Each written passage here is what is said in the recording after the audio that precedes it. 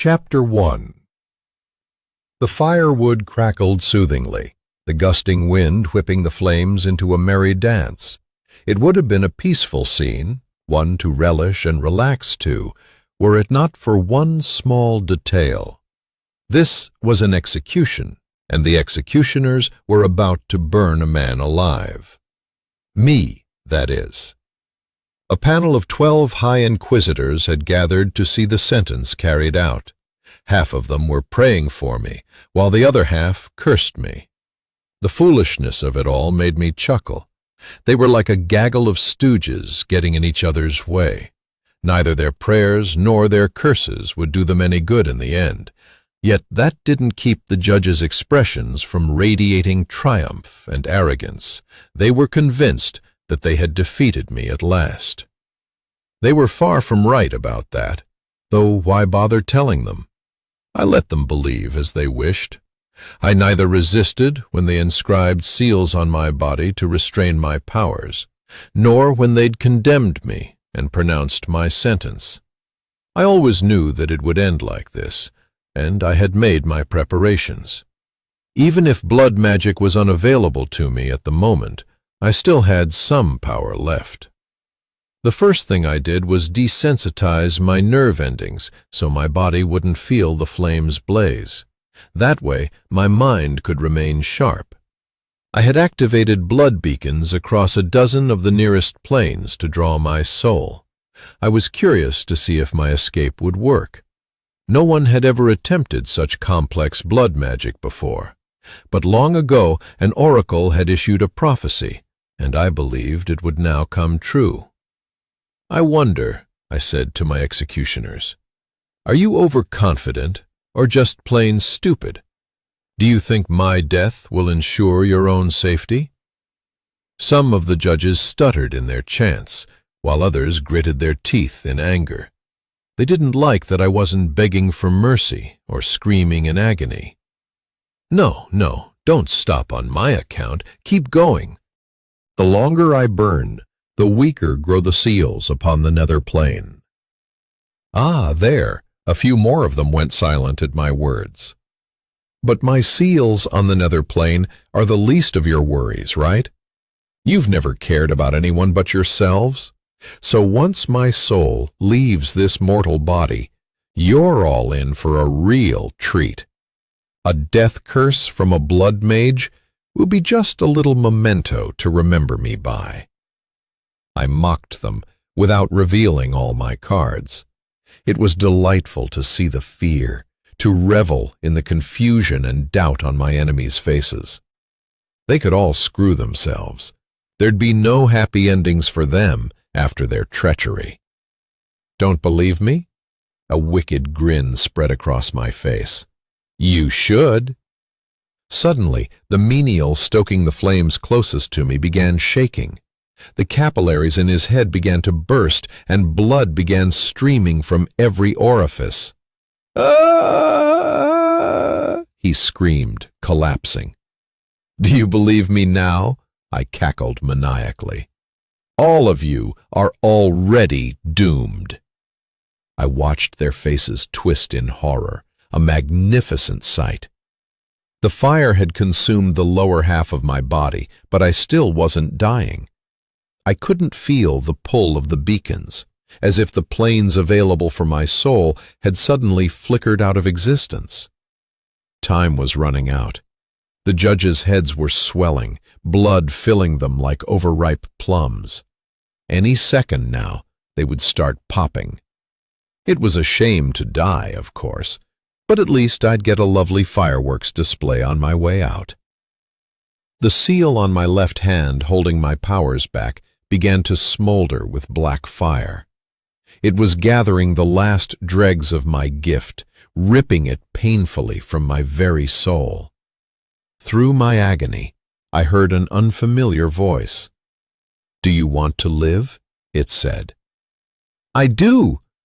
I wasn't sure whether the voice was a hallucination of my fading mind or a whisper of hope from another plane.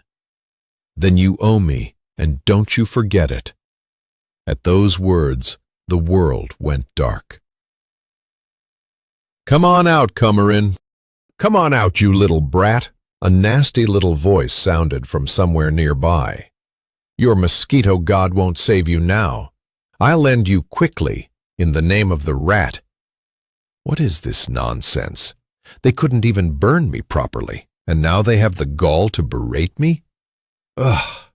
Memories of the fire, the inquisitors, and the 12 failed blood beacons came flooding back amid the pounding in my head. Yet it seemed I had survived somehow. "Come in," the voice echoed across the marshes. "Come out and die like a man. It's all you have left." The marshes, indeed. It was damp here, the muck squishing underfoot with every step, an omnipresent buzz of insects, moss-covered trunks, mud and turgid water all around. Not that I was complaining. My ass still smarted from the ring of fire, and the damp landscape before me now seemed as welcoming as home. Hell, I'd be happy to ribbit like a frog if it meant I could stay here. The only trouble was that something told me that this murderous voice was intent on killing me. Dying twice in one day? Even I didn't deserve that. My body finally regained sensation, and for the first time in 5 years I felt my blood powers, albeit weakly. I looked at my left hand, where that cursed seal still smoldered with black fire, and started in shock. My hand was thin, delicate. Blood save me! Was it a girl's hand? Oh, that would be a hilarious turn of events. To verify, I reached down with my other hand. But no, I was still a man, albeit not fully grown yet, but that was only a matter of time. Next, barely holding back my excitement, I reached out to my blood sense. It responded immediately like a cheap floozy seeing a shiny coin. My senses sharpened. I felt faint heartbeats on the edge of my consciousness. One of my pursuers was about 30 meters away. Another was circling around, 60 meters out. But this was a nice surprise. I sensed blood nearby, fading, erasing a life.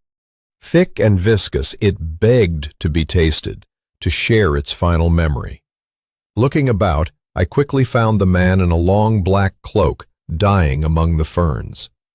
I couldn't resist the pleasure of sampling the blood from the assassin's gurgling throat. As soon as I did so, the last half hour of his life flashed before my eyes. It wasn't much, but it was a start. He was part of a squad hunting a boy, deathly pale and red-eyed, thin as a reed and stubborn. After all, who would flee into a swamp to escape his killers? Still, the kid wasn't entirely hopeless. He did manage to conjure a small summoning circle and even slit his killer's throat to power it. Though he got a dirk in his liver for his trouble, but that was a minor detail now. His blood seemed to have held enough magical affinity to summon help, or perhaps the local deity had intervened. One of my pursuer's voices echoed nearby, interrupting my thoughts. I pulled the dirk out of my abdomen and slipped quietly into the swamp water, using a reed to breathe through. I was just in time. The assassin found his companion's body and bent over to check if he was still alive. Couldn't have asked for a better moment. I surfaced, and my dirk sliced through his Achilles tendon like paper, tasting fresh blood. The man collapsed like a felled tree. There's no running away with that kind of wound. Not that there'd be any point in running. He'd just die tired. My next strike drove the dirk into his gut. The hunter-turned prey squealed like a pig in a slaughterhouse. Time to end it. I cut his throat and carved open his chest to get to his heart before his soul could leave his body. Silently thanking whoever had summoned me to this place, I sliced into the heart. "Accept this humble offering," I muttered, "a hunter who raised his hand against your follower." A warm breeze of grace came by way of reply from the local deity. Sampling this one's blood left me a bit disappointed. He was just another hired cutthroat, but at least he had something to tell me. The hit squad were hunting a certain Mikhail Yurievich Komarin, the sole remaining heir of the maybe not ancient, but nonetheless aristocratic Komarin family. The family had earned its status and title a few centuries ago for its loyal service to the emperor. For 3 generations, the family had distinguished itself in the espionage business. But in recent years, they had fallen out of favor, retreated to their family estate in the swamps of the Novgorod region, and kept as low a profile as they could manage. That hadn't saved them, however.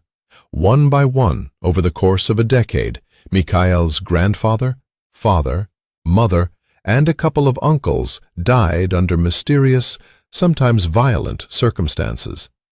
And now, on the day when the last heir of the Komarin bloodline came of age, the hunters had come for young Misha. But I was distracted. What about the 3rd assassin? The 3rd one wasn't so simple. He was hopping around the swamp chaotically, like a frog, appearing in one place, then vanishing and reappearing in another. This wasn't a good sign. It seemed that his locations were forming one large summoning circle. If only I had a drop of his blood to work with. "Ask and you shall receive," a deep, self-important voice sounded in my head. Splud! The local deity had shown up to the party after all. A mosquito began buzzing near my ear, its high-pitched whine grating on my nerves. I swatted at it absent-mindedly, though generally I left such bloodsuckers alone, having been one myself in my previous life.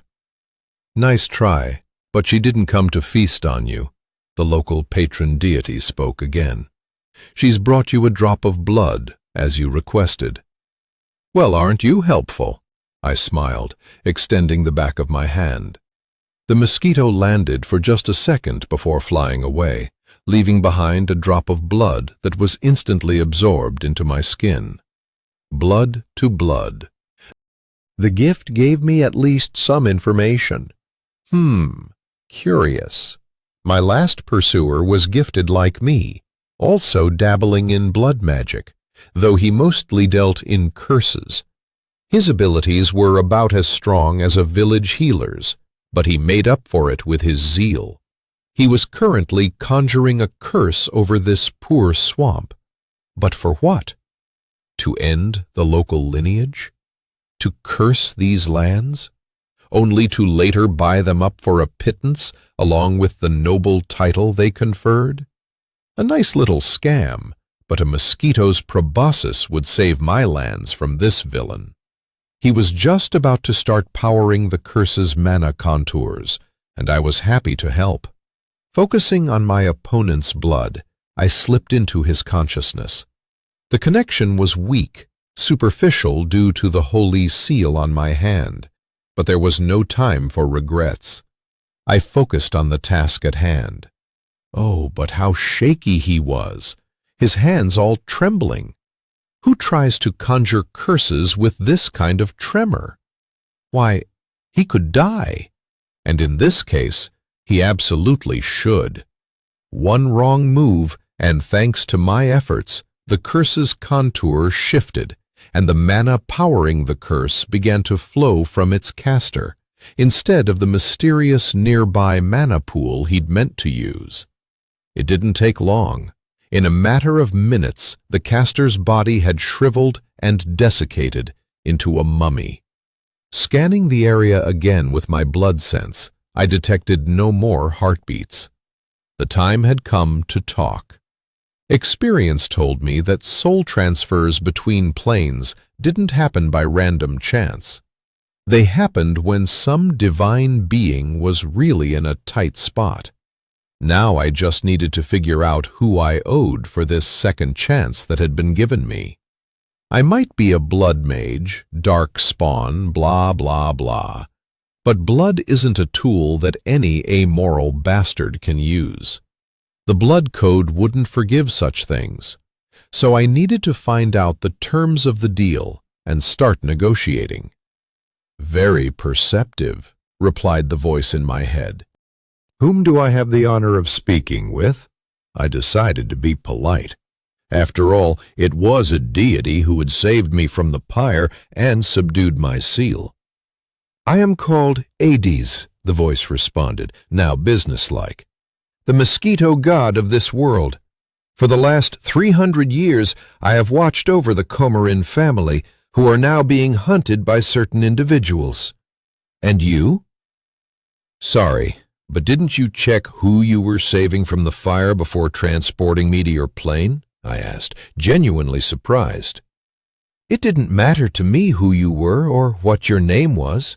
What mattered was that you had the right abilities, principles, and brains for the job. I didn't have time to deal with the rest. Mikhail was about to die." I liked Hades' straightforwardness. No pomp, just direct and to the point. Working with someone like this could be enjoyable. "Are the certain individuals you mentioned entangled in human disputes or divine ones?" I asked, trying to gauge the size of the mess I'd ended up in. Whatever it was, I guess it was better than being roasted to a crisp on a pyre. "I thought it was a human matter at first, but considering they've wiped out 2 of my noble lines in the last 700 years, I'm not so sure anymore," Hades replied pensively. Indeed, 2 extinguished families was not a good record for a god. It was easy to imagine that with a record like that, no family would want to be under this deity's protection. In the divine circles, this would entail a blow to his reputation and leave him faithless and powerless in the long run. I understood his motives well enough. I'd gone through something similar myself. Now it was clear why Hades had pulled over my soul from the other plane. He needed not only my skills, but also my experience. Well, looks like we'll be fighting together from here on out. "What do you need from me?" "Nothing too crazy, really. Just live and enjoy your life. Have as many kids as you can to continue the lineage and replenish my followers. You know how it works. The more believers I have, the stronger I get," Hades explained. "And the stronger I am, the more perks you'll get from my protection." "Sounds good to me," I replied. Then I held up my hand. "What about this seal? It's, really cramping my style." "That's easy. The faster you get me more believers, the faster I'll gain enough strength to dispel that seal. At the moment, I can only weaken its effects. By the way, whose toes did you step on in your former plane to not only get sealed up like this, but to have them pursuing you across the plane boundaries?" my patron asked, curiosity in his voice. "Oh, basically everyone's toes all at once," I grimaced, recalling the last few years of my life. "There aren't any light-worshipping zealots around here, perchance?" "Oh, what a distasteful thing to suggest," Hades started at my question. "No, we don't have darkness and light in this plane. We're all totems here, patron deities of families that we protect. Cross one of them, and they'll hunt you down just as mercilessly as those holy zealots who are after you. So try to keep your head down for a while, and avoid stepping on any toes. I expended a lot of my power to get you here, and then I expended some more to mask your seal, so I've got nothing left to cover you with." I took his warning to heart. I didn't plan on stirring up a hornet's nest in my new plane. I'd need to figure out the lay of the land here first. "Can I summon a mosquito whenever I want?" I asked, intrigued by a skill that seemed pretty useful to a blood mage. The possibilities were exhilarating. "Oh, that? Sure, no problem. You won't be able to manifest a mosquito, but the nearest ones will always respond to your summons, just like they do for me," Hades replied. "I've got to go now. You can get the ring from your granny." "My granny? I thought little Misha here was an orphan." "Misha's not the orphan. You are. And you'd better get used to it," Hades corrected me. "As for your granny," his voice filled with admiration, "well, if she were 50 years younger, I'd court her myself. You'll like her. You won't find a bloodsucker like her anywhere else." The feeling of the divine presence faded from my mind. I salvaged what I could from the memories of the assassins and then set off to celebrate my new birthday. It was nice to sense that the blood magic was working, and Misha's memories were gradually merging with mine. Bless that 80s. The new knowledge wasn't overwhelming, coming gradually in manageable doses. If I focused on a question, the answer, if there was one, would eventually pop up in my memory as if my own. Well, what could I say? My new estate, Marevo, was impressive indeed. It wasn't the country cottage with carved shutters I had imagined, but a regular keep with thick walls, corner towers, and embrasures for archers. The whole edifice was surrounded by a stockade and a moat of brackish water, possibly fed by the swamp or some nearby stream. The surprises started as soon as I reached the drawbridge over the moat. Here I encountered 2 desiccated, bloodless corpses in long black cloaks. Their tongues had been ripped out and their eyes gouged. I didn't feel sorry for them, however. The guys who'd tried to drown me in the swamp had worn cloaks just like these, and that meant that these 2 had met a fitting end. As I moved forward, the number of bodies increased. Climbing the porch steps, I already knew what to expect. Walking through the hall into one of the smaller sitting rooms, I met the author of all this carnage. A young blonde beauty in a crimson-black dress was lounging by the fireplace, finishing her meal with an air of majesty. The black-cloaked assassin in her grasp wasn't even struggling anymore, just quietly moaning as bloodied tears streamed down his face. "So this is Mikhail's granny, huh?" I thought, enchanted. She was gorgeous, absolutely stunning. It wasn't hard to figure out that this was the last surviving matron of the Komarin line, not with 3 portraits of her hanging over the fireplace. One of her as a young maiden, looking just as she did now, another of a luscious beauty who knew her worth, and the last of a deadly, mature aristocrat whose gaze would have made the inquisitors from my former life start crossing themselves. And 80s was right. She really was quite the bloodsucker. She had drained over a dozen assassins in one go, and that was no small feat. She wasn't sipping a drop at a time like a mosquito, after all. It seemed clear to me that Nan hadn't fed in a while, and the present feast had wound back the clock on her physical appearance by many decades. "Bon appétit, Agatha Petrovna," I offered, with the politeness her age and station merited, though frankly, I wouldn't have minded being polite to her somewhere in the bedroom on silk sheets. After all, she wasn't my real grandmother, just adopted. She looked up at me, and with a dainty gesture wiped the blood from the corners of her mouth before licking her lips in an incredibly seductive way. "And good health to you, my dear grandson," she giggled, almost drunkenly. "What's brought you to possess our little Misha?" I raised an eyebrow in silent curiosity, wishing to hear her guess first. "No need to be coy. I felt the soul of the last heir of the Komarin bloodline depart this plane, and that means our patron deity managed to swap someone new in at the last moment," Agatha Petrovna said, looking at her barely living meal with revulsion before snapping his neck with a gentle flick of her wrist.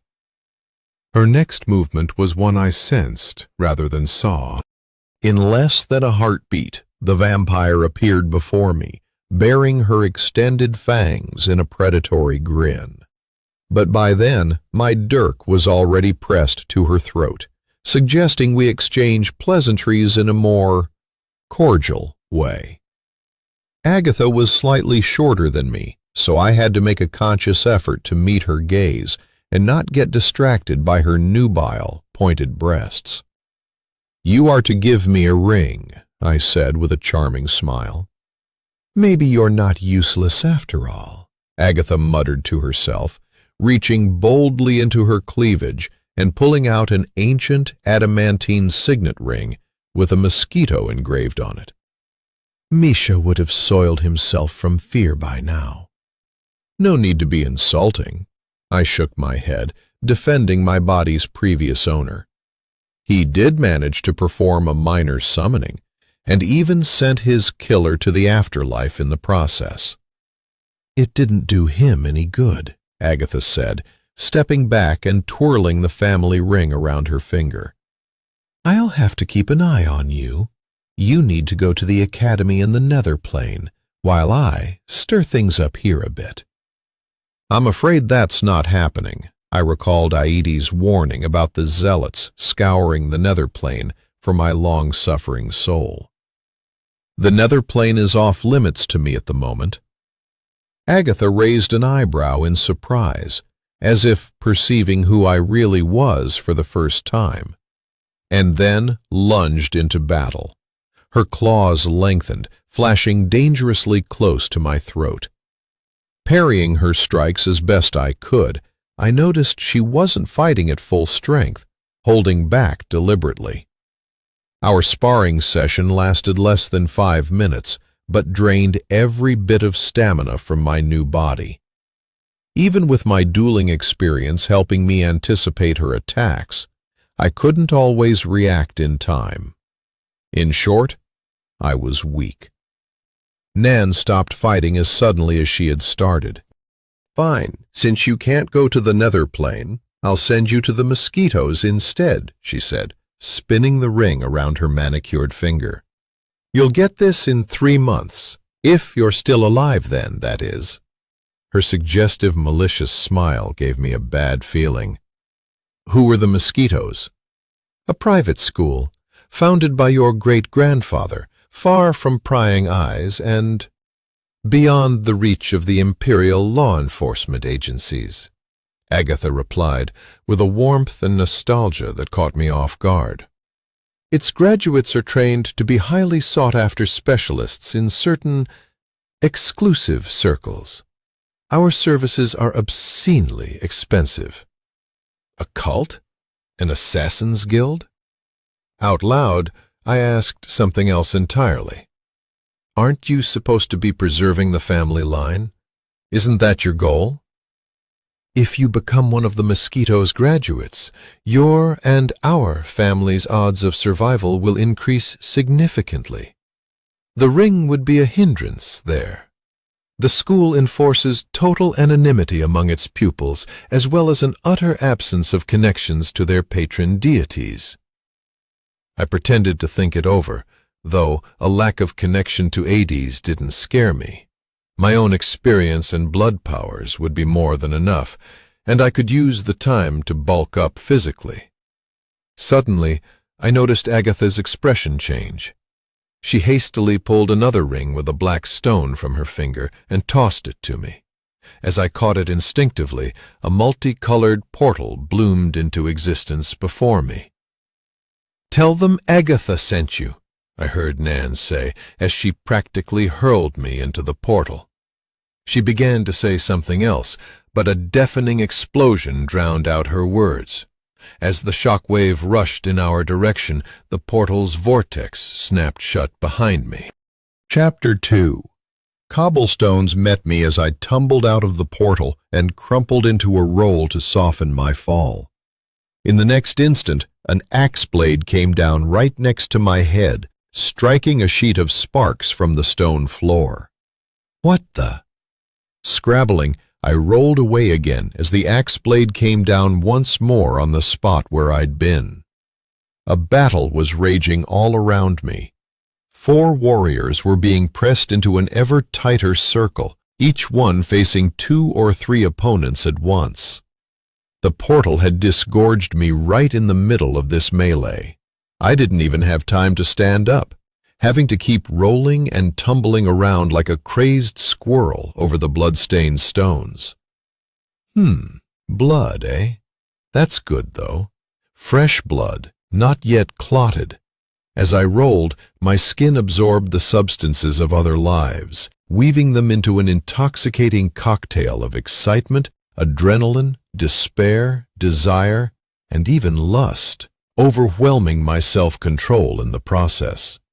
Red fog blanketed my vision as the bloodlust set in, completely shutting off my mind and leaving me at the mercy of my raw reflexes. When I came to, I found myself resting on a wooden bunk, battered and bruised. The grim stone walls, the lack of windows, and the crude latrine in the corner suggested I was in a solitary cell rather than a healer's tent. The crimson fog obscured my short-term memory. Not a good sign.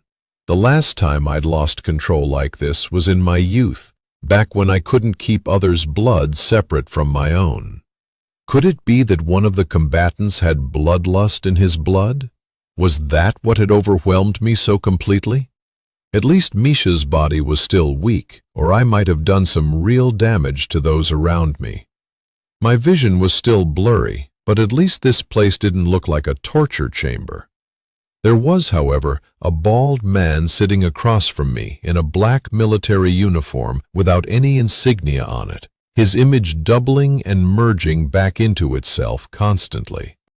His face was utterly forgettable, the kind you'd never remember even if you saw it multiple times a day. The only noticeable feature to him was a strange tattoo on his neck, partially hidden by his uniform. "Well, well, welcome back, you little wiggler," he hissed in a flat voice. "Who sent you?" A good question. Judging by Agatha's warning, it wasn't a good idea to throw about any family names around here. So I had only one option. "Agatha sent me," I said, slipping the black stone ring off my pinky finger and holding it out to him. The tattooed man took the ring and turned it over thoughtfully in his hand. No sigil, no divine symbol, just an ordinary, unremarkable woman's ring. "Why didn't she bring you herself?" "She said she was going to stir things up a bit back home," I quoted Mikhail's grandma verbatim, hoping the explosion at the last minute hadn't been her popping after her bloody glut. Adopted or not, she was still family. She promised to come to my graduation. "A bold statement," came the whispered reply. "What were you on during that fight?" "I was dazed, that's all," I replied honestly. "Some imbecile almost cleft my head from my body several times, and my vision went red. That's all I remember." That was the truth, although as ever, the devil was in the details. The bald man stared at me intensely for a minute, but didn't press further. "All right, get dressed," he said, tossing me a heavy paper bag. Inside I found a full set of clothes, including underwear, field gear, a belt, gloves, and a scarf. A pair of high-laced boots was waiting by the bed. "You'll spend the rest of tonight in the barracks, and tomorrow we'll see what you're made of in the field." I didn't need to be asked twice. Covered with nothing but a thin sheet, I was already freezing, so I got dressed in record time, only struggling with my bootlaces. The bald man smirked to himself, observing me from the corner of his eye. I could hardly believe at how quickly Misha's body took to the unfamiliar clothes. We were about to leave when the bald man suddenly turned and demanded, "Show me your left wrist." I didn't resist and complied obediently, feeling a thin chain snap around my wrist. "Never take it off. It alters your appearance." "Do the others have these too?" I asked, examining the bluish artifact. "Yes. Anonymity is one of our school's core principles. You're lucky you were covered in blood during the battle and no one got a good look at your face." I didn't ask any further questions. We left the cellar, which I guessed served as a holding cell, and barely paid attention as we made our way to the barracks. My exhaustion and numerous injuries were taking their toll. The brawl had been a free-for-all, every man for himself, and I had gotten cut up pretty badly. However, thanks to the adrenaline and the blood I'd absorbed, the worst of the wounds had already healed over with scabs. The rest were bearable, mere flesh wounds. Thankfully, the locals hadn't skimped on bandages either, making sure I wouldn't give up my ghost to Aedes prematurely. It was the dead of night outside. Our footsteps crunched on the gravel. The wind carried the scent of pine and resin. Occasionally, the ancient trees creaked, blending with the croaking frogs in the nearby swamp. The forest was old and mighty. Although Mikhail's memories contained some knowledge of this place, I couldn't access them fully just yet. We arrived at the barracks, a low stone building with a tiled roof. Inside it was surprisingly cool, not as cold as outside, but enough to make me rethink taking my clothes off. The dim light from the ceiling lamps revealed rows of bunks along the walls, in which the local cadets were deep in slumber.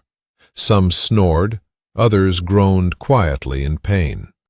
It seemed treatment wasn't a priority here, though Mikhail's memories did flicker with recollections of miracle elixirs and healing mages who could pull someone back from death's door. Apparently, I'd been lucky. If I hadn't healed myself, no one else would have. But that was the nice thing about blood magic. It was incredibly versatile, and I'd never traded for elemental magic. The bald man gestured to the nearest empty bunk by the entrance. "Settle in. Reveille is at dawn," he said, and as he left, I barely caught his parting words. "Try and survive your injuries until then." I took his warning seriously, and spent the next 4 hours before dawn wide awake. I was feeling decent after my blood-fueled blackout, but I couldn't say the same for my bunkmate. The girl next to me was shivering so badly her teeth rattled loud enough to shame a woodpecker. It was hard to ignore the noise. I had planned to spend those 4 hours productively, sifting through Mikhail's memories. Since I was already fully dressed, my decision to share my blanket with her was spontaneous. As I covered the girl, she curled up in a ball, and I noted her fragile frame and blonde hair sticking out from under her blanket. Then I felt something else, a sense of recognition, a vague echo of intuition. Hawthorn, a healing herb for treating wounds. A glance into Mikhail's memories explained what hawthorn had to do with the girl. It turned out the gods in this plane weren't just animals, birds, or insects like Aedes. They could also be plants. Families with plant deities were usually weaker and served as vassals to the stronger clans. My bunkmate came from one such family. The holy hawthorn shrub was their patron deity. I probably recognized her blood signature from what I'd absorbed during the fight.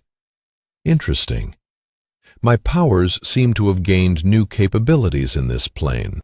Now it looked like I could remember anyone whose blood I had absorbed and identify their patron deity.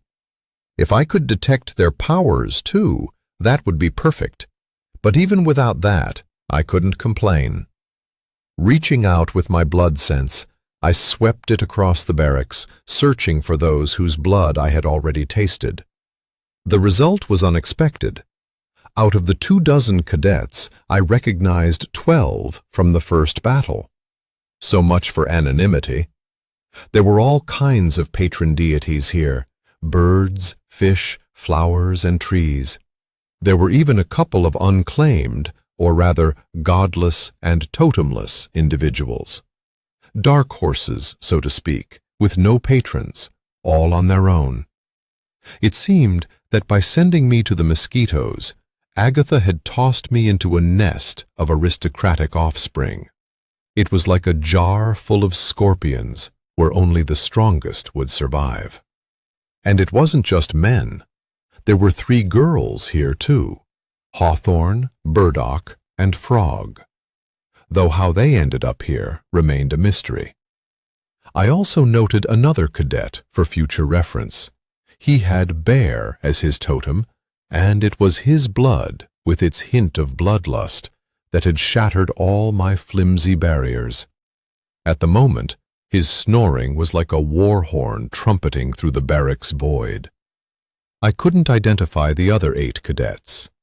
Meanwhile, the girl next to me had stopped shivering and slipped deeper into sleep, and I turned my attention to Mikhail's memories, searching for more information about this place. His family never talked much about it, but Mikhail knew a few things. For example, this private school had once been a training ground for spies. The main focus of the Mosquitoes had been espionage and undercover operations, not combat. But after the death of the last career military officer in the family, the school had become something like a boarding house for the rich, where privileged children were trained by absurdly expensive and highly specialized tutors. Incidentally, Agatha Petrovna had been one such specialist, training Mikhail personally and drilling into him the principles of blood magic, ritualism, and even sacrifice. Mikhail could never understand why he was subjected to such torment when all he ever wanted was to become a seal scribe. In a way, I felt for him. The heir of the Komarin lineage barely had any aptitude for blood magic, but he was a natural when it came to the art of creating and applying magical seals.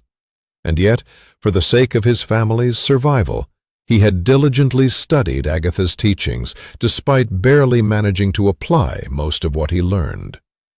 I delved eagerly into Misha's memories, trying to assess Agatha's level of arcane skill.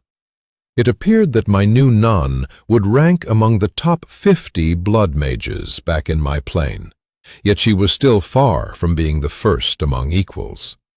Overall, the situation suited me perfectly. My pursuers from my former plane had been thrown off my trail. I had time to adjust to this new plane, and all that remained was to take everything these mosquitoes could offer and figure out how to increase the number of Aedes followers. I had to remove this damned holy seal from my hand as soon as possible.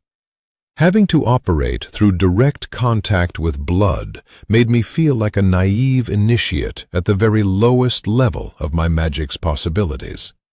Then again, I didn't even have this much a few days ago. So, praise Aedes. This was a beginning, and things could only improve from here on out. The clock struck midnight, and the offices of the Ministry of Defense fell silent. A single window on the 3rd floor remained lit. A man in his 40s sat at his desk, tapping his fingers thoughtfully on the heavy oak surface. His family's patron deity was the rat, and he even resembled it. He was short, hunched, with sparse whiskers under his longish nose, and he had beady, furtive eyes. Like his god, Arkady Ivanovich lived by the principle, everything for the rat nest, everything for the brood. His patience, attention to detail, and persistence allowed him to gather information bit by bit, creating truly ingenious plans to enrich his family. The assassins he had sent to the farthest reaches of the vast homeland had gone silent, and it wasn't just the assassins. There was no word from his nephew either. He had charged Anthony with putting an end to the provincial Komarin family, who had managed to claim ownership of 2 unique estates 300 years ago. There were millions, possibly even billions, of rubles at stake in those locations, but it all had to be done in such a way that the mosquito god who ruled that backwater wouldn't get his nose wet. Arkady chuckled at his own pun. 10 years of subtle manipulation, falsifying documents, expunging records from the archives, and slowly eliminating all competitors. But it would all be worth it soon. At last, his communication amulet buzzed softly. Arkady held it to his ear, listening to the news with an expressionless face, occasionally twitching his whiskers like a true rodent. How many bodies? You had to blow up the place? A mummy? What about the other members of the family? After getting answers to all his questions, Arkady's voice acquired a steely edge. I'm taking personal control of the investigation. I expect the preliminary report on my desk tomorrow. He hung up, and his thoughts began to race. So, Anthony had paid for his arrogance and ended up a mummy. Arkady felt no pity for his prematurely desiccated relative. The family was large and prolific. One fool more or less didn't matter. There were more waiting in the wings. But there were plenty of benefits to be reaped from his nephew's demise as well, such as being able to assume personal control of this matter, as well as claiming the military pension and medal for a family death in the line of duty. Still, what had gone so wrong that the second kill squad had been forced to blow up the heavily fortified mansion? What could a feeble boy and an elderly nanny possibly have thrown at them? He'd have to pay a pretty penny to a death mage to verify their demise in the explosion. But it was better to overpay once and secure his rights now than to rage and rue his arrogance later. Spider was reviewing the new cadet's personal file. The instructors had been ordered not to interfere in the skirmishes between the cadets. In just 5 days, aside from the brutal physical training, these so-called aristocrats had managed to establish their own hierarchy. At the top stood one of the bear totem students, with smaller predators as his lackeys, while all the plant, amphibian, and especially totemless cadets toiled as their underlings. The only remaining holdout was the second heir of the healer Hawthorne family. The small girl bared her teeth time and time again, never openly confronting her bullies, but refusing to kowtow to them in any sense of the word. The other female cadets, Burdock and Frog, seemed quite content meanwhile, having effectively slept with half their class. Sometimes anonymity served to reveal a pupil's true inclinations, and these weren't always pretty, but that was their family's problem. Up until last night, Spider had planned to take on Hawthorne as his personal student, protecting her from the advances of the local alpha male. But things turned out even better. Agatha, who hadn't been heard from in a good 7 decades now, suddenly sent her own protégé to the school. And the boy was anything but ordinary. His fighting style, which he had used to fend off the new recruits along with the instructors when they intervened during yesterday's brawl, was unlike anything Spider had seen before. It resembled something used by some of the Brazilian fighters. They called it capoeira. A lot of spinning movements, dance-like steps, sweeps, and adroit redirection of the opponent's inertia. But the most significant difference? Blood. The boy had practically bathed in it. Spider counted at least 10 serious hits on him and nearly 24 glancing blows. And every time the newcomer seemed to dive into the fresh blood on the cobblestones, either healing himself or fueling his battle trance. This alone suggested that the boy was the last scion of the Komarin family, hidden from the world for the last 10 years to protect him from the increasingly frequent assassination attempts. And that, in turn, meant that not only had Agatha protected him, but that she had raised a true Komarin in spirit. Of course, he wasn't fully developed yet, but the blood answered his call, and that was a crucial development out here so close to the anomalies. They, the trained scouts and the last blood-bound bannermen of the Komarin family, had no choice but to wait and see whom Hades would appoint to lead the family. All they could do until then was keep the school running. Though, to be honest, even that hadn't been a great success. All their requests for funding to the Ministry of Defense were met with boilerplate responses like, "There's no money in the current budget, but keep trying. Your inquiry is important to us, but not a priority for the military."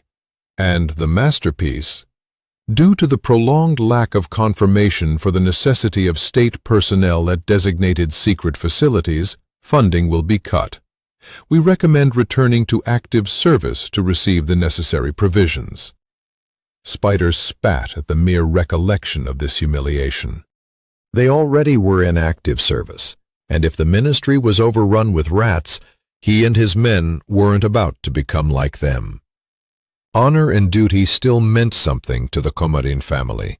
They would hold their ground here at the edge of the anomalies for as long as they had to. Chapter 3. By and by, I dozed off, only to be awoken by an unceremonious poke in my ribs and a voice hissing, "Get up before they really lay into you." The voice was Hawthorne's. She could have stayed quiet and looked on as the entire barracks pummeled me to a pulp, but she decided to warn me in time, so gratitude wasn't beyond her. The surprising thing, though, was that Burdock and Frog were sneaking up to my bunk on tiptoe, along with the rest of the welcoming party. Bear was already barricading the door with a bar to make sure I couldn't escape. For whatever reason, the familiar tingle of excitement was beginning to rise within me. I must have soaked in their blood pretty well if its effects hadn't worn off overnight. The 19-to-1 odds didn't sit well with me, though. I needed to even the playing field without giving myself away. Using my blood sense, I reached out to the blood of the offenders who were familiar to me and did the least energy-consuming thing I could. Ladies first. "Uh-oh. Oh no. Mommy, I've got to go. Move. Get out of the way." The girls erupted in squeals, timidly at first, but soon giving way to curses and cries. Clutching their burbling stomachs, Burdock and Frog bolted for the latrines, shoving everyone out of their way. Any notion of subtlety went out the window now. One after another, the rest of the instigators rushed in the same direction, while the remaining 8 stood uncertainly, glancing between my sleepy form and the bathroom's door, which resounded with the cannon blasts of their companions' bodily failures. There wasn't enough room for Bear and a few other cadets in the toilets, so in a frantic effort to find an open stall, they tore down the door along with the bar that had been propping it shut. "I warned them not to overeat at dinner," Hawthorne chimed in again, unintentionally covering up my sabotage of my classmates' intestinal tracts. "These newfangled healing elixirs don't mix well with a full stomach." It was hard not to smile at the sight of the remaining 8 cadets, nervously shifting from foot to foot, reckoning up what they had eaten the night before, and calculating their chances of joining the ranks of the penitents. In the end, they decided not to tempt fate and returned to their bunks. "Thanks," I mouthed to Hawthorne, catching a glimpse of her blue eyes peeking out from under the blankets. She just snorted and burrowed deeper into her warm nest. I wondered if I was seeing the girl's real appearance or an illusion cast by the artifact. I leaned toward the former option. Blood never did respond well to illusion magic. 15 minutes later, we heard the shouts and curses of the instructors. The gist of their tirades was clear enough. They were furious over the cadets' lack of self-control at dinner, and were now forcing them to clean up the mess they had made all over the school grounds. Everyone had to do their part. The girls were tasked with cleaning the barracks, while the boys had to clean the rest of the school, which had been thoroughly bespattered by the stricken cadets. 2 hours later, public opinion had shifted, and now everyone wanted to throttle the ones who had caused the mess. The perpetrators cast ever more suspicious glances my way, but no one made a move. Sore backsides and churning stomachs had a way of stifling any desire to fight. But as it turned out, not even a burning rear end could suppress the instinct to reproduce.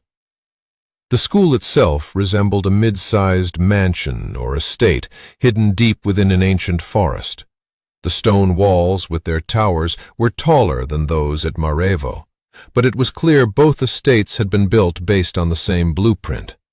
What surprised me, though, was that despite being surrounded by a forest, not a single mosquito responded to my call. Either any calls to the local deities were truly blocked here, or I couldn't summon a mosquito without the ring. Unexpectedly, I happened to overhear the answer to this question. After we finished cleaning, we headed to the dining hall, where trays of bland rice porridge, boiled eggs, and cups of brown broth sat steaming on the roughly hewn mess tables. The cadets eyed their breakfasts warily.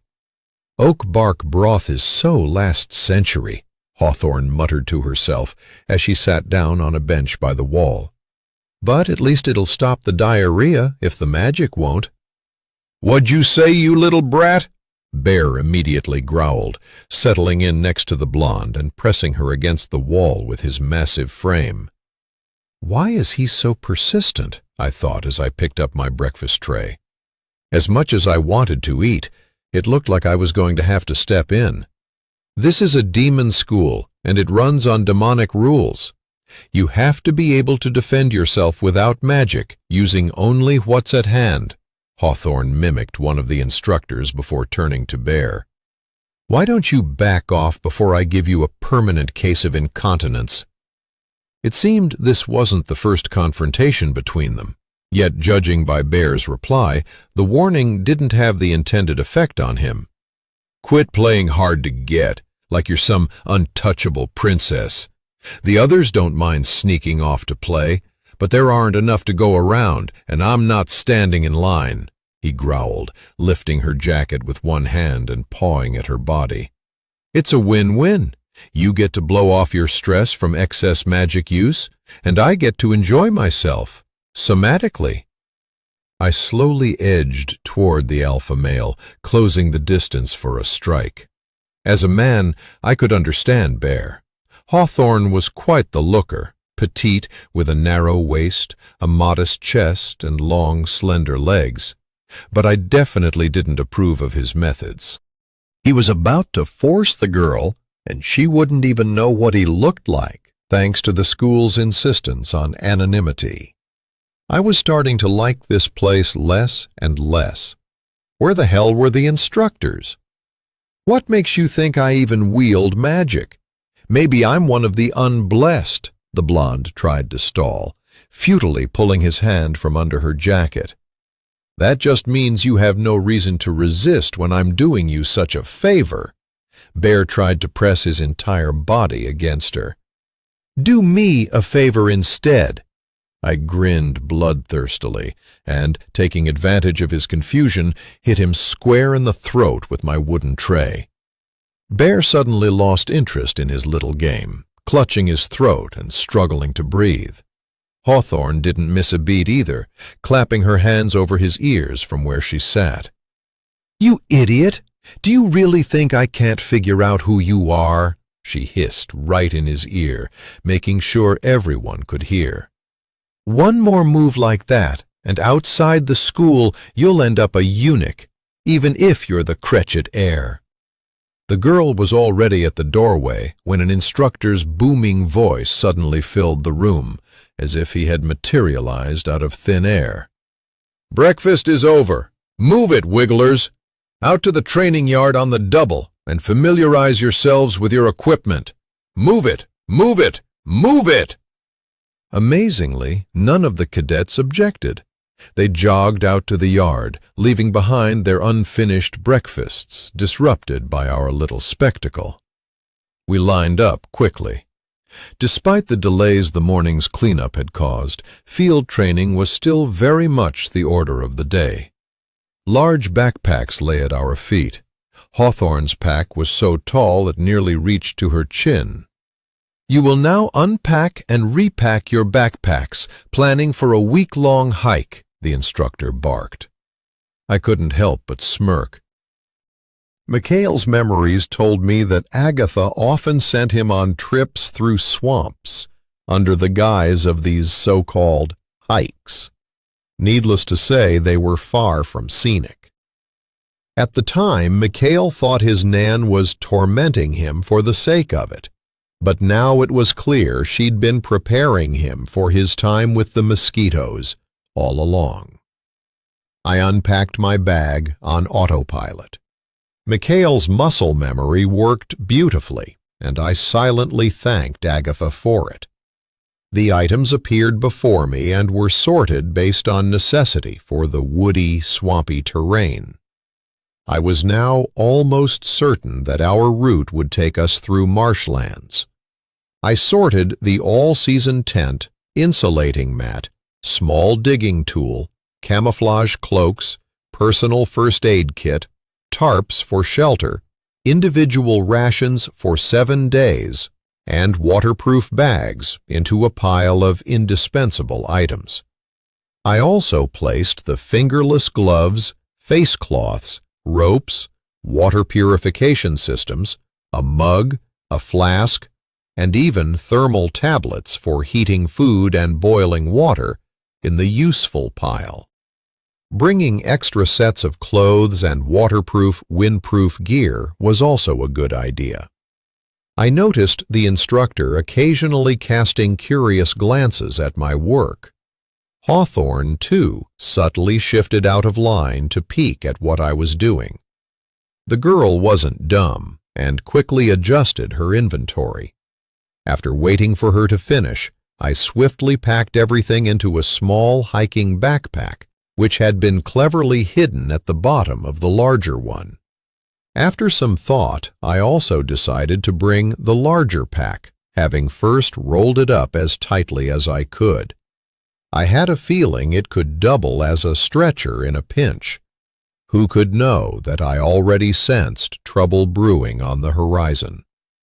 Meanwhile, the instructor launched into his briefing. "You lot are used to feeling invincible when you use your magic and your family's powers. But our goal is to show you that you're capable of much more. None of you truly know your limits yet. With our instruction, you will not only reach them, but surpass them." The first stage will be an 8-hour march, accompanied by instructors, to the starting point. The second stage will involve an individual route prepared for each of you. At the final checkpoint, an instructor will be waiting with a map for the third stage. And lastly, the instructor paused for effect and then added, glaring at Bear pointedly, "Remember to stay alert, vigilant, and keep in mind that anonymity does not absolve you of honorable conduct." This concludes your briefing. About face. Left, left, left, right, left. Follow the guide at a light jog. Now, march! And off we went, running through the shadowy forest. The layer of pine needles was springy beneath our feet. The air was so crisp and fresh, it felt like you could drown in it, like drinking water straight from a spring. Birds chirped, and the breeze rustled the treetops. It seemed perfect, at first. Humping half a backpack was naturally better than lugging a full one, but half an hour in, our tongues were practically long enough to wrap around our necks like scarves. The air was burning our lungs. Frog and Burdock had given up even earlier, whining and demanding their current boyfriends carry their nearly empty backpacks. That's when they learned their first lesson. Together in bed, but apart in life. As they began to realize this harsh reality, their anger helped keep them going, although they fell back to the tail end of our column. While we trudged monotonously behind the instructor, he ran ahead, mocking us with a full pack loaded with snowshoes, a helmet, winter clothes, and a whole backpack full of items needed only for different climates. I kept my eyes on my feet, trying not to lose sight of the instructor's back. Mikhail's training was holding up, but the various cuts I'd gotten in yesterday's brawl stung and burned with the sweat streaming down my body. The pain was unbearable, and I would have given anything just to wash off the salt and change my clothes. Yet our forced march went on and on. I moved to the middle of the group, joining the others there. Hawthorne was running too, teeth clenched, clearly struggling. But unlike the ragged gasping of most of the cadets, her breathing was steady. Her face was pale, while the rest of us looked like overripe tomatoes. Even Mikhail's body, despite the training, was holding up worse than hers. Seeing this, I began to suspect in earnest that she was a healer. Even though her magic had no effect on the others in the school, she could surely use it on herself. And she seemed to be doing just that. I guess I'm not the only one nature gave perks to, I thought, with a touch of envy. Speaking of perks, 4 hours in, the instructor called for a break. We collapsed right where we stood. The only thing that revived me was the sight of a forest lake just ahead, shimmering in the midday sun. My wounds still ached and itched, so I dragged myself to the water's edge and began stripping off my clothes. The cool water beckoned soothingly after 4 hours of running. Oddly, the other cadets followed my example. The noise and chaos were unimaginable. Youth is tough to kill, no matter the hardship. Carefully folding my clothes, I began unwrapping the strips of once white fabric I had been using as makeshift bandages. The noise around me suddenly fell silent, and I noticed that all the cadets stood rooted at the water's edge. It didn't take long to figure out why. They were examining their reflections in the water. Looking down, I saw myself, but not quite. Mikhail's body remained the same, tall, skinny, around 6'1", with dark hair and a decently masculine face. But my eyes, the eyes from my past life, were still there. They say eyes are the windows to the soul, and I guess that's true. They were bloodshot and exhausted, and the look of them suggested that they had witnessed too much. I was covered with numerous wounds which my sweating had inflamed. It looked like someone had tried to slice me up like a cabbage, but didn't quite succeed. Carefully, I began rinsing the bandages. I'd wrap them around my body again once they dried. After wringing out the bandages, I laid them over my clothes and finally waded into the lake. The groan that escaped me was practically euphoric. I gritted my teeth to keep from crying out as the cool water soothed my wounds. The burning stopped, and I was able to swim a few laps in the lake without too much pain. Bear was splashing nearby, giving me strange looks. I didn't have the time or energy to figure out what they meant, so I swam back to the shore, hoping to dry off before putting my field gear back on. A surprise awaited me. Tucked in and neatly hidden beneath the bandages were some hawthorn leaves. I looked around, but the girl from the hawthorn family was nowhere to be seen. Mikhail's memories reminded me that the leaves needed to be washed and rubbed a little to release their juices before being applied to my wounds. I did my best, though my past life had trained me more in dismemberment than healing. So I rewrapped my wounds as best I could. At least the dirty, sweaty uniform would go over the bandages. We endured the next 2 hours thanks to the thought that whatever doesn't kill you makes you stronger. Optimism is vital, but even it runs out eventually. By the end of the 6th hour, the girls had fallen significantly behind. So much so that I gave up and turned back. Sure, Burdock and Frog had wanted to beat me up, but I suspected that was more out of herd instinct. What really piqued my interest was why Hawthorne had fallen behind. She had seemed to be doing better than most. I found them around a bend near a tall, rocky outcrop covered in moss and young trees. Frog was vomiting violently, while Hawthorne held her hair, and Burdock offered water to wash her face and rinse her mouth. "What's wrong? Is it the food?" I asked Hawthorne, hoping for an answer. She shook her head. "It hurts. Oh, Frog Goddess, it hurts so much. Help me." Frog doubled over again, her skin taking on a greenish hue, like an actual frog's, and her veins bulging. "She said that she could sense frogs dying somewhere nearby," Hawthorne mumbled, almost apologetically at the absurdity of it. Blood almighty! I guessed that it was impossible not to sense the mass deaths of your patron deity's creatures, and if you were cut off from divine support and sustenance, you could quite literally croak along with the frogs. "Where? Show me!" I nearly growled to the weakened girl. She weakly waved her hand toward a rocky outcrop some distance away. Well, at least I had a direction. I quickly cast my blood sense as far as I could in the indicated direction. Searching for frogs was like filtering through a sieve. Frogs are not as easy to locate as people. But there, at the edge of my perception, was a cluster of tiny blood droplets, fading rapidly, like candles being snuffed out in the wind. If I had to guess, it was a swamp, and what better place for frogs to live?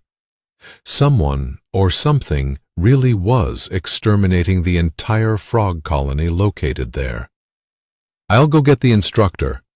As I ran to catch up with the main group, I sensed something large and powerful had appeared right in the middle of Frog's domain and was now annihilating it. It took me 5 minutes to catch up with the main column.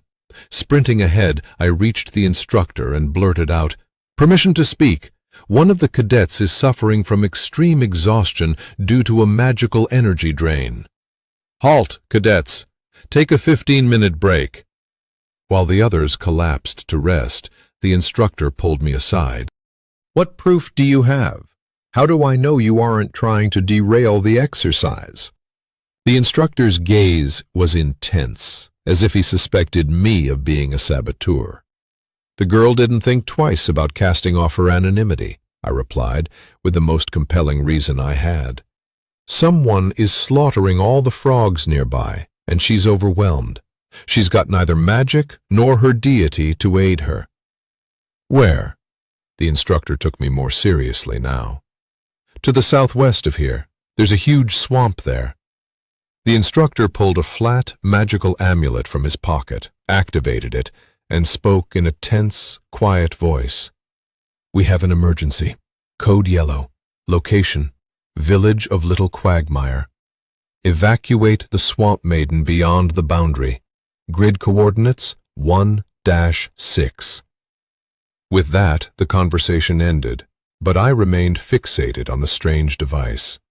From Mikhail's memories, I recognized the It to be a commulet, a rare and expensive technomagical device for long-distance communication. Interesting. In my home plane, we used to communicate the old-fashioned way, via blood spirits. Whether you were kissing a beautiful woman or dissecting a creature, you had to answer the call. It was a sort of blood-based social network where you couldn't get lost or disappear no matter where you were. The longer you lived, the bigger your contact list grew. Some had the misfortune of dying, sometimes with my help, but more were always added. All in all, it was quite convenient. For a blood mage, at least. Every respectable blood mage had their own blood index, which contained the blood codes of all their friends and enemies, political and spiritual leaders, aristocratic families, and just useful and important people. I used to be the one simply because no one had my blood. Talent, skill, and my ability to cover my tracks helped with that. I once broke my own rule for someone dear to me, and the bastards killed her, setting my own blood against me. My thoughts were interrupted by a shrill ringing coming from the commulet. "Damn it! Roger that. Code red. I'm taking her to grid coordinates 1-8 and returning to the incubator. How many? Got it. I'll be right there once I deliver the wigglers." After that, the instructor ordered us to retrieve Frog, lay her green-tinged body on a stretcher, and jog to the extraction point, taking turns carrying her. The girl was barely breathing, her body shaking violently. The instructor pulled a syringe from his personal kit and injected her with a clear serum, causing her to immediately go limp. The other cadets tensed, and some began muttering quietly, crowding around the instructor. "Calm down. It's medicine. It should stop the magic drain. We've detected a breach of the nether plane nearby." He waited for us to grasp the gravity of his words before continuing. "I'm evacuating you back to the school. Stay there until reinforcements arrive. No heroics. Get the injured to the infirmary." His clipped, urgent commands were a clear indication that the situation was very bad. We started running again. This time, the tension was thick in the air. Without their family powers, most of the cadets were as helpless as blind kittens. And now there was a breach on top of it all. Plenty to worry about. Mikhail had only theoretical knowledge of breaches in this plane, so I didn't dwell on it. What troubled me was something else. The farther we ran, the more anxious I felt.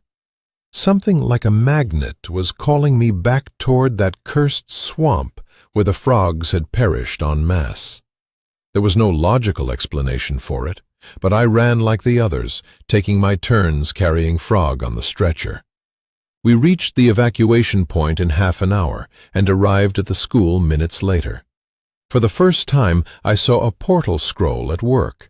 The instructor pulled a sealed scroll from his coat and broke the seal. Within seconds, the portal vortex opened, much like the one Agatha had cast with her ring.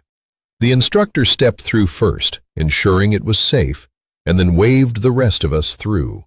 2 totemless cadets grabbed the stretcher with Frog and rushed her to the infirmary.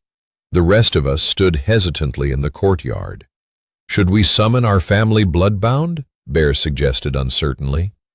So it seemed he wasn't entirely without human feelings, or maybe he was just worried about his own safety. "We're not exactly commoners here." The commulet crackled to life again. We all froze, straining to hear the message. There were shouts and curses amid the static and the sound of explosions. The staccato of automatic rifle fire drowned out the conversation. The instructor said nothing, his frown growing deeper. After a long pause, he lowered the commulet, his knuckles white with tension. It seemed he had made up his mind at last.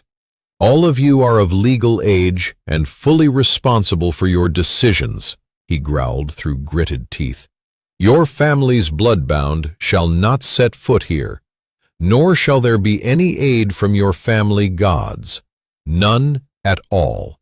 There are only government troops here, and they're dying, defending that their village of Little Quagmire. It's so remote, even portal coordinates don't always work properly. Reinforcements from the Ministry of Defense will take at least half an hour to arrive, if we're lucky. We have to hold on until then.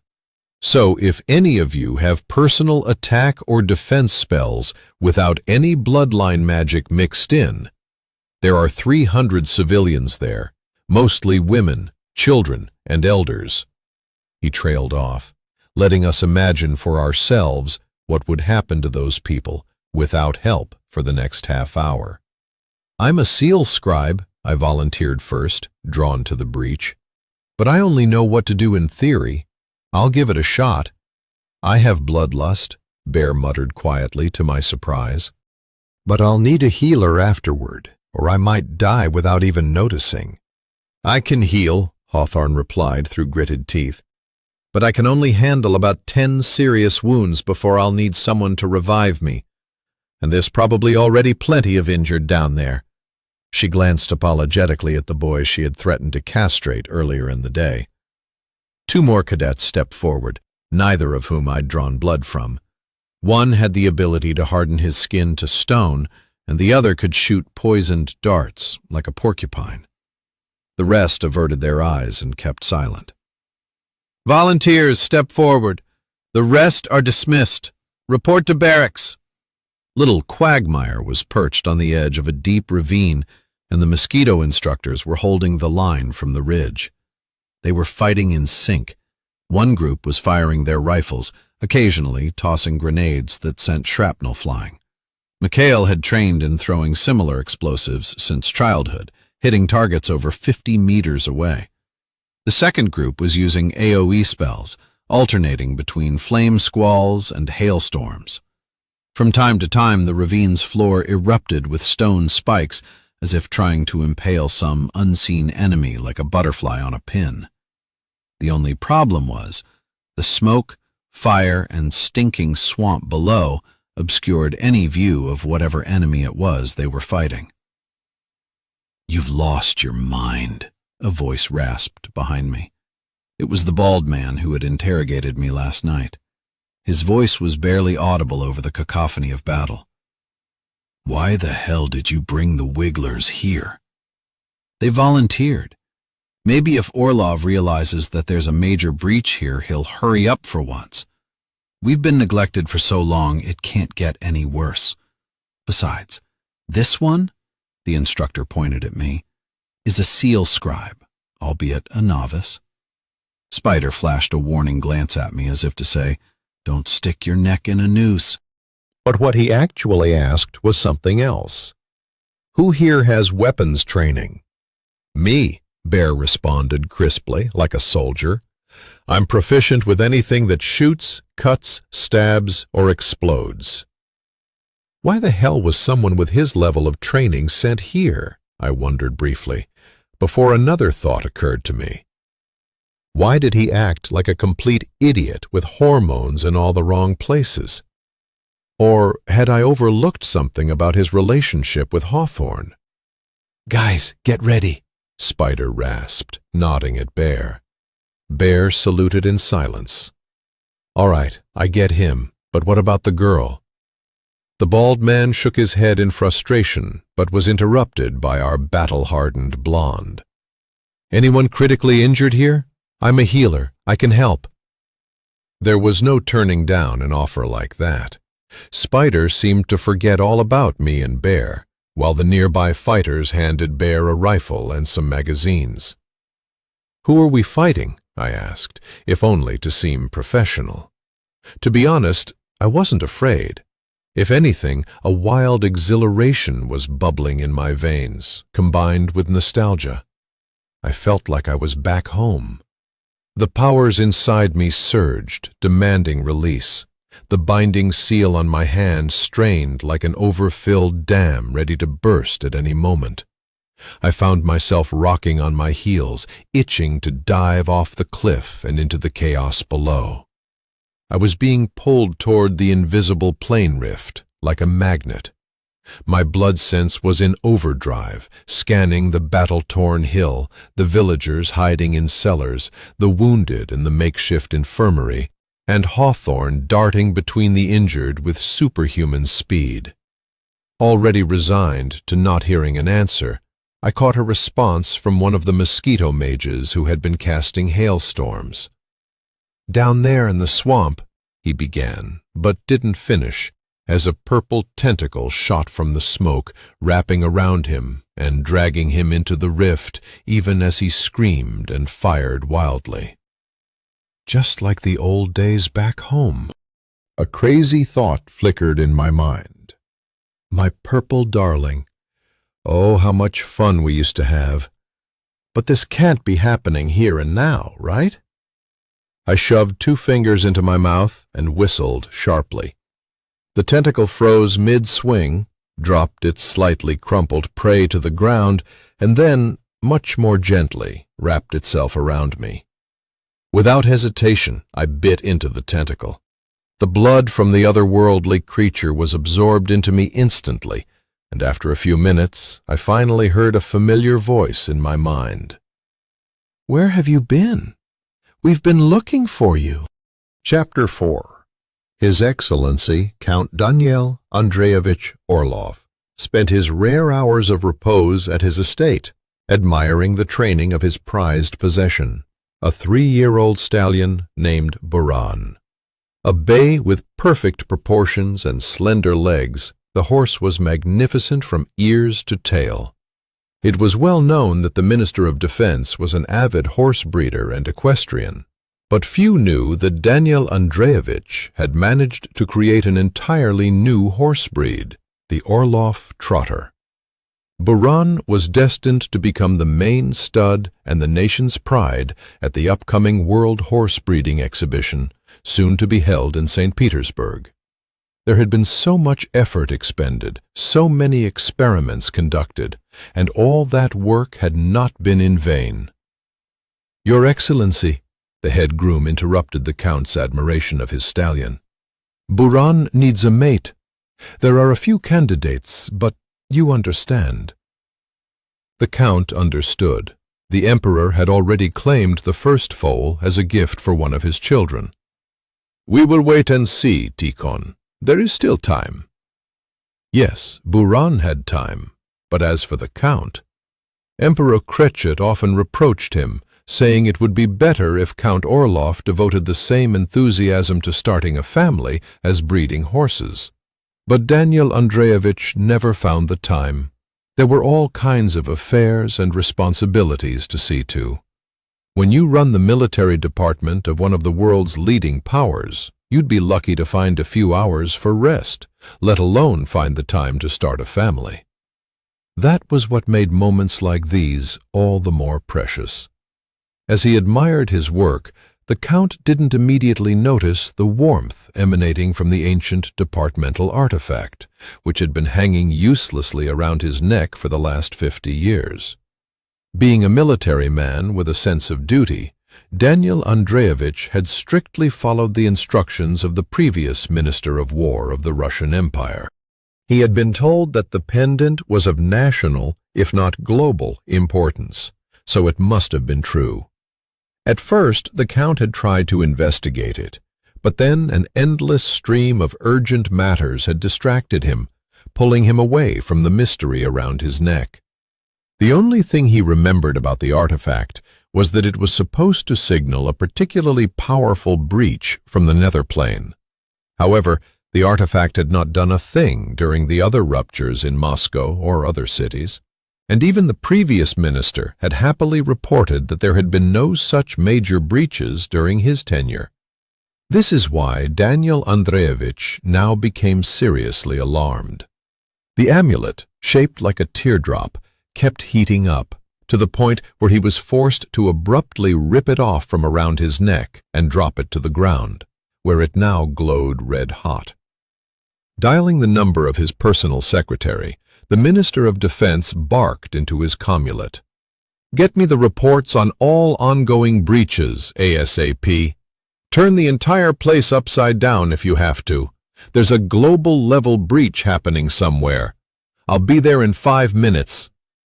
The call ended, and the Count rushed past the servants to his office to retrieve a portal scroll. It wasn't the aristocratic way to travel, but it was quick and practical.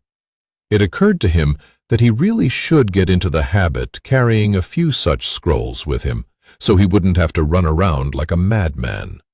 The sight of a defense minister running, whether in peacetime or wartime, invariably caused panic, even if the servants were bound by an oath of loyalty to remain silent. "Tilda, you have no idea how glad I am to see you."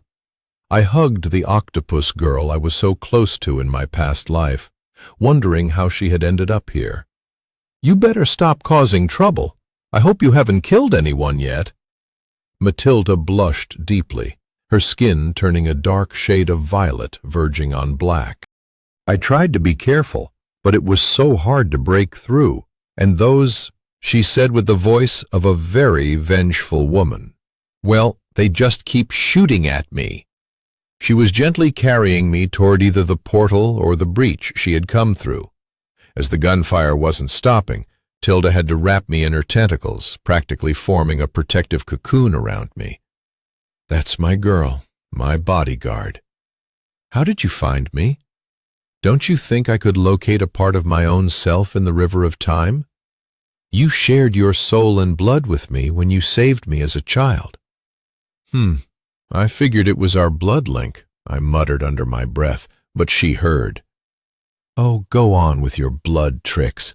You've often missed the forest for the trees, so I'm not surprised," snorted the violet beauty. Well, beauty by octopus standards, I guess. "I could never have found you by blood alone, though I tried, no sense in denying it. Just wasted my time. But oh, did I make a splash," Tilda said dreamily, and with pleasure. "Our friends caused such a ruckus when you disappeared. All the seals on the nether plane broke, and everyone you used to hunt showed up out of their deep respect for you, to pay a visit to the 12 estates of your zealot executioners. Why, we tore those places apart. Tilda thumped her tentacles in excitement, as if applauding. I could imagine how it looked from the outside. 15-meter-long tentacles rising from a portal through the smoke. These thoughts reminded me of something else. "Darling," I told her, "the local emperor's army is expected to arrive in half an hour to help seal this breach. So we need to wrap up our little chat." I bit into my wrist and generously smeared my blood on one of Tilda's tentacles. She huffed in irritation. "What's with the weakling act? You've barely got any magic left, and even your blood tricks seem pathetic now." What can I say? For the first time in my life, those zealots managed to inscribe a seal on me properly. I shrugged philosophically, already resigned to the temporary situation. At least with local blood, I'll always be able to send you an invitation. No need to disturb the river of time. Don't forget to send one, or I'll die old, forgotten, and useless. The octopus girl dramatically wiped an inky tear from her eye. What an actress. By the way, what's the time difference between us? I asked, suddenly realizing it might be important. Matilda hadn't changed much since our last meeting, but it was worth clarifying, just in case.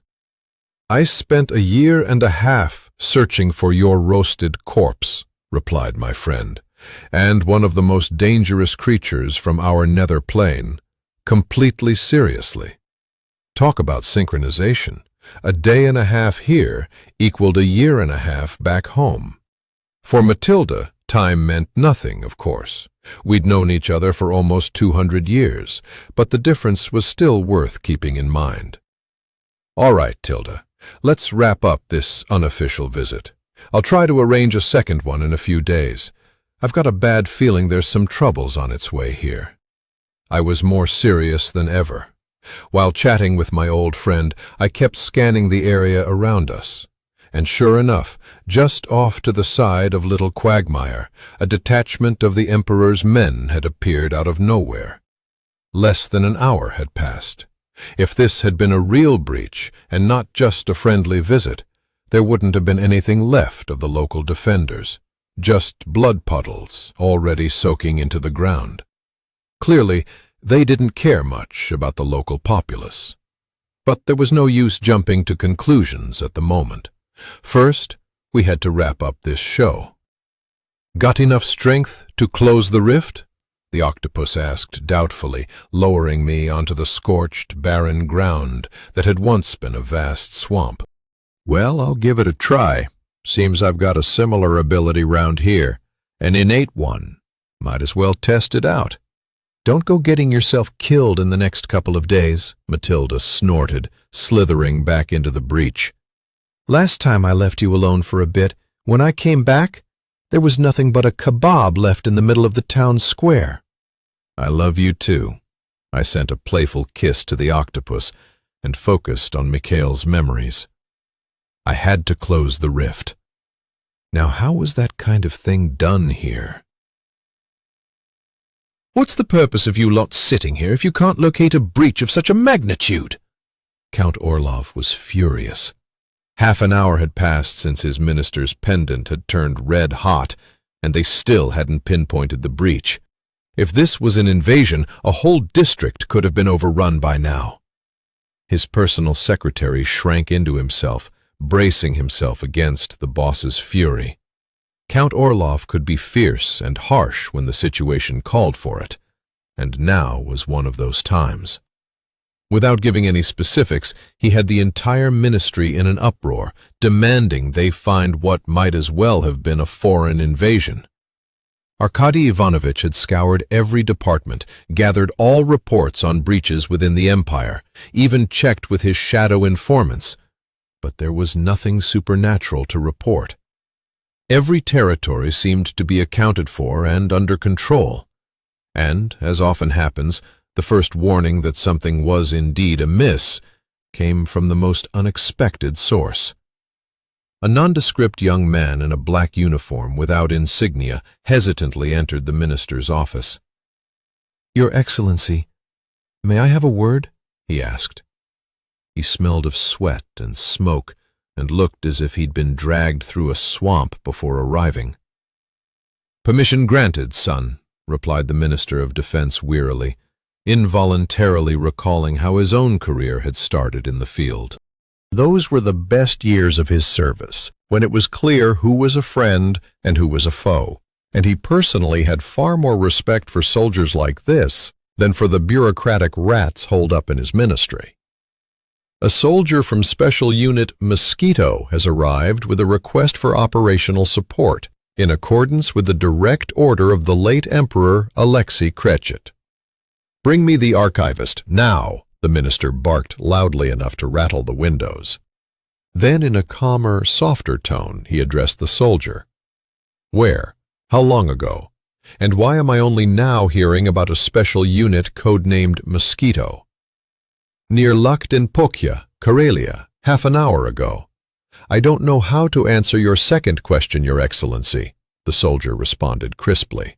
"But, if I may, you should have—" He hesitated, glancing at the crowd of people in the office, but continued. "A departmental artifact. It should have signaled." The Count glanced at his mentalist, waiting for confirmation that the messenger was telling the truth. His mere mention of the artifact was enough for Count Orloff, but it didn't hurt to be cautious. Waiting for the archivist made no sense now. "How many reinforcements do you need?" the minister asked. "Will a company be enough?"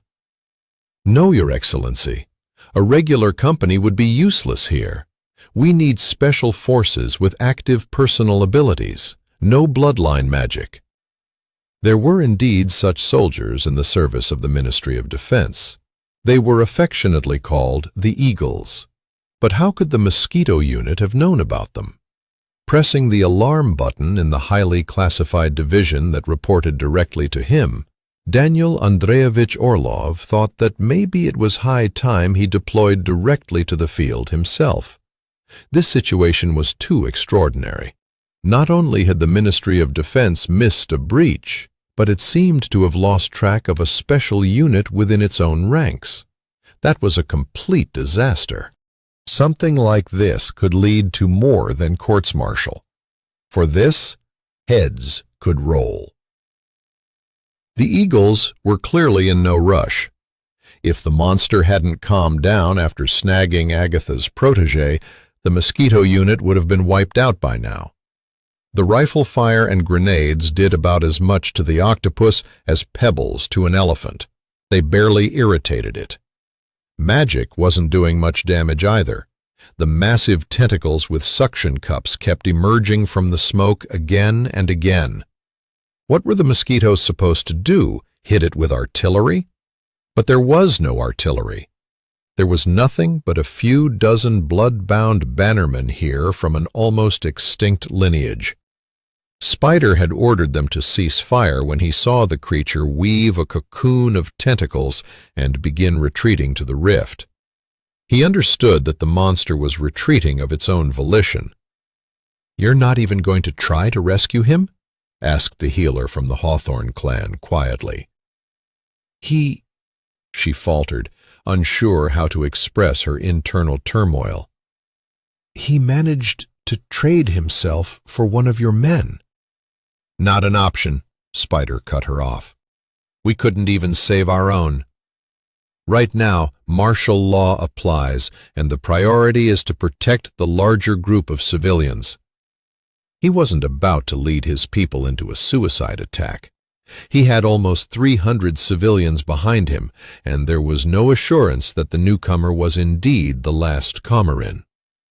Spider consoled himself with the thought that if the newcomer were truly in danger and a true comer-in, their blood oath would have twisted them all into knots, forcing them to rush blindly to the bloodline's sole inheritor. The fact that this hadn't happened wasn't much of a justification, but it was all he had. The Hawthorne healer stomped her foot in frustration, but didn't back down. "Look, over there!" the girl squeaked in a trembling voice and hid behind Spider's back. Spider had to turn a full 180 degrees to see the arrival of reinforcements. It was a terrifying sight, even to the seasoned reconnaissance veterans. 3 infantry fighting vehicles, armed with huge cannons and bristling with machine guns along the sides, were moving silently through the village. The caliber of the autocannons inspired a sacred fear. They was clearly designed to fire 30mm rounds. And those machine guns, the combined power of those 3 IFVs could have taken down that giant octopus from a safe distance. How much did this operation cost? And the next logical question was, who was commanding this detachment? The answer came quickly. The lead IFV's hatch swung open, and out popped the Mosquito Messenger, followed by one of the Empire's most recognizable faces, Defense Minister Count Orloff himself. Dressed in his field uniform, he still looked like a battle-hardened wolf, though he had spent more than 50 years defending his homeland not on the battlefield, but in the offices. At the sight of Count Orloff, the entire Mosquito unit snapped to stiff attention. "Greetings, soldiers!" "Greetings, Your Excellency, Defense Minister!" 24 throats rejoined. Soldiers remained soldiers, even in retirement. "Who's the CO here? I want a sitrep this instant." "There's been a breach at the designated classified site, sir.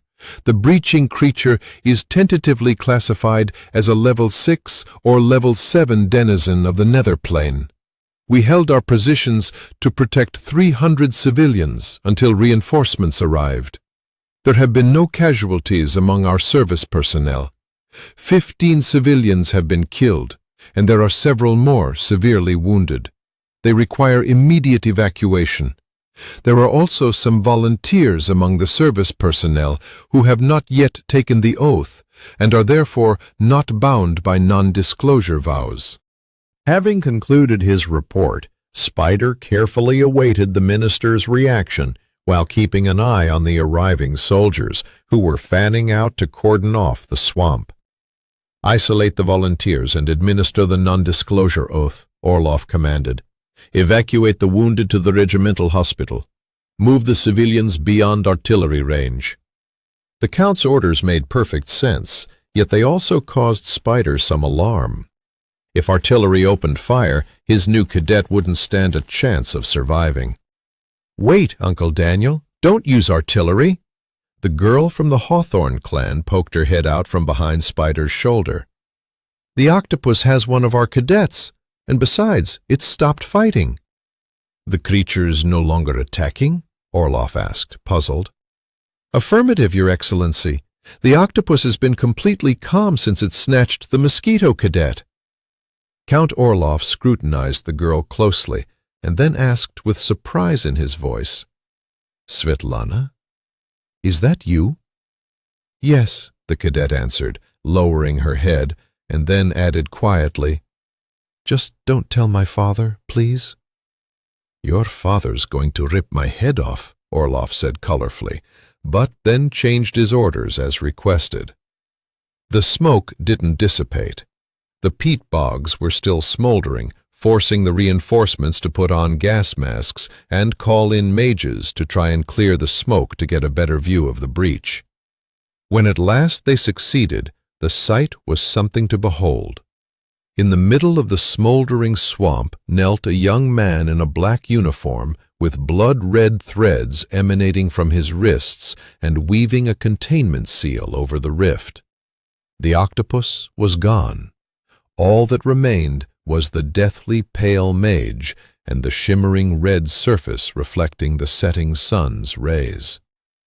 The rift shrank, growing smaller and smaller, pulling toward the center until it closed with a hiss. In the next instant, the boy collapsed to the ground. Oh, how wrong was I in my arrogance! It turned out that a seal scribe here and a seal scribe in my home plane were 2 entirely different things, with nothing in common aside from the name. In my past life, I could negotiate with or subdue the nether plane creatures using blood magic, and then we could seal the breaches together. I would contribute my blood from the human side, and they would add theirs from the nether plane. Doing so created a kind of blood pact, a peace treaty and non-aggression pact between the two planes. But in this world, a seal scribe had to stabilize and detach the breach from the portal mage who'd cast it. It was a high-paying skill, and Misha had hoped to make a good living with it.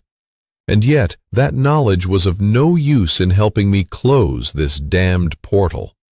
Leaving an open rift between two planes invited chaos, wars, and genocide, not to mention the 12 inquisitors I had cursed before I died, to cross at will. I wasn't ready to face them yet. Once the seal on my hand was broken, however, it would be a different story. I shook my head, pushing away the sweet thoughts of revenge. This wasn't the time or place. So I'd have to do this the old-fashioned way. I was pitifully weak, but I'd have to make do with what I had. The rift lay upon the surface of the swamp, instead of hanging in the air like in Mikhail's memories. The first thing I needed was a decent amount of blood, and I had to bite long and deep, and even in several places along my arm, to get enough of it. Then at last I could move on to the creative part of this job. Have you ever taken an exam on a subject you barely understood, having merely skimmed the textbook half an hour before? That's what I was doing right now. Creative work, indeed. And I couldn't just repeat what I knew from my former life. The power levels and metaphysics in this place were different, so I had to improvise, relying more on intuition than on what Mikhail had memorized and the rituals I had perfected. My blood, obeying my commands, formed a thin film in an intricate pattern over the portal's surface. Matilda hadn't held back when she'd come through, and now I was paying for it. I'd already used about 1.5 liters of blood, and the rift was still resisting. On top of that, I had to weave not only the closing sutures into the seal, but leave a gap big enough for the octopus. In effect, this spell required a multifunctional identification system, friend or foe, while the ring of the Imperial soldiers closed in around the swamp. At least they'd stopped shooting and throwing grenades my way. The smoke gradually cleared, and soon everyone could see the scarlet blotch, nearly 100 square meters wide, and me, the idiot self-talk mage, pale to the point of turning blue. Finally, I felt the portal was fully covered by a shroud of my blood. The fabric of the plane was slowly pulling together into a rough seam, like a wartime surgeon using stitches to suture a deep wound, unconcerned with aesthetics. At that moment, through some special vision, pulsing from the lack of blood inside me and the abundance of it outside, I saw the breach Matilda had torn shrink, meter by meter, centimeter by centimeter. Just let it work. My blood ran out, my strength drained with it, and the portal gradually sealed shut, closing with a sharp zip. I don't know what happened after that, because I passed out. Chapter 5. Didn't I tell you not to stick your neck out needlessly? Hades sighed wearily as he appeared before my mind's eye. Oh, blood almighty! Would you look at this monster? An enormous 6-legged mosquito hovered before me, almost 5 meters tall, with mesh wings and 2 serrated mandibles on, well, his face, I guess. He was floating in the swirling nothingness. What a sight! Impressive. You did say that, I replied once my shock wore off. So how come you're lying here half dead? Well, I'm not dead yet, I shrugged philosophically, hearing quiet cursing behind my back. At least I sealed the breach. What kind of creature was that? Its level set our troops scurrying. She is from another world, I replied honestly. Specifically from my home plane, "You don't say," Hades exclaimed. "You've got uglies like that where you come from?" "Tilda isn't exactly ugly. She's my friend," I defended my beauty. "She's so determined, she even managed to locate me through the river of time." Hades paused, stunned. "Have you ever tried, with human girls? You might be pleasantly surprised." Pfft, I burst out laughing at his tactfully unspoken implication. "She's not that kind of friend. I think you call them pets or familiars, something like that. Tilda is one of those from my past life, so she found me and decided to drop in for a visit." Hades fell silent for a long time, twittering his mesh wings. "And how many more of these friends do you have?" His voice now contained a hint of caution mixed with curiosity. "There were only 2 like her. One was killed." "And what about the others? The ones not like her?" "The others are busy in my past world, tormenting my executioners." Hades floated in the weightlessness, swaying gently as if on a wave. I would have guessed he was in deep thought, but reading the facial expressions of a mosquito was a bit difficult. "All right, to hell with the disguise. I'll need to keep a close eye on you, and without the ring, I have no idea what's happening with you." Before me appeared the ring I had seen before, engraved with a mosquito on its crest. Only now its appearance had changed. There was a clear tube running along the inside, filled with a red liquid. I stared curiously at the upgrade, waiting for an explanation. "What are you looking at?" the god grumbled, nudging the ring toward me. "That's a drop of my blood. Consider it your last chance if things get really bad. I can revive you, but I can do it only once, so don't get carried away."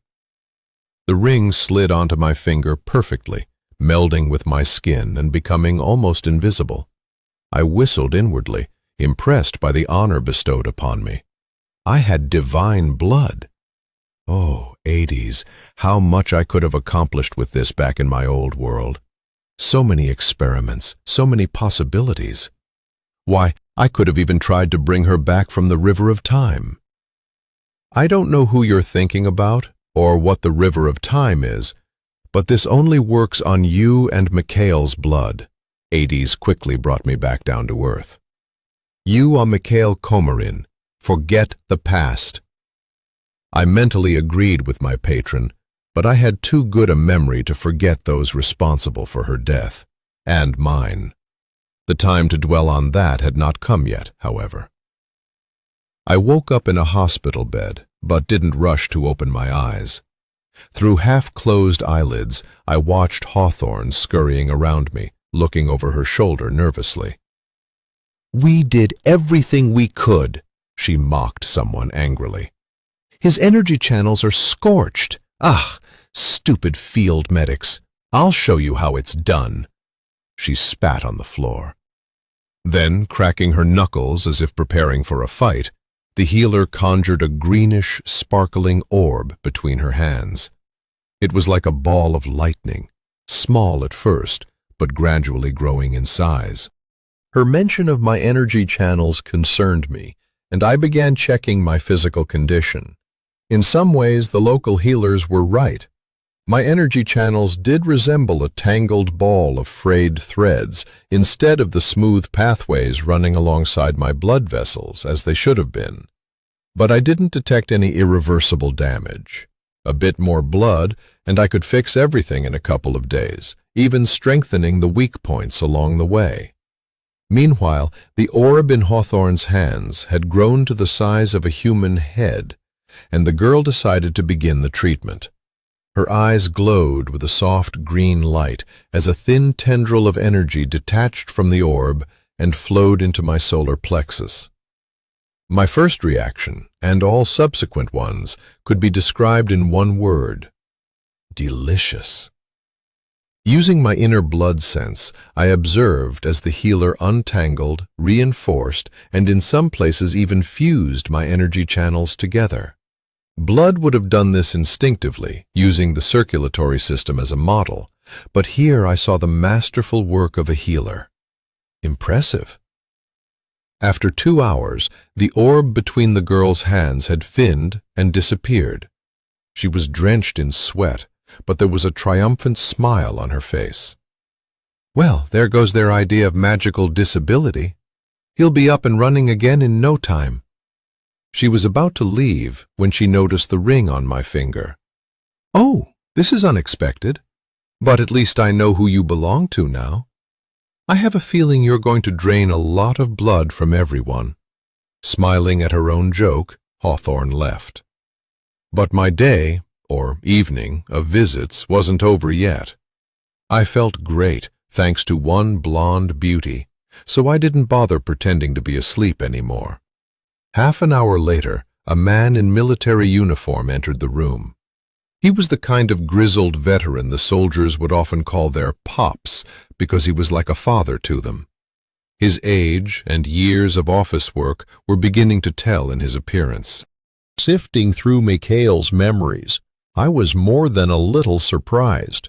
Not every breach warranted a personal visit from the defense minister himself. "Greetings, Your Excellency," I spoke first, as was proper for someone of lower rank and standing. "And good health to you, son. How are you feeling?" asked Count Orloff, settling into the government-issue hospital chair, which groaned under his weight. "Like I've just died and gotten a second chance. I just want to live so badly," I joked, not lying in the slightest. That's exactly how it felt. After Hawthorne's treatment, all my instincts had grown keener. I wanted to eat, drink, and, well, I wouldn't have minded a little female company either. Orloff glanced at his ring and then smiled at me, more relaxed now. So, he has an artifact that detects lies. Good to know. I wonder what else he has. It was as if the Count read my thoughts, because he pulled a small red pyramid from his pocket and placed it on the bedside table. "No one can eavesdrop on us now," he commented. "I'll ask you some questions, and you try to answer briefly or with a simple yes or no. Your fate depends on it." I nodded, accepting the rules of the game. This felt like a rather gentle interrogation. I doubted he could surprise me after the 3 years I'd spent in the zealots' torture chambers, but who knows? I focused on Misha's memories, sensing that most of the questions would be about his life, not mine. "Name?" "Baron Mikhail Yuryevich Komarin," I said, showing him the family seal on my finger. "Age?" 18 years old. "What were you doing in the classified zone?" "It's my land, by birthright, and by decree of His Imperial Majesty Alexei Krechet." "You did not answer my question," the minister pressed, not taking his eyes off his ring, which emitted a steady gray glow. "I was sent there for special training before entering the academy." "And what else?" the minister insisted. "I was escaping an assassination attempt." Orloff lifted his eyes from the ring, astonished to hear a young man say something like this. But the ring glowed pure white, confirming the truth of my statement. "Who is your father?" "Baronet Yuri Mikhailovich Komarin, retired officer of the Mosquito Special Unit. He died 10 years ago due to an accident." "Mother?" "Maria Vasilyevna Komarin, née Vinogradov, deceased 8 years ago. Accident." "Brothers? Sisters?" "None that I'm aware of." "Uncles? Aunts?" "My uncles were Sergei Mikhailovich Komarin and Dmitry Mikhailovich Komarin, retired officers from Special Unit Mosquito, deceased 6 years ago and 4 years ago, respectively, both due to accidents." The minister was openly frowning now, his eyes flashing with frustration. "Who raised you?" "My grandfather, Baron Mikhail Yurievich Komarin, retired officer, commander of the Mosquito Special Unit. Deceased 2 years ago. Accident. Who else? Of course, that didn't add up. How could I have lived 2 years as a complete orphan without a guardian when the rest of my family was plagued by such accidents?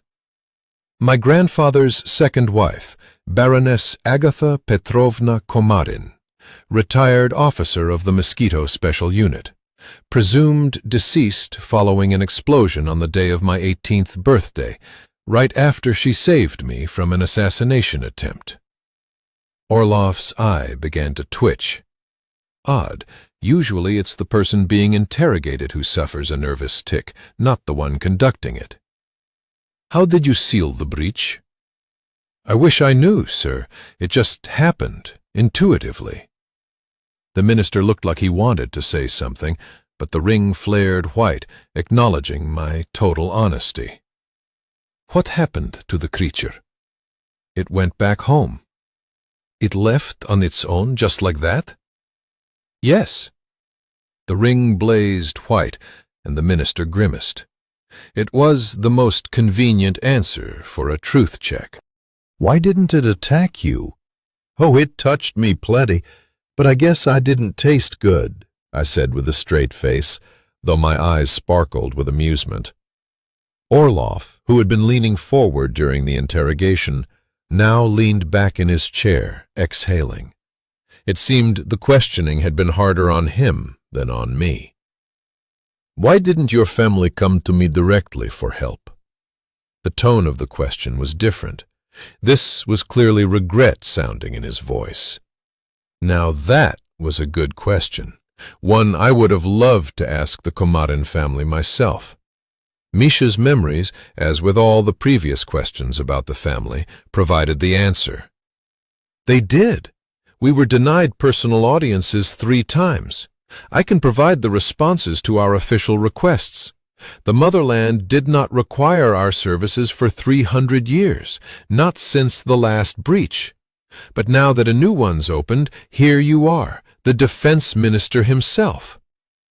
I was pushing things a bit, but that was the sentiment of the entire Komarin family, who lived in isolation, guarding 2 anomalies, dying at the hands of mysterious assassins, and yet, even in disgrace, still loyally serving their motherland. Orlov's face twisted at my words. He looked genuinely ashamed, and until today he hadn't even known the Komarins existed or about their problems. But now he was taking it personally. Amazing. A politician with a conscience. Or maybe he was just that good of an actor. Though it didn't seem like an act. Well, son, Orlov finally spoke, looking up from the ring but leaving his hand where I could clearly see it. I'm taking personal control of the investigation into the attempts on your family's life. I'll also see to it that funding is restored to the Mosquito Special Unit. His ring glowed white, confirming his sincerity. For closing a breach of this level, you're entitled to a reward. I'll be sure to add enough compensation to restore your family estate. On the one hand, I didn't want to be indebted to Orlov, but on the other, he and his ministry owed the Komarins a great deal over the past years. We had upheld our end of the deal, fulfilling our duty under all circumstances, keeping the oath they had sworn to the emperor. So, without hesitation, I accepted the offer. Now I just had to figure out how much ministerial generosity and conscience were worth. Oh, and I almost forgot. It was time to rebuild my personal library. I sent a mental summons to the local mosquitoes and, to my surprise, received a chorus of replies. Well, this was turning into quite the celebration. I chose 3 of the swiftest females and commanded them to collect Orlov's blood. For his part, the minister didn't hurry to go. And another thing, based on what we've seen, are you a seal scribe? Yes, I cautiously confirmed the Count's hunch. What level? Level 2 currently, with a maximum of level 5. This news seemed to surprise Orlov quite a bit. Misha's grandfather had a very particular view of education. He hadn't wanted me to attend the Imperial Academy, believing he could teach me everything I needed with the help of tutors. So Misha had earned his second level the hard way. His first level he'd easily attained by traveling with his grandfather's mage friends. But it was Agatha who had trained him up to level 2, through blood magic and ritual practice. And given Mikhail's natural inclination for blood magic, it would have been easier to pound a square peg into a round hole than to achieve that second level. But my grandfather insisted that both abilities be developed equally, without leaning too heavily in one direction. With that kind of potential, you should be in the academy. Orlov cast a fishing line, trying to hook me with bait like a naive fish. Yes, Your Excellency, and proudly die during the first semester, in an accident. I couldn't hold back my sarcasm, snapping a salute. No.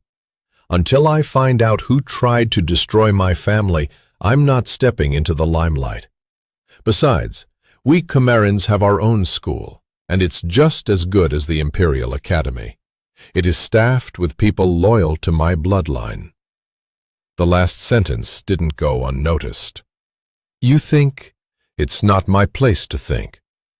But the Imperial authorities abandoned my family to its fate for 10 long years. And we were under the Emperor's protection, after all. If this investigation digs deep enough, it could easily uncover something that suggests treason. The minister fell into deep thought, so deep he didn't even notice my mosquitoes take 3 drops of his blood. Now, I just needed to decide where to start building my new blood library. It had been a long time since Arkady Ivanovich had prepared so meticulously for his superior's return. Every trace had been wiped clean. The scapegoat, previously fattened up for just such an occasion, had been found and eliminated. The embezzler and bribe-taker, Komyakov, suddenly turned out to be guilty of concealing information vital to the state. His confession listed such a litany of sins, it was almost enviable. He had wept, begged on his knees, pleading not to be sent to the torture chambers, willing to sign anything if only he were allowed to end it all with a mere bullet to the head. To avoid any trouble with the death mages, they even managed to cremate the body, entirely by accident, of course. A man in a black cloak and wide-brimmed hat, obscuring his face, entered the office without knocking. Without asking for permission, he sat down in a chair and propped his mud-splattered boots, still caked with swamp muck, on the desk, which was piled with papers of national importance. "What the hell are you doing here, you idiot?" Arkady Ivanovich knocked the man's feet off the desk, frantically checking the documents for damage. "You could have just called. One call." "Oh, no," the man drawled sarcastically, rummaging through a nearby cabinet for alcohol. Finding a bottle of exquisite 12-year-old Armenian brandy, he uncorked it and swigged sacrilegiously straight from the bottle. "I've decided to change the terms of our deal, unilaterally." "Who do you think you're mouthing off to, you rat? Have you forgotten who feeds you?" Outwardly, Arkady Ivanovich was calm as a rock, but inside he was already imagining the satisfying crunch of the man's neck between his fingers. The temptation was so strong he almost gave in for a moment. But, alas, a personal death mage was far too valuable to waste on a momentary murderous impulse. "How could I forget my dear old father?" The bottle was already a third empty. "But I had a little chat with a cousin recently and learned some very interesting things." "Which cousin?" "The recently deceased one." The death mage's grin stretched across his face, flashing all 32 teeth. He winked at his father and added, "After our chat, though, he won't be saying anything to anyone else. Well, Arkady Ivanovich was losing his patience. What his own son, the bastard child of a peasant girl, was telling him wasn't particularly impressive. Anthony had known very little, so there wasn't much he could reveal. Well? The son took a hefty swig of brandy. If I manage to finish what you've started, I want to join the family as your legitimate heir. How do I know they're not already dead? How indeed? Arkady Ivanovitch's commulet rang, drawing his attention. Yes, Your Excellency. Pull up all the documents on Special Unit Mosquito, including the financial reports. The minister's voice was thoughtful and occasionally interrupted by static. And don't forget to send me a copy of the Emperor's decree. It's already done, Your Excellency. New information has come to light. A report is awaiting you on your desk. That's what I like to hear. I appreciate it. His superior praised him, and drafted an order to disperse a bonus to the Mosquito seal scribe for sealing a major breach. We need to reward this boy properly. Whose name shall I draft it for? The name is Baron Mikhail Yuryevich Komarin. Understood, Count Orlov. The call ended, but the silence in the office was immediately broken by the insolent voice of the death mage. So, is it a deal? Or shall I pay the minister a visit? Chapter 6. Before returning to the capital, Daniel Andreevich managed to have a brief conversation with Svetlana. The shabby little hospital yard with its 5 pine trees and a bench in the shade didn't offer much privacy, but there was no other choice. Tell me, you little rascal, at what point did Madame Duplessis' finishing school for aristocratic girls turn into a survival training school for the Ministry of Defense's Special Forces? Orlov tried his best to sound stern, hoping to appeal to the conscience of his old friend's daughter. It was a pointless effort, but he had to at least try.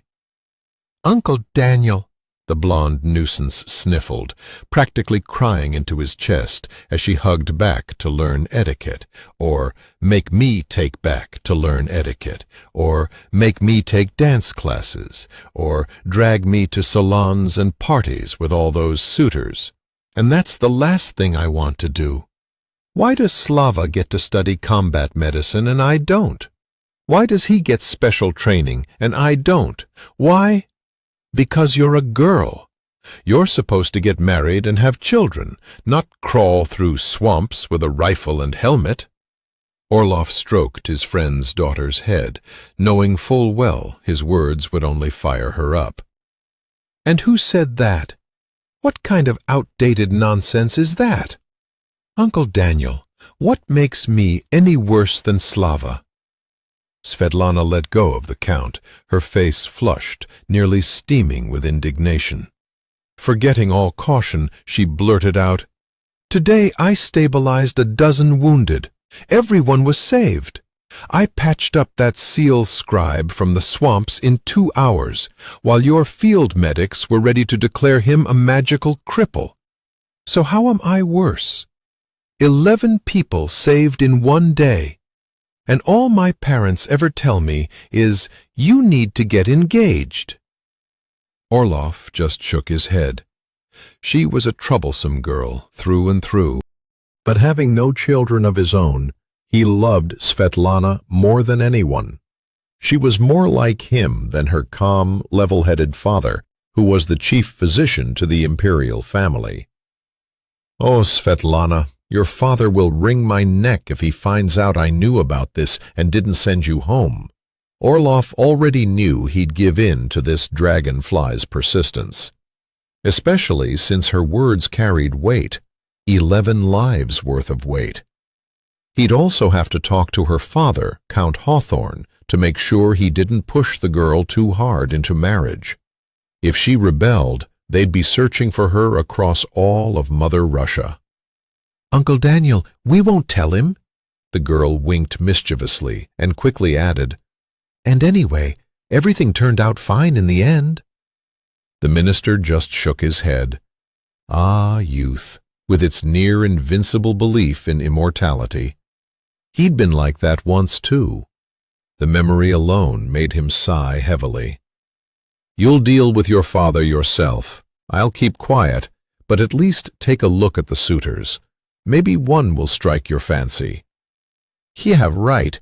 I've met those suitors and seen how they act away from their parents' eyes. Svetlana grimaced as if she'd just caught a whiff of a latrine. Uncle, they'll screw anything that moves, and if it doesn't move, they'll shake it awake and screw it too. Svetlana, where are your manners? Orlov coughed, trying to hide his laughter. No one's going to force you to do anything. You know that. If you find someone you like, I'll personally put in a good word for you. So if I were you, I'd take my destiny into my own hands. The girl fell silent, frowning in deep thought. Her displeasure was obvious, but she didn't argue. Clearly, his advice had resonated with her. I'll think about it, Uncle Daniel. I promise. There's a good girl. Orlov hugged her and spun her around like he had when she was little. She laughed heartily, but didn't protest. Want me to drop you off back at your school? Our instructors are waiting for us. We'll use portal scrolls to return, Svetlana smiled. Those mosquito kids are well taken care of, the defense minister mused aloud. I think it's more of a necessity due to the anomaly. Oh, Svetlana, anomalies are classified top secret. Orlov grabbed his head in disbelief. You do know that breaking a magical oath can mean death, right? Don't take me for a fool. I might be a blonde, but that has nothing to do with intelligence, the girl grinned brightly, a mischievous glint in her eyes. This excuse might just be better than a family secret. Someone's in for some happiness. They sure are, muttered Hawthorne under her breath, as long as they behave themselves. If not, widowhood is just around the corner. Svetlana! Count Orlov coughed again, trying to hide his laughter. What a healer. All right. I'll be quiet. Two armored monsters, 6-meter-long infantry fighting vehicles painted in camouflage and bearing mosquito emblems, were waiting for me in the parking lot of the military hospital. I'd never seen such marvels of engineering before, though Mikhail's memories were filled with journeys in nothing but these IFVs. As my late grandfather used to say, even Emperor Crechet himself couldn't pry us out of this tin can. But Grandpa had been dead for 2 years now, which only proved one thing. For every tin can, there's a pry bar long enough to open it. A dozen of the same instructors who had been with me before stood by the convoy, and this time, upon seeing me, they synchronously slammed their fists against their chests in a salute. I hesitated a moment before returning the gesture, which made the ring on my finger glow red. The instructors' eyes widened in shock, but they quickly regained their composure. Without further discussion, one of the IFV's doors swung open, and I climbed inside. The interior of the armored vehicle was divided into 2 sections. The troop compartment, where the soldiers sat, was combined with a medical bay, judging by the integrated medical-magical equipment. In a separate area, there was a command section with plush leather seats, a minibar tucked into one corner, complete with an ashtray and even a stationary communications amulet. This armored vehicle wasn't cheap. It was a mobile command post. While Spider and I made ourselves comfortable in the luxury section, the soldiers took their seats in the troop compartment, eyeing me as if I were some sort of resurrected deity. Sure, I looked good, but something told me their awe had nothing to do with my appearance. Your Lordship, it's good to see you in good health. Spider's voice caught my attention. Likewise. Were there many casualties from the breach? I asked, trying to gauge the damage caused by Tilda's cameo. No losses among the mosquito forces. That creature choked out a few of them, but didn't kill them. 15 civilians, however, were lost. Such a shame about the civilians. We'll need to allocate compensation to their families, I said, leaning back in my seat and studying Spider. A petition has already been submitted to the ministry, but I fear it'll get lost in the system, as usual. Not this time. If necessary, we'll compensate them with our own funds. Money's no longer an issue. Finances had been a sore subject for the past few years. On one hand, our family had more wealth than we could spend, but on the other, the Camerins kept that fact quiet. The mere fact that our personal bannermen had been meticulously recruited from the ranks of common-born servants, with their education funded at various academies, said a lot. Not every noble family could afford to pay for even a few offspring to attend. Aristocratic privileges usually allowed for free education. The Camerins, however, had trained nearly 600 of their servants through various means. Cutting-edge technology and weapons were purchased from the Ministry of Defense for our special units' needs. Sometimes equipment was imported from abroad at exorbitant prices. But things had started falling apart 10 years ago. Loopholes were closed, access to key officials was cut off, and on top of it all, there were the accidents. It all pointed to someone who saw us as a thorn in their side, someone who knew exactly how vast our resources were and how we moved funds through the system, often disguised as government financing. The current dire situation was due to a legal loophole. We had money, but only the direct heir upon reaching adulthood could access it, meaning me. Until that moment, I'd been given a stipend that, while not modest, was far from enough to cover the needs of our family's bannermen.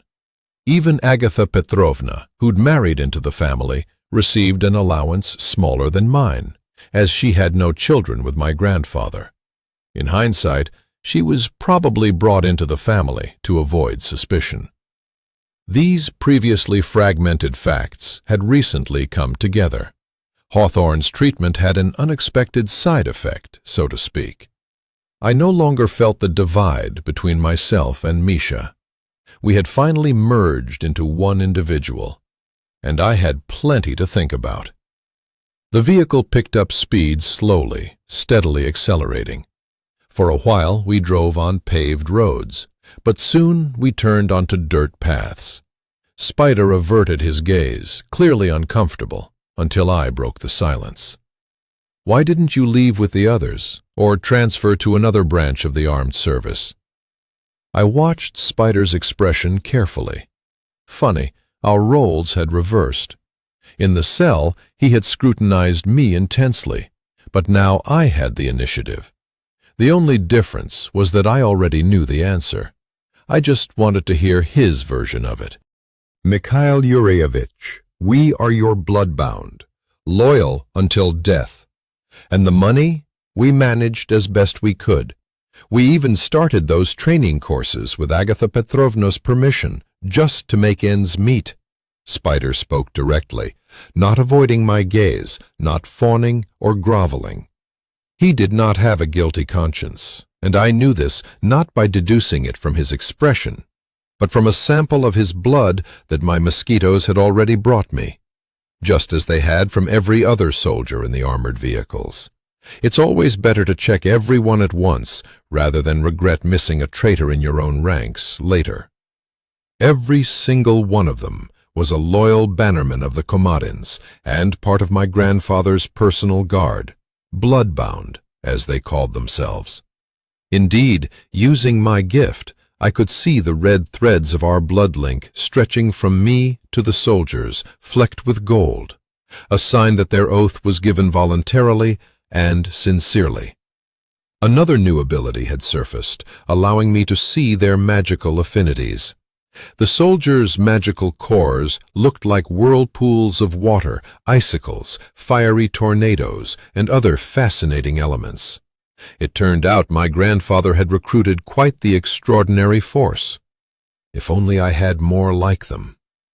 But all in good time. After 10 years of assassination attempts, our guard had been severely thinned out. Your Lordship, may I ask a question? Go ahead. Why didn't you tell us who you were right away? And what would that have changed? I didn't have the ring. I planned to undergo training on equal footing with the others, without any special treatment. But how? Spider pointed at the family ring, confused. Where did it come from? Our patron deity rewarded me for closing the breach, just as he did my ancestor long ago. For the glory of Hades, Spider replied instantly. For the glory, I echoed automatically, though my thoughts were elsewhere. Oddly enough, beyond the family lands, the binding seal on my hand felt much weaker. While scanning my blood-bound soldiers, I unconsciously extended my blood sense to its maximum, trying to cover the second vehicle.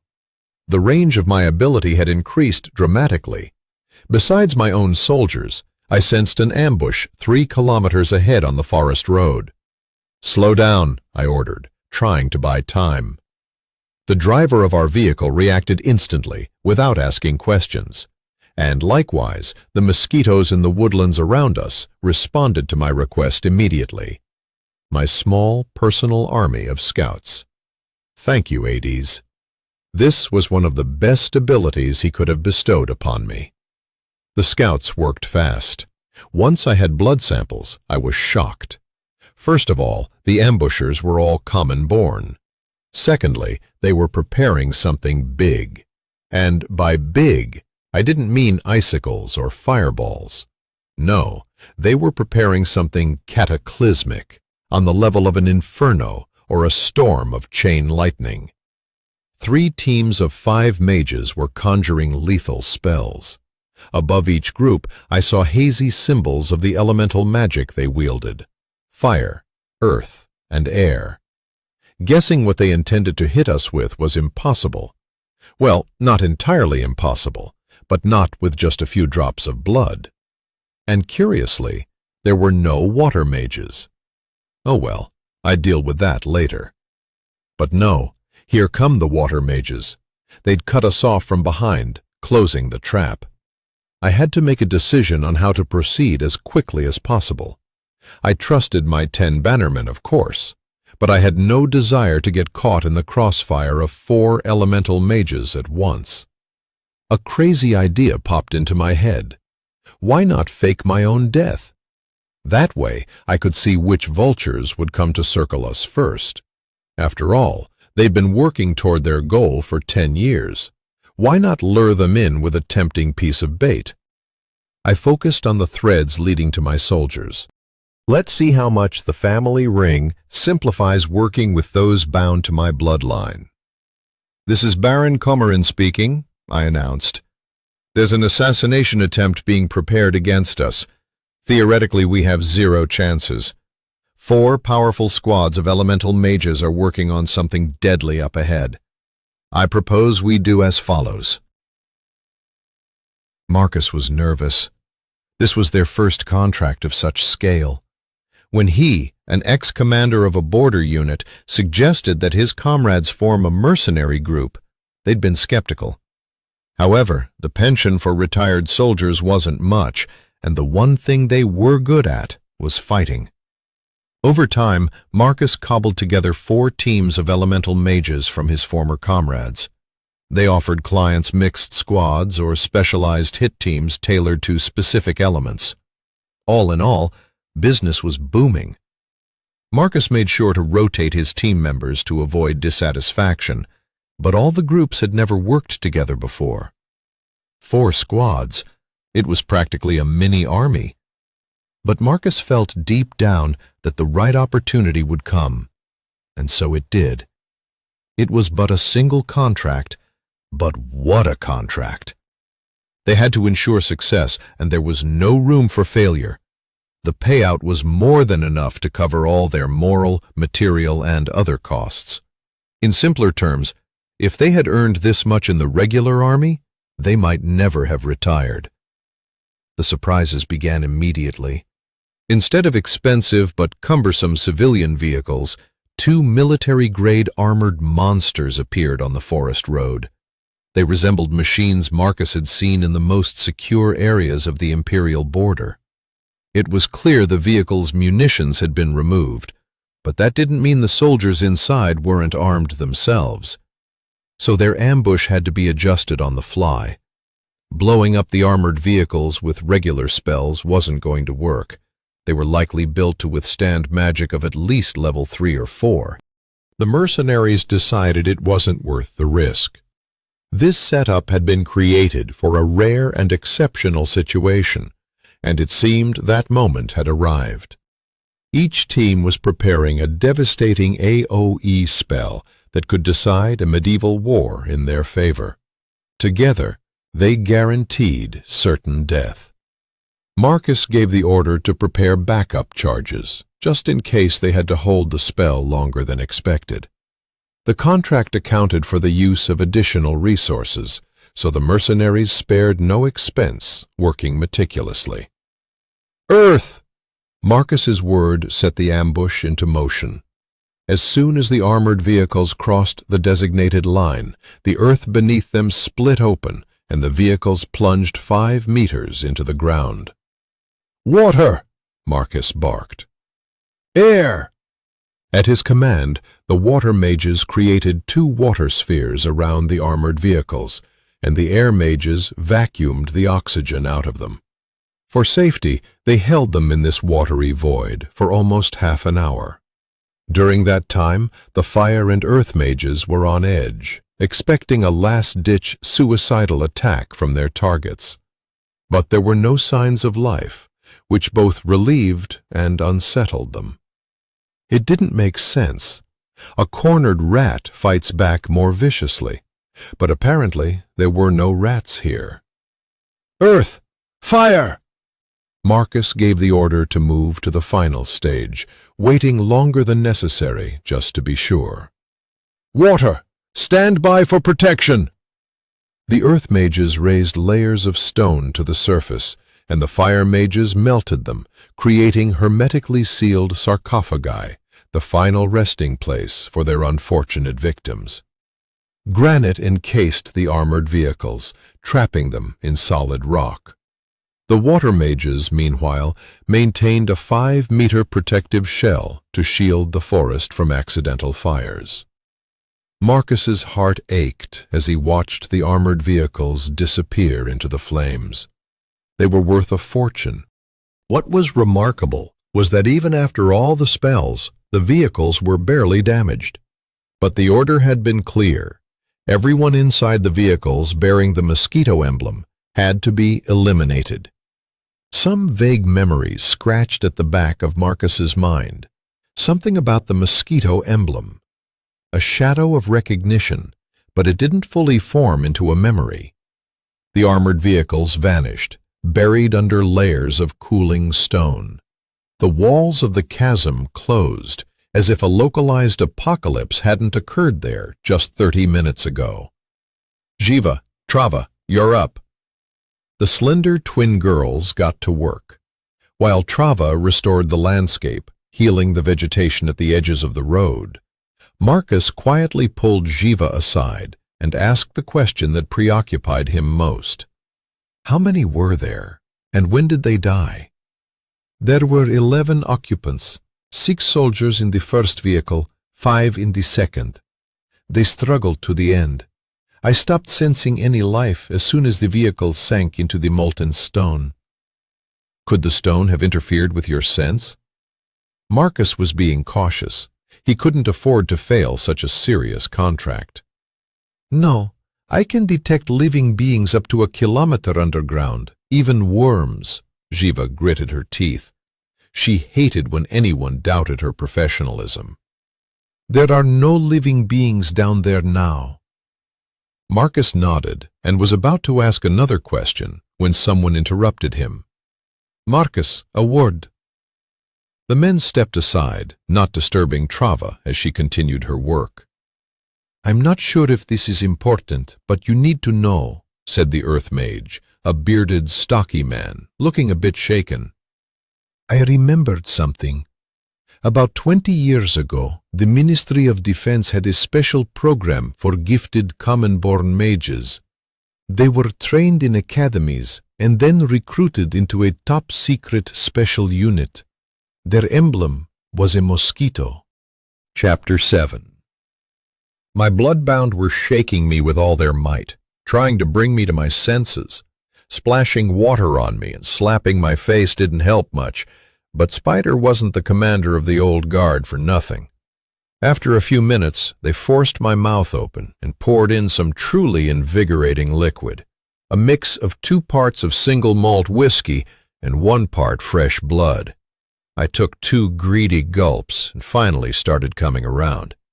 "How are you feeling?" "Where are we?" I ignored the question, more worried about how far we'd traveled and how soon we could expect company. "We are on the shore of Lake Ladoga. We got teleported about 100 kilometers, Spider reported, stammering slightly as he kept squeezing blood from his own palm into a second glass, adding less alcohol this time. "Baron, you're a monster!" exclaimed the second squad's commander, with admiration in his voice. "In the name of 80s, I was sure we were done for, yet you managed to get us out of that trap, and you even brought the IFVs." To be fair, I hadn't intended to bring along the infantry fighting vehicles. It just happened somehow, which was probably why I'd overexerted myself just a bit. Transporting a dozen men using the blood bond is one thing, but dragging along 2 25-ton armored vehicles is another. There's no blood in them, obviously. My head was finally clearing, and I was beginning to understand the magnitude of the stunt I'd just pulled off. "What the hell, gentlemen?" was all I could say. "Who links armored vehicles through a blood bond? Come on, own up, you perverts!" There were chuckles from the group. "Agatha Petrovna upgraded these IFVs," Spider explained this unexpected detail. "Originally, macros powered their defensive and offensive systems, but the Baroness, 80s rest her soul, created a duplicate circuit linked to mage blood, so the mages could control them in real time, boosting attack or defense as needed. It's what kept us alive." The commander shook his head, sealing the cut with a plaster before tucking his hand back into his glove. "I must say, those mercenaries did a professional job," commented the instructor, Beetle, who'd run the forced march with us. 4 AoE spells at once would have torn our standard defenses apart. Without upgrades, the armor would have held off a level 3 spell from a mage, or a very weak level 4 one. But 4 elemental mages channeling their attacks together? We were goners. As I sipped from the second glass, I took a look around. The mosquitoes had already dug into the forest, thrown camo nets over the IFVs, and even reconnoitered the nearest village. The whole time, I'd been out cold. That was no good. To our assassins, we were dead as dead can be. If it hadn't been for Agatha and her experiments, we'd be 11 corpses buried under a forest road now. "What's next, Mikhail Yurovich?" Spider asked the pressing question. "If the state declares you deceased, our lands could pass on to someone with the right connections in 6 months' time." "You've got the right idea. Your job is to go back and finish training the recruits. My job will be to track down anyone who thinks they'll benefit from picking up our crumbs." Spider looked ready to object, but I cut him off. "No objections. I need you at the school. Ministry officials will start showing up there after we've disappeared. Keep an eye on everyone. And don't forget, you all need to wear disguise artifacts from now on. Meanwhile, I'll stir up trouble in this wasp's nest. My grandfather and I had a plan for this." I deliberately mentioned my grandfather. The old Baron was an experienced intrigant who always had several backup plans for every contingence, including life and death. The ruse he'd planned for this particular occasion was already working. "What about communications?" Spider persisted. "Our comulets don't work over such distances. We won't be able to come help you." "Well, we always have the blood link. "Aren't I a blood mage?" I replied. "But without orders, don't even think about offering help. The game we're about to play will be a risky one." That evening I reached the cultural capital of my new homeland. A kind-hearted local gave me a ride to the nearest town, where I hired a coach to take me to St. Petersburg. There was, of course, the option of taking the locomotive, but since I was still officially missing, I figured I had better not show my face in crowded places. Portal scrolls are a great thing, really, albeit expensive. However, they wouldn't have worked for the place I needed to get to. I hadn't lied about my grandfather having a plan. Just before Mikhail's 16th birthday, after the 5th attempt on his life, Baron Komarin shared some information with his grandson, which was now coming in handy. I wonder if it's customary here to offer gratitude to the deceased. Does it help them in any way? It does, my patron deity mused in response to my silent question. It makes their reincarnation more likely. Then Mikhail Yurievich Komarin, alias Grandpa, alias Old Baron, I wish you a speedy rebirth. I never met you, but judging by your actions when you were still alive, I already like you. The rickety coach dropped me at the very edge of St. Petersburg, in a rough part of town run by the so-called Sparrow Gang, a nest of banditry and depravity, which, according to Grandpa, nevertheless boasted more honesty and justice than any aristocratic salon in the city center. The carriage door swung open, and the terrified face of the driver appeared before me. "Sir, I'm sorry, but I cannot go any further. I value my life too dearly." The guy had gone pale, visibly terrified of entering the rough district, and, understandably, afraid for his life. "Thank you, my good man. This is as far as I need to go." I slipped out of the carriage like a shadow. My dark clothing, which bore no insignia, blended perfectly into the twilight of the deserted streets. Bottles, scraps of newspaper, half-rotten crates, animal bones, and perhaps not just animal bones. The local mosquitoes swiftly fanned out in search of any lurking locals, while I cranked up my blood sense to full and took off. After about 30 minutes and 2 bodies later, I reached my destination. No pangs of conscience. The 2 bodies belonged to some cutthroats who tried to take my life. I took theirs instead. 2 scumbags now lay peacefully at the bottom of a rubbish-filled, dried-up canal. As for me, rest was something I could only dream of. It was an annoying random encounter, too. I couldn't even drink from them. Both of those bastards carried such a bouquet of diseases, it would have been safer to drink from a puddle than to taste their blood. If it weren't for the damned holy seal on my hand, I could cleanse their blood of impurities. Yet, with my powers still limited, I had to be cautious. I knocked quietly on a nondescript door with peeling paint, and a small window slid open. "What do you want?" a surly voice barked through clenched teeth. "A Bloody Mary and a handful of grapes." The window snapped shut, and after a minute the door opened to let me in. There were signs of decay everywhere. Long, narrow hallways covered in cobwebs, empty, grimy walls with cleaner rectangles where paintings had once hung. Magical lamps, some lit, some not, either in a bid to save energy or hide the disrepair. Madame Juju's brothel had gone to seed a bit since the first and only time Mikhail had been here.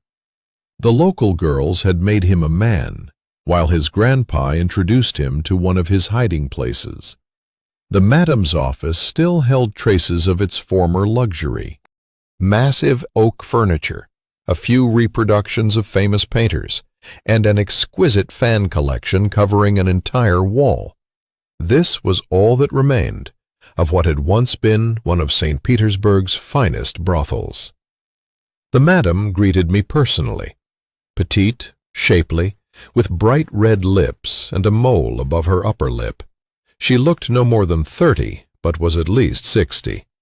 I had to force myself to keep my gaze on her face, though her figure, hugged by a tight, sheer dress, would have made many envious.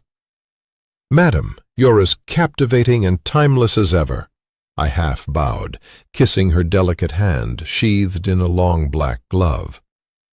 "Young man, I hardly recognize you. You were so shy when we met, and now you've changed so much." Her crystal voice echoed sweetly through her office. Ah, Madam was testing Misha's mettle. Not everyone could withstand the natural allure of this truly stunning woman, a magnificent former spy. "Madam, I'd gladly succumb to your charms, but if I did, grandfather might return from the dead to see his no-good grandson. Let's not disturb his rest." I shot her a cheeky wink. "But if your intentions are sincere, I promise not to disgrace the family name." For the first time, Madam flashed me a genuine smile. "A fool, yet so much like your grandfather." The former spy settled into her chair, nodding for me to take the one opposite. "Would you like some refreshment?"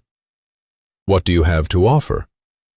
"Asians, mixed-race beauties, noble girls and not-so-noble ones, gifted ones, and even a couple of virgins," Madam listed with a smile, watching my intrigued reaction. Her offer was certainly a pleasant surprise, though I'd already caught a sense of her selection on my way to her office. My winged scouts had already brought me a sampling of the blood of everyone in the brothel, Madam included. Of all the girls, only one caught my interest, and not for physical reasons. The Asian girl with dark hair and cherry-colored eyes, a hopeless addict. I announced my choice, noting Madame Juju's frown. "I would like to take her with me. If a ransom is required, I'll pay, in money or favors." "She's not worth it, Misha," Madame stammered. "She's beyond saving. I tried. Even my healers have given up." "With all due respect, Madam, if she's a dead asset to you, she's valuable to me," I said, tapping my fingers on the armrest as I awaited delivery of one of the most talented illusion mages I'd encountered. "I want her," I declared slowly, pausing to emphasize each word as I held Madame Juju's gaze. Discovering such a treasure so close to grandfather's stash was nothing short of a miracle. Coincidences like this didn't happen by chance. Either Lady Fortune had a soft spot for me, or I was simply one hell of a lucky son of a gun. "Fine, you may have her, but you'll go broke buying her the junk she needs to stay alive. My whole brothel practically works to fund her habit." I just smirked. Madam was downplaying things. This whole brothel was still running thanks to that girl's talents. She somehow managed to bring all her clients' wildest fantasies to life. At the very least, she earned her keep in doses. And Madam couldn't refuse me. Hard to refuse when you owe someone a life debt. 5 minutes later, the girl was brought in. Emaciated, with hollow cheeks and dark circles under her eyes, she looked like a ghost. Her white kimono did nothing for her frail appearance. She couldn't even stand on her own. As soon as they released her, she collapsed into the chair next to mine, breathing heavily. Beads of sweat dotted her face as she curled into herself. I lifted the sleeve of her kimono. Just as I'd thought, her veins were punctured from wrist to armpit. No matter, we'd make her better again. Not for free, of course, but I wasn't going to let a talent like hers perish from addiction. I left Madame Juju's brothel, having first emptied grandfather's stash, with the girl hoisted over my shoulder. In my pocket were keys to a safe house and forged documents identifying me as one Gavrila Petrovich Vinogradov, a distant nephew of late Misha's late mother. Grandfather had done well. The papers, the residence, the bank account, it was all prepared well in advance. But the most valuable item was his letter, with some of his thoughts on recent events. I would use his ideas and analysis to form my plan of action. The coach driver only grunted when he saw the girl. There was plenty of things to see in the territory of the Sparrow gangs, but there was one golden rule: the less you know, the longer you live. Giving him the address of my safe house, I let my thoughts drift as we set out. I needed to speak to my patron deity. "Aedes, can you hear me?" I said mentally. "I hear you." My patron's irritated voice came through. "Is it urgent?" "What's your standing with your Asian counterparts?" Aedes replied with more interest. "We're not exactly friendly, but we're not at war either. What happened?" "I just happened across the heiress to the Kitsune clan. The cherry-eyed fox deity is her patron. The girl's a hopeless addict with one foot in the grave. I can save her, but it'll take time and resources." "So what do you want from me?" "I'm offering you an opportunity, some aces to hold up your sleeve. I'm more than sure you have some political conflicts in which any ally could be valuable." There was silence for a few moments, but then Aedes finally responded. "You're not just bringing up allies for no reason, are you? What are you really after?" "I need permission to temporarily mask your patron ring with an illusion. I'd like to take on the guise of a member of the Vinogradov family, so I can find out who's targeting our own family." "Are you out of your mind?" Aedes exploded. "I dragged you here from another plane, rescued you from a pyre, accepted you into my family clan, and now you're planning to bolt off to the Vinogradovs?" I waited out his first, and even second, wave of anger. Anger was good. He hadn't refused outright, so there was a chance he'd see things my way. After a few minutes, when his torrent of invective directed at me finally exhausted itself, I clarified. "I'm not taking off your ring, and I'm not abandoning the Komarin family. I just want to apply an illusion to myself." "Will you look at him? Apply an illusion to a divine artifact.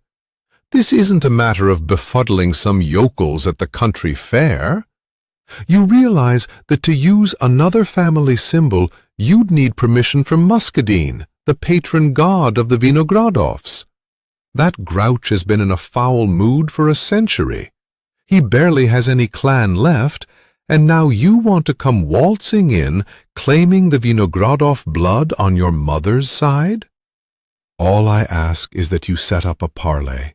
Please, we'll work it out. And I swear I won't switch clans.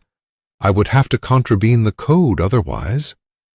Aedes mumbled something incoherent about humans not knowing their limits and making a god run errands like a secretary, but his anger had abated, and his voice was now more filled with irritation and a hint of curiosity. I was asking him to form alliances with other gods, even if only temporary, and that hadn't happened in a long while. The more he observed my soul, the more convinced he became that his spontaneous choice hadn't been so bad. The recent oath only strengthened his divinity. He could tell that as long as he held on for a while longer, things could actually start turning around for him. Arkady Ivanovich was finally celebrating his long-sought triumph. The sweet sensation intoxicated him more than a bottle of vodka on an empty stomach. However, despite the feeling of exhilaration welling up within him, outwardly, Arkady Ivanovich remained as calm as an iceberg off the Icelandic coast. 10 years of work and careful planning were about to pay off. Just 6 more months, and the Rat clan would acquire vast new territories and riches. He especially relished the expression on that young pup's face. the death mage who aspired to become the principal rat heir, but ended up cleaning up after the assassins. Witnesses were unnecessary, and it wasn't even about the money. The price could have been steeper, but Arkady Ivanovich liked to cover all his bases.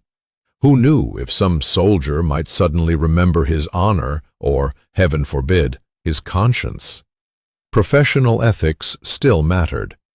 This way, by arranging the disappearance of the Komarin heir as well as a well-trained unit of ex-soldiers, he could later claim that the whole thing was a conflict of interest and pin the deaths on the assassins while concealing the role of the one pulling the strings. On his way to see Count Orloff, Arkady Ivanovich had no idea how the old warrior would take the news. The Minister of Defense stood by the window, sipping brandy, at 1 in the afternoon. Even Arkady Ivanovich's famous restraint slipped. His eyebrows crawled up his forehead in mute surprise. "I read your report about the Komarins. Excellent work." The minister finished his glass in one gulp. "Since you're so involved, I'd like you to see this matter through. I realize this isn't exactly your area of expertise, but, forgive me, there's no one else I trust to handle this." The Count turned from the window, returning thoughtfully to his chair. "I want you to go to Hmarevo, supervise the investigation, and oversee the estate's restoration. There's been much too many assassination attempts against one clan. My men will take control for now, and we'll decide the rest as we go." The personal secretary bowed, clicking his heels. He was beaming to himself. Orloff was unwittingly sending him to settle into his new domain. He'd need to find some clues that would lead to a dead end or another scapegoat in order to justify a longer stay, but so far everything was aligning unbelievably well. And Orloff didn't even know there was no one left to save. The Komarin bloodline was gone. It had been, and now it was no more. Chapter 8. The safe house turned out to be a cozy 2-story manor with a garden and a small dock on one of the myriad canals that crisscross St. Petersburg. I liked the location, which came with the bonus of an escape route via the canal. The manor itself was not too grand, but far from modest, and therefore perfect for blending into high society, where the correct appearance was often worth more than how much money you had. And since my new alias, Gavrila Vinogradov, had aristocratic blood but no title, social status was something I had to consider carefully. To my surprise, we were expected. To unlock the house, I had to dip the key in blood before inserting it into the lock and turning it, a clever invention of Agatha Petrovna. She really had been an amazing woman when it came to blood magic. I was beginning to realize I'd underestimated her potential as one of the top 50 in my world's ranks. She was still scoring points, and something told me there'd be more surprises from her to come. After this friend or foe check, I stepped inside my new residence. We were greeted by a tall, reed-thin butler, a plump, gray-haired housekeeper, and a pair of maids with such unremarkable faces that plain as a mouse didn't do them justice. "Welcome, Gavrila Petrovich. Your bedroom has been prepared for you, and the guest rooms are ready as well. We are ready to serve you a late dinner if you wish. The baths are drawn and heated." Now that's what I call service. "Thank you. This young lady isn't well. Assist her with food and hygiene, and let me know when she's ready for her treatment," I said with a grimace, already picturing what this treatment would entail. But there was no choice. I needed her in reasonably decent shape, so I'd have to bear it. "I will have my dinner in the study, please." The maids took the girl by her arms and carried her upstairs, while I followed the butler to the study. Not bad. The room was furnished with fine wood, a marble fireplace, a thick carpet, bookshelves, and a stand with ceremonial weapons. Simple and tasteful, fit for hosting guests. The butler brought me my dinner, broth, sliced meats, medium rare beef, and a salad. Gavrila Petrovich, after the treatment session, will you require a top-up? I hesitated for only a moment before nodding, scanning the servants with my gift. All blood-bound, all Comorin faithful, all sworn to oaths of service.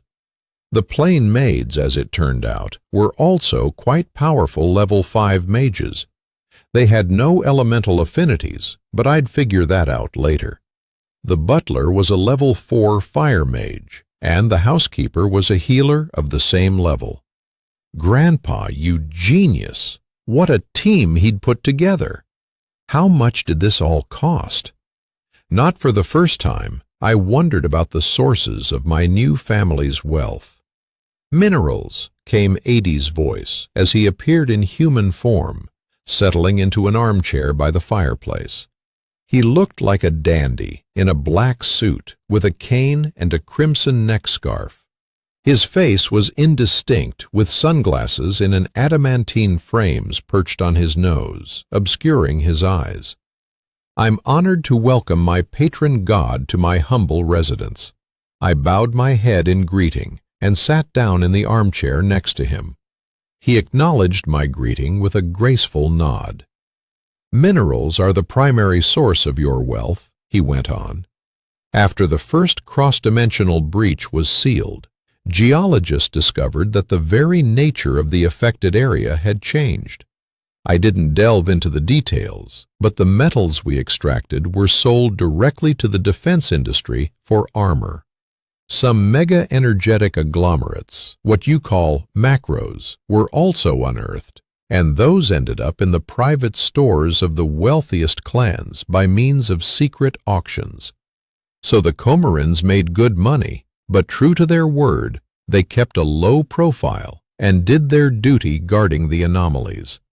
For 300 years, your family administered its domain with a steady hand, while the world all around them rotted. Thank you for the information. It's invaluable, especially given the recent breach. I'll have my bannermen seal off any access to the breach site. Hades grew quiet, gazing distantly at the fire. I didn't rush him.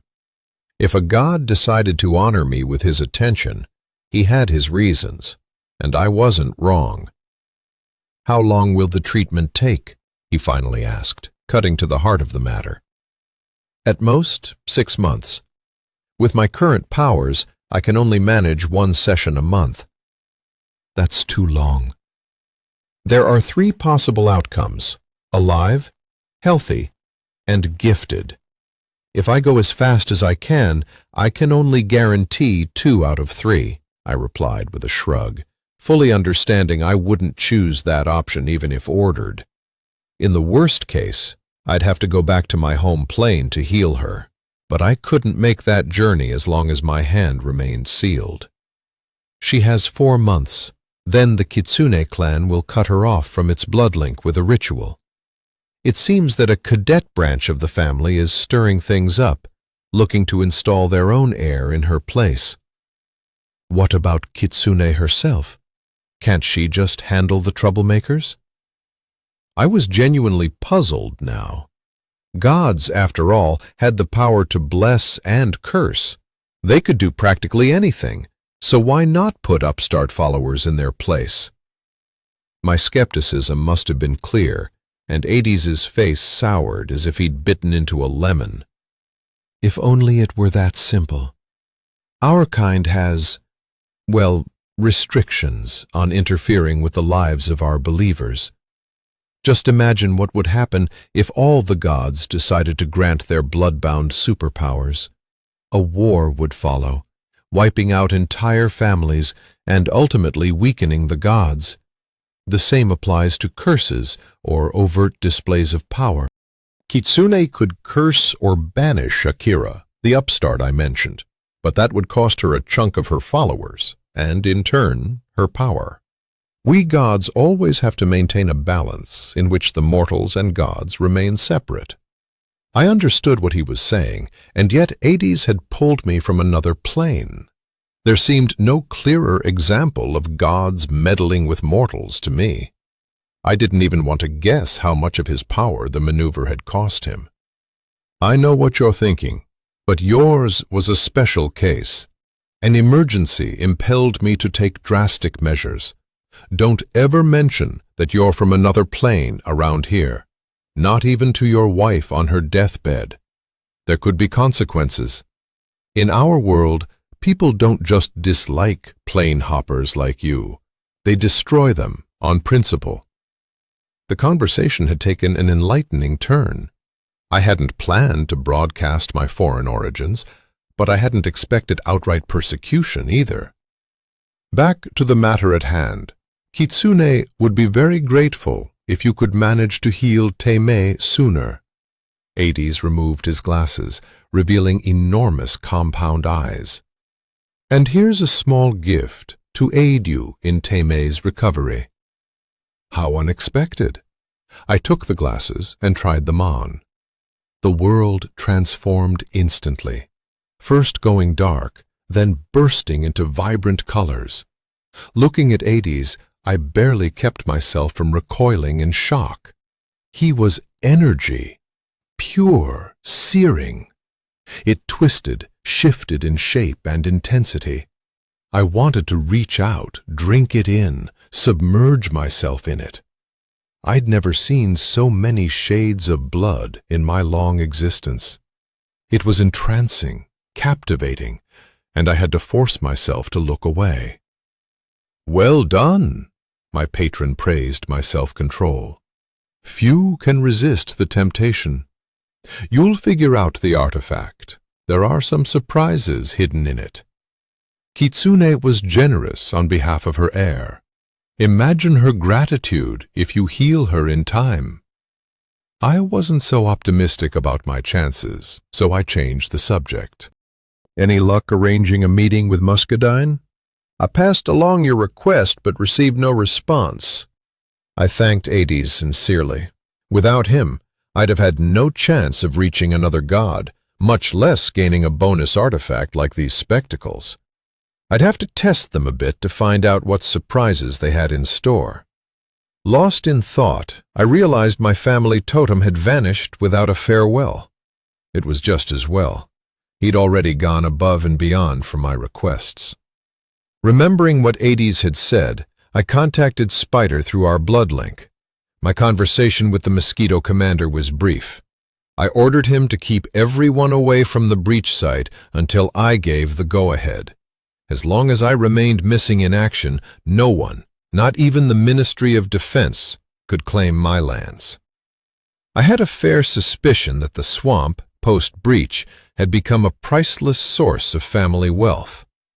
Then I asked Spider how things were going with the recruits, or the wrigglers, as the mosquitoes called them. "Hawthorne has Bear on the run. The girls have formed an alliance, so the guys have become incels. On the upside, the breach really boosted their motivation regarding the training," Spider reported succinctly. "Hawthorne also asked about you. I had to tell her that the ministry called you up for training as a promising seal mage. She didn't believe it, but she didn't ask more questions." Smart girl. If she knows when to hold her tongue, she might make a good personal healer. But that's far in the future. For now, I needed to tend to Kitsune's heir, Teimei. Without her help and Muscadine's permission, I could only act remotely, and if I really wanted to provoke my enemies, I had plenty of work ahead of me. It seemed the maids had misunderstood how to prepare Teimei for treatment.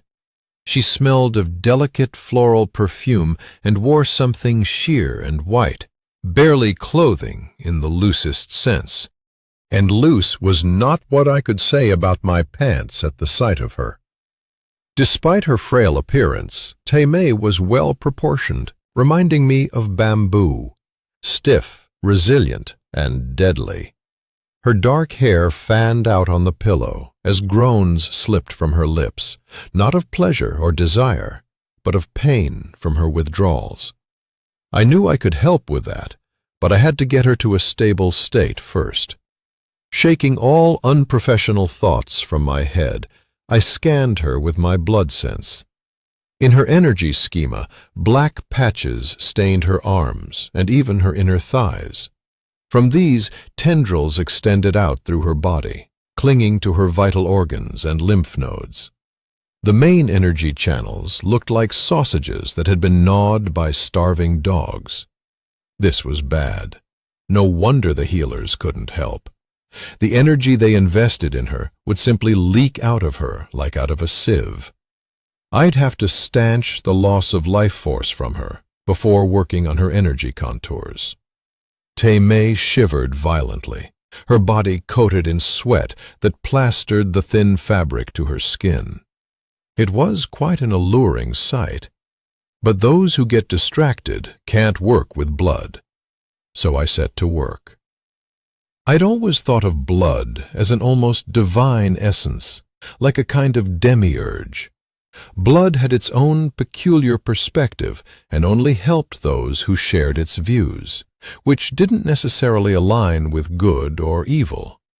Motive and cause mattered more to blood than any moral considerations.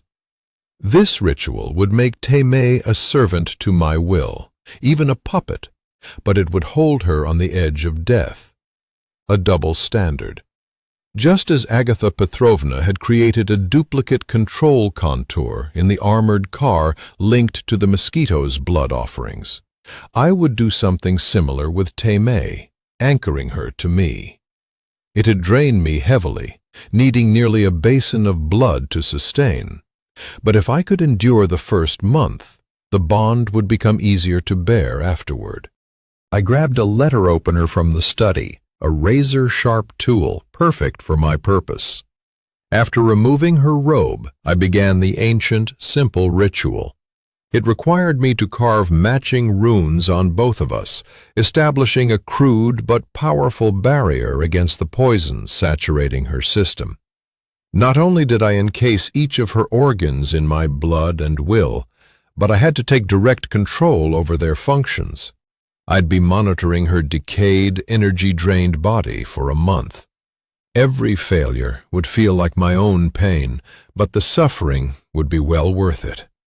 Blood magic might lack flash, but never effectiveness. The next 3 hours were more like a farmer plowing a field than a grand mage performing miracles with a flick of the wand.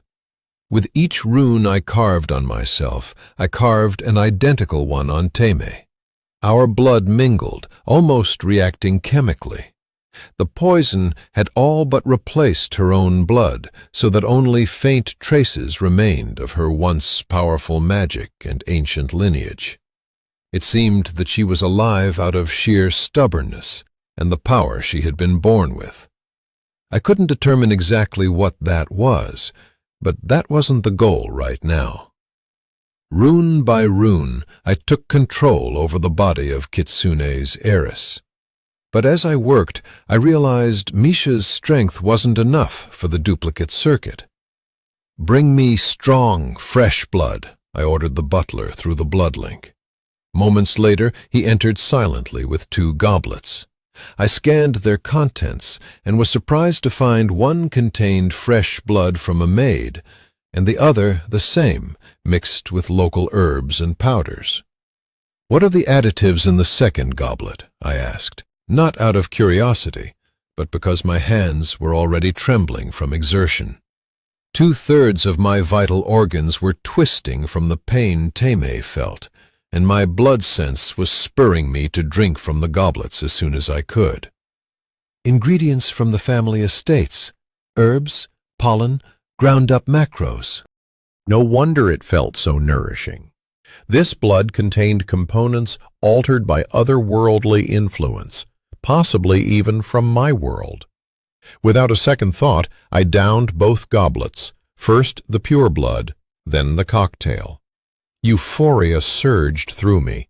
The pain washed away in a wave, leaving only a slight ache and tingling at the sites of the freshly carved runes.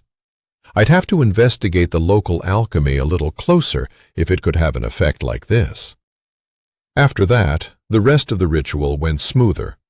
The runes formed a complex pattern on our skins, linking me to Teme. I carved the last rune on her forehead. It took some work, but it came out beautifully. On my own body, however, I carved it into the nape of my neck, hiding it under my hair. Who knows what the locals might think of someone with a blood rune on their forehead? When I finished the ritual, I collapsed onto the bed, which was large enough to fit a harem. The blood infusion still gave me strength, but it was fading quickly due to the constant drain from Teme. I'd have to find a steady source of sustenance, or I'd drain my maids dry. And with that, I drifted off into a doze, only to be woken at the best part of a dream involving a healthy, grateful Teme. "This one?" an unfamiliar, irritated voice asked. "This one," Hades sighed. "A complete lunatic," the first voice remarked, with a trace of admiration. "Not just that, but persistent and lucky," my patron added, with what sounded suspiciously like pride. "Lucky? In what way?" the unknown voice replied skeptically. "Remember Kitsune's seven-tailed heir who vanished so mysteriously?" "Vaguely." "He found her. He's treating her now." Their voices trailed off as a warm sensation scanned over me. "Clumsy, but determined," the stranger mused. "Such people either destroy their clans or elevate them for centuries." It seemed that Muscadine had agreed to my proposal for a parley. I forced myself to shake off the remnants of the pleasant dream and opened my eyes to the divine nowhere. I'd been braced for Hades in his true form, but I hadn't expected a towering humanoid figure made of grapevines. I'd been thinking maybe a talking bush or something. "What bush?" the deity snarled instantly, sending a dozen vines in my direction, sharp enough to skewer me. "Are you mad?" "Oh, that's incredible! I want that!" I was genuinely thrilled by Muscadine's reaction. "Could I have 2 patron gods?" "Have you lost your mind?" Both gods' voices snapped in unison, utterly unrefined. Silence followed. They clearly didn't appreciate my little joke. "Forgive me. I'm tired and not fully awake yet. It was a poor joke, I admit it," I said quickly. "Oh, great Muscadine, blessed be your vines. I have a business proposition for you." The gods looked at me with clear irritation, but one needed me to restore his clan, while the other seemed intrigued in what I could offer him. In any case, neither tried to crush me, so it was time to get to the pith of my proposal. I really did have something to offer Muscadine. "I'm asking your permission to temporarily cloak the Comaran family ring with the illusion of your patronage. In exchange, I will find you a strong, capable heir who will restore the Vinogradov lineage to its former glory." Chapter 9. The next morning found me groggy and spent. I'd spent half the night negotiating with Muscadine. Somewhere around the midpoint, Hades left, announcing that he had more pressing matters to attend to, but not before reminding me of my oath.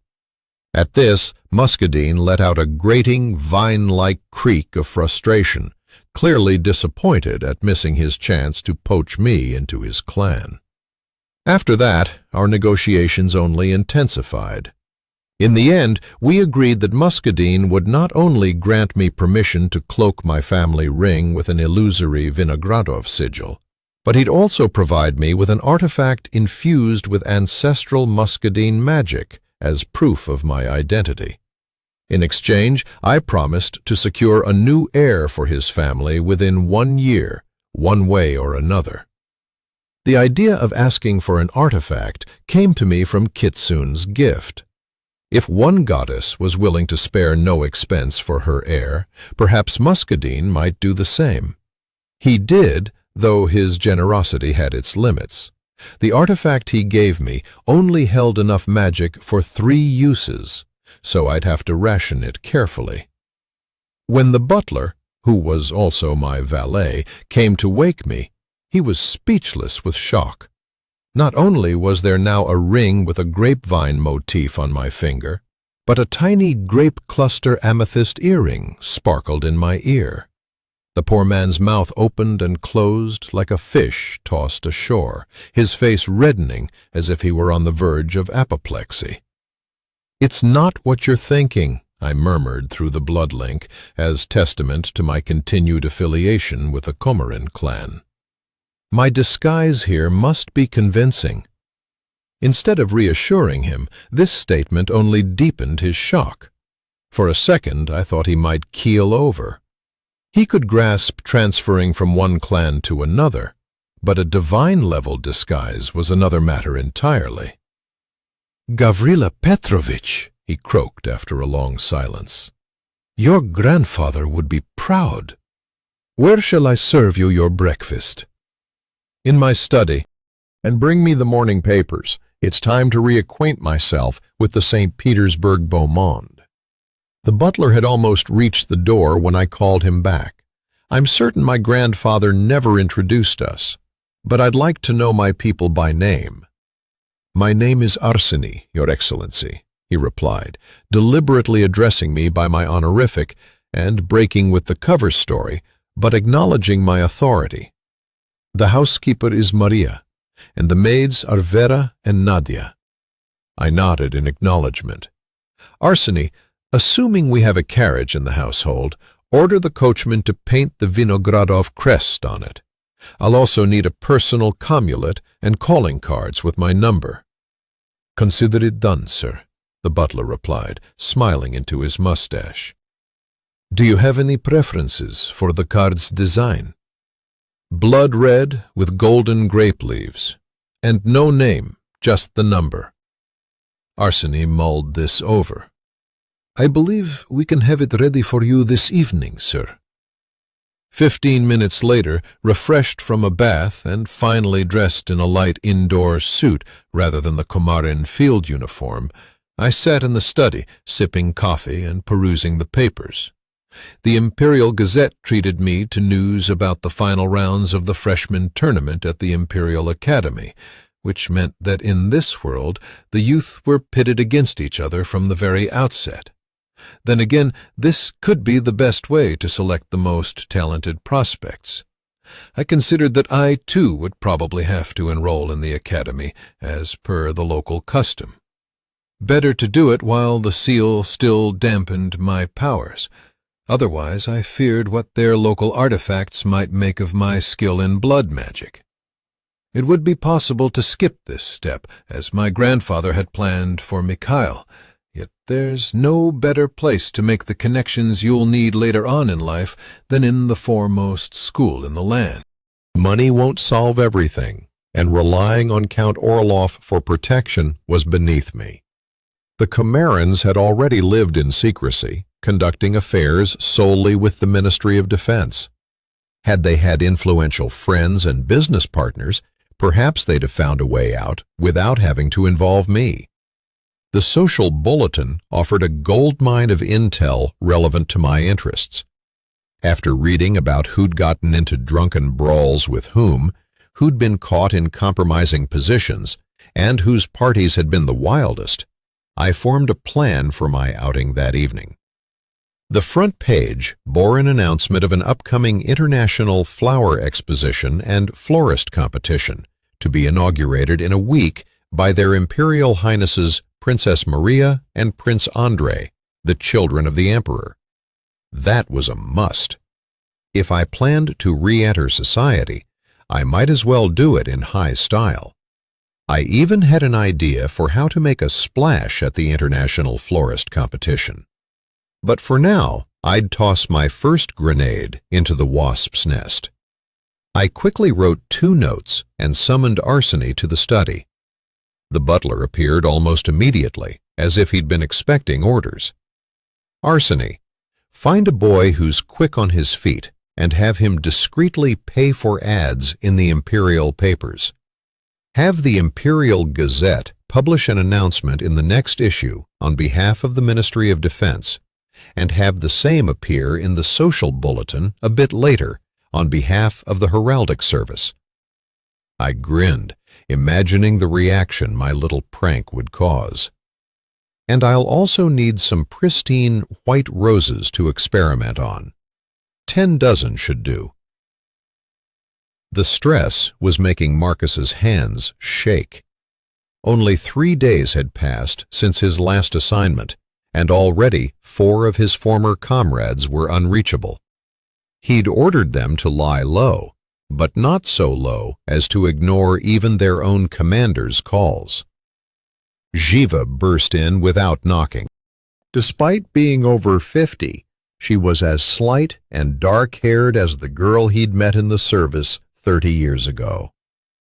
"Marcus, it's a death mage," she squeaked in a shaky voice. Her body trembled like an aspen leaf, and she seemed to jump at every sound. "We're all done for."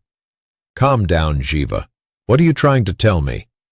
The commander tried to reassure the lone life mage in their team, offering her a glass of water, but she covered her face with her hands and broke into bitter sobs, broken by fragmented phrases. "We've been set up. He'll come for all of us. They're covering their tracks. We're already dead. I saw it with my own 2 eyes. We have to get out of here. I'm so afraid. They're all dead, Marcus, all 4.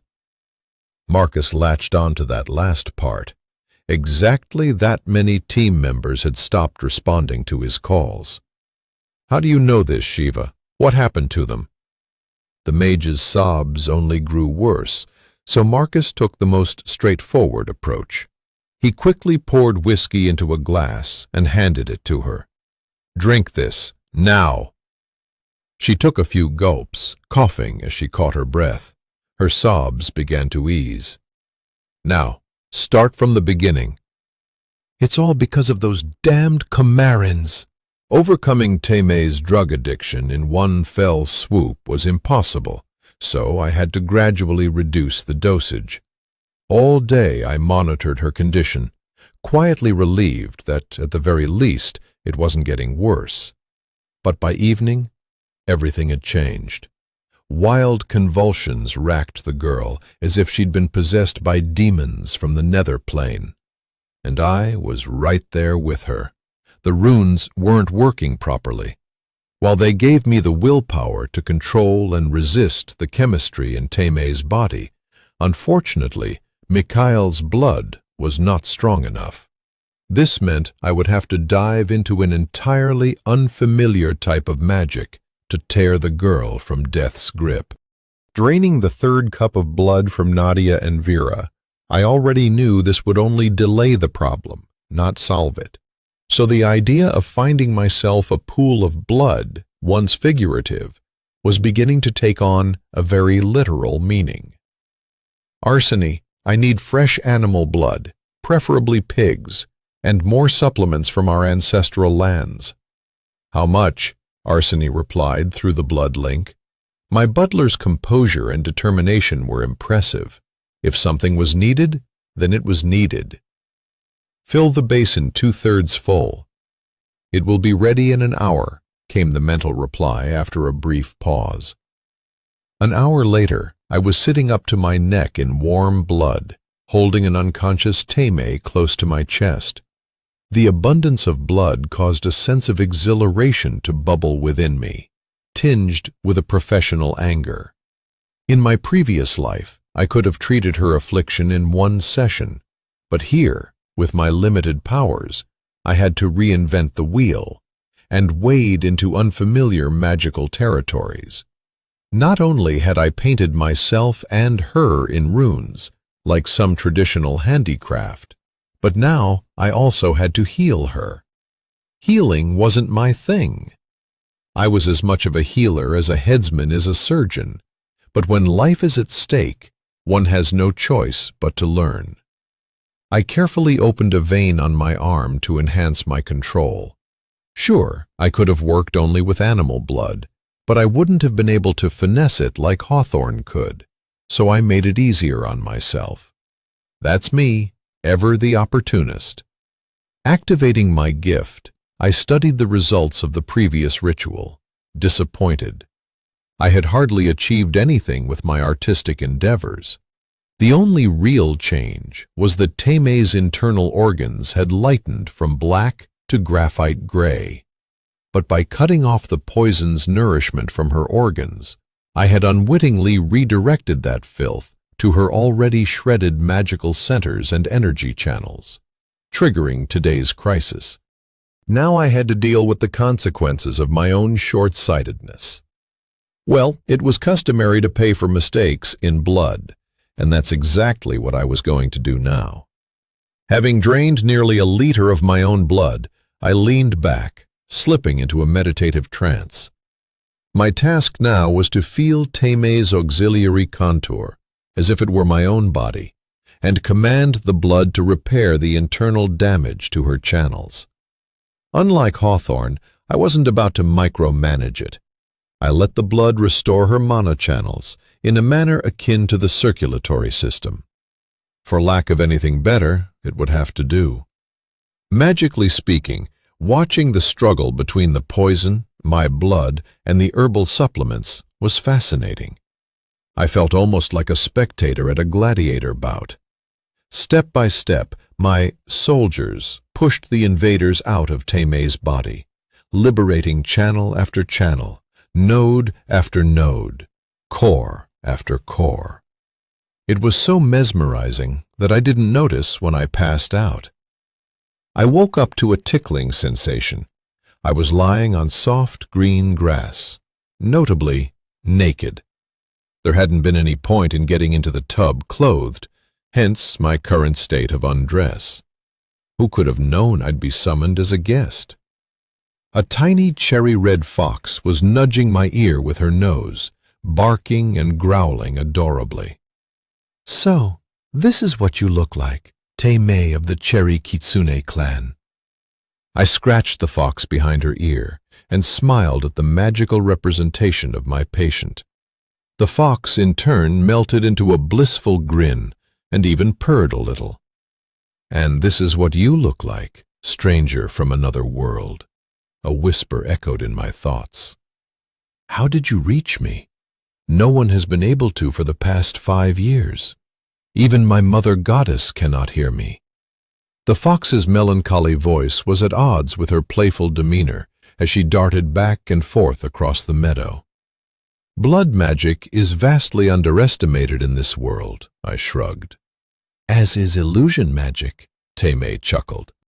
"But if you're here, it means you need something. What do you want?" "I won't lie. I need your help. That's why I'm trying to heal you now. You won't like my methods, I'm afraid." I paused, searching for the right words, but eventually gave up. "Call it what you will. Slavery is still slavery." "You think I enjoyed bringing the fantasies of perverts to life in a brothel?" The little fox sat down before me, tilting her head to one side. "Compared to what I've had to endure over the last 5 years, your fantasies are the very model of virtue." I didn't even flinch at her remark. I'd already suspected this was a conjured dream, and Teme had just confirmed my suspicion. "So, what about your methods?" The fox brought me back to the topic at hand. "I've enslaved you," I admitted. "Your body, magical nodes, and mana channels are being restored through a duplicate contour using my will and my blood. If it works, you'll owe me your life." "Will it work?" Teme asked with doubt. "There's hardly anything left to restore. I shouldn't have survived this long on that filth." "Only Aedes knows," I confessed honestly. "It's not just drugs. It's some wild mix of curse, parasite, and alchemy. At first, I tried to restore your vital organs and systems, but all I managed was to push that filth onto the remnants of your energy channels and magical nodes. So I had to load myself with blood to try to counterbalance it all, and not die from the unforgettable experience of treating you. But I fear even that won't be enough. It won't. But what if we help each other? I have an idea. She has an idea, but of course. I was caught between wild laughter and the thrill of excitement. If Teimei's scheme worked, I was in for an unforgettable spectacle tonight. I just hoped I wouldn't end up part of it by accident. It was well past midnight when my carriage pulled up in front of Count Vidrin's mansion. I had already identified this as one of the places where breaking into high society would be easiest. More than a third of the scandalous articles in the gossip columns began or ended with a reference to this mansion. But even I would never have thought of doing what Teimei proposed. The carriage stopped at the front entrance. The revelry was in full swing.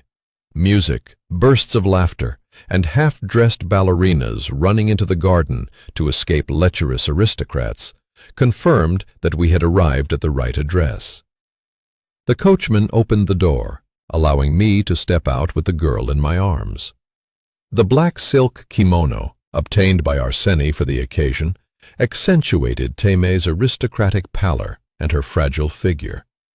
I made a show of walking unsteadily from too much drink, my dazed gaze completing my guise of a tipsy nobleman. At the mansion's entrance, a shriveled old man with a penetrating look blocked our path. "Sir, may I ask who you are here to see, and why?" "Us?" I drawled in mock confusion, and then slurred without waiting for an answer. "We've got a gift.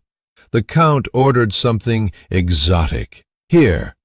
I pushed the Asian girl up to the butler's nose, making him flinch. "Go right ahead, sir," he rasped, seeing us off with his eyes, before turning to a squealing pair of ballerinas who'd been cheerfully dancing the can-can on the edge of a fountain, and who, as if on cue, toppled into it. Things were lively here indeed, even without us, and with us they would be livelier still. I resolutely made my way through the crowd of inebriated nobles. We were met with whistles, exclamations, and crude remarks. Some even tried to get in line. Moreover, a part of the guests, seeing such an exotic gift, joined our strange procession, anticipating its unwrapping. I, however, was looking for the man of the hour. Count Pyotr Semyonovich Vidrin had been mourning his failed engagement with the daughter of his business partner, Duke Kasatkin, for a month now.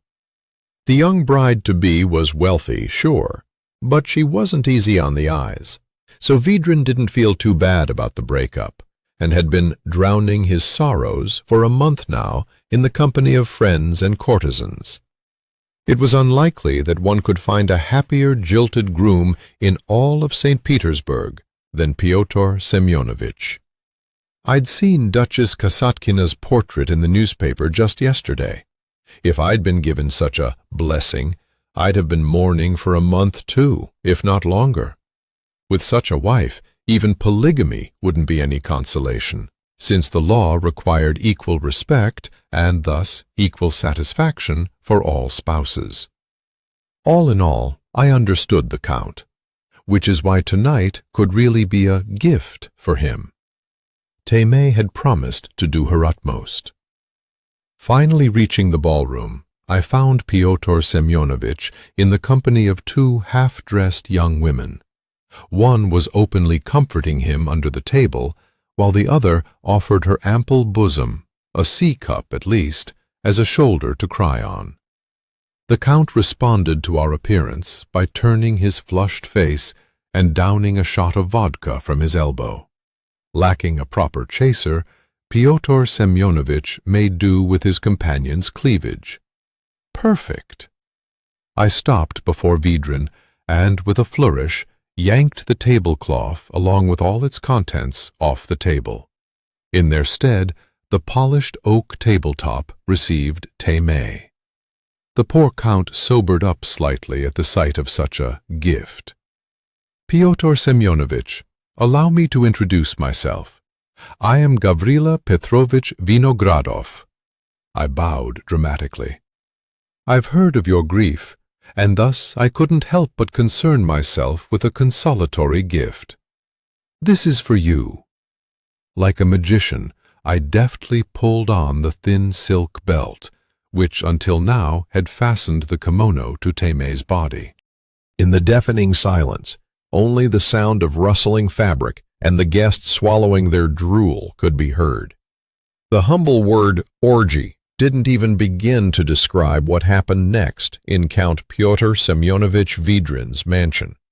Everyone joined in, aristocrats, courtesans, even the servants. It was the first time I'd seen illusion magic used at such scale. And Teimei herself remained lying on the table, untouched and invisible to everyone but me, even as she conjured and radiated an aura of pure sex. The moans of pleasure grew louder, partners switched like gloves, and people used whatever implements for sexual satisfaction they could get their hands on. At one point, I even noticed the old butler, with a blissful smile, mounting a plump actress. Indeed, I had brought true happiness to this humble abode. No less than 2 hours had passed since our arrival when the kitsune heiress began to recover. Her cheeks flushed, her eyes sparkled with the energy she had drained from the gifted nobles around her. With an incredibly sensual movement, she sat up on the table, parting her thighs just slightly, and beckoned to me with her finger. Her promising tongue slid across her upper lip. Hypnotized, I moved toward Teimei, fully aware that my desire was nothing but an illusion, yet unable to resist her invitation. Only a single step separated me from the Asian illusionist when a polite cough sounded behind me, followed by an all-too-familiar voice.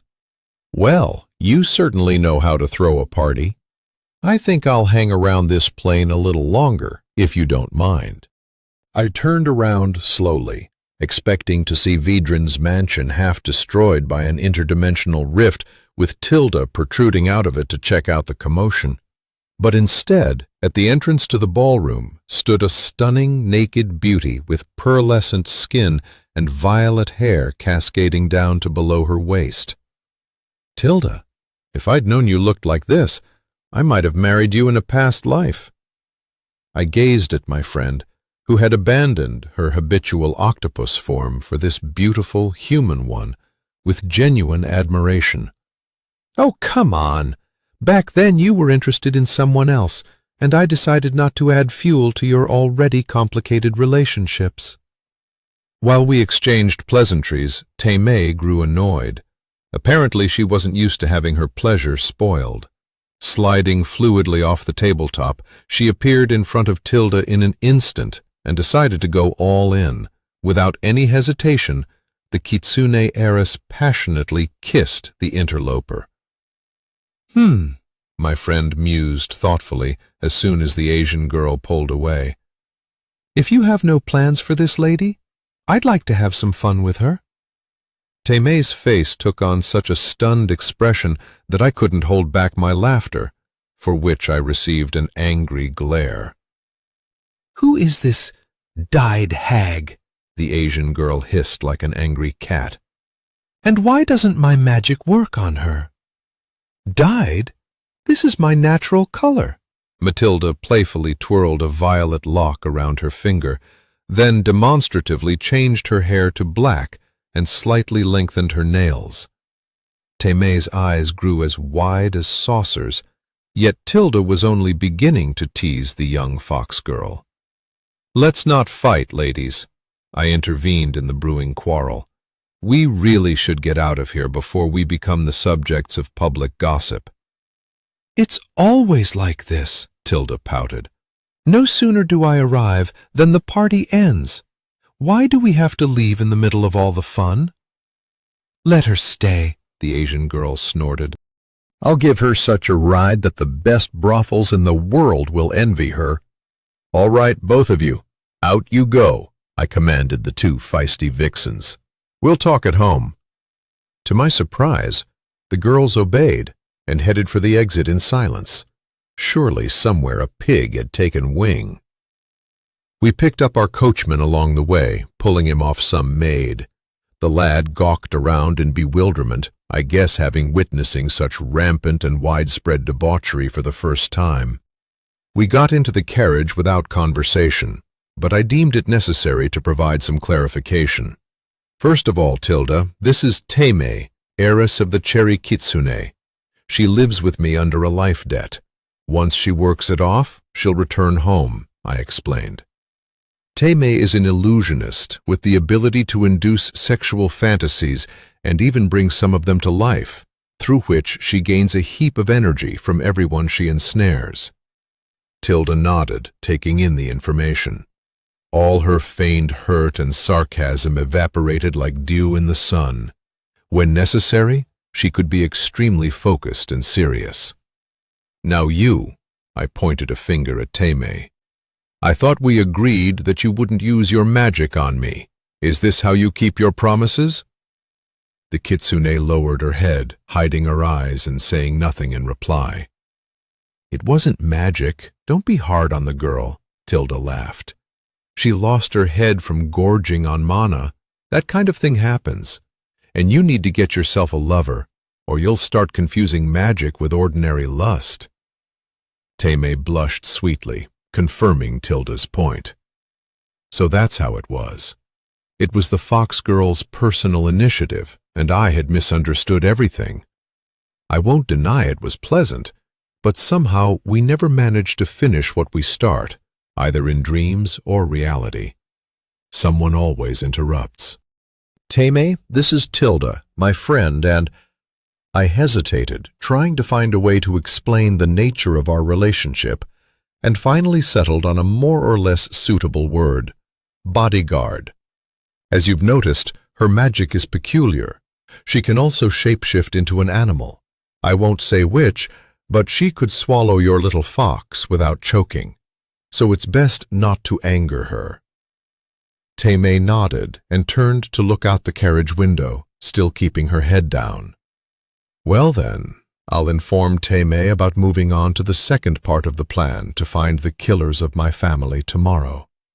For now, after casting a glance at these two such different women connected to me by chance and my own whim, I decided that they needed some better clothes. Seeing the naked Tilda and the kimono-wrapped Teimei was undeniably pleasant, but I'm not made of iron. My young body craved love and affection, especially from such beauties, so I decided to rid myself of unnecessary temptation. Still, the idea of getting a mistress definitely appealed to me. Arseny didn't even bat an eye upon seeing the new member of our company, a rock-solid stoic. It seemed that Tilda also appreciated my butler's composure and sang-froid. After accommodating the ladies for the night in the guest rooms, Arseny appeared in my study in response to my summons through the blood link. Gavrila Petrovich, the newspaper ads have been submitted. They'll appear in tomorrow's and Friday's editions. The crest on the carriage has been updated. Here is your commulet and calling cards. Arseny handed me the magical communication device and a beautiful cigarette case, masterfully repurposed as a card holder. The roses have been delivered and are currently in the cellar. The ladies have been settled. I have sent a light supper to their quarters. Oh, Hades, if only I'd had such support in my past life.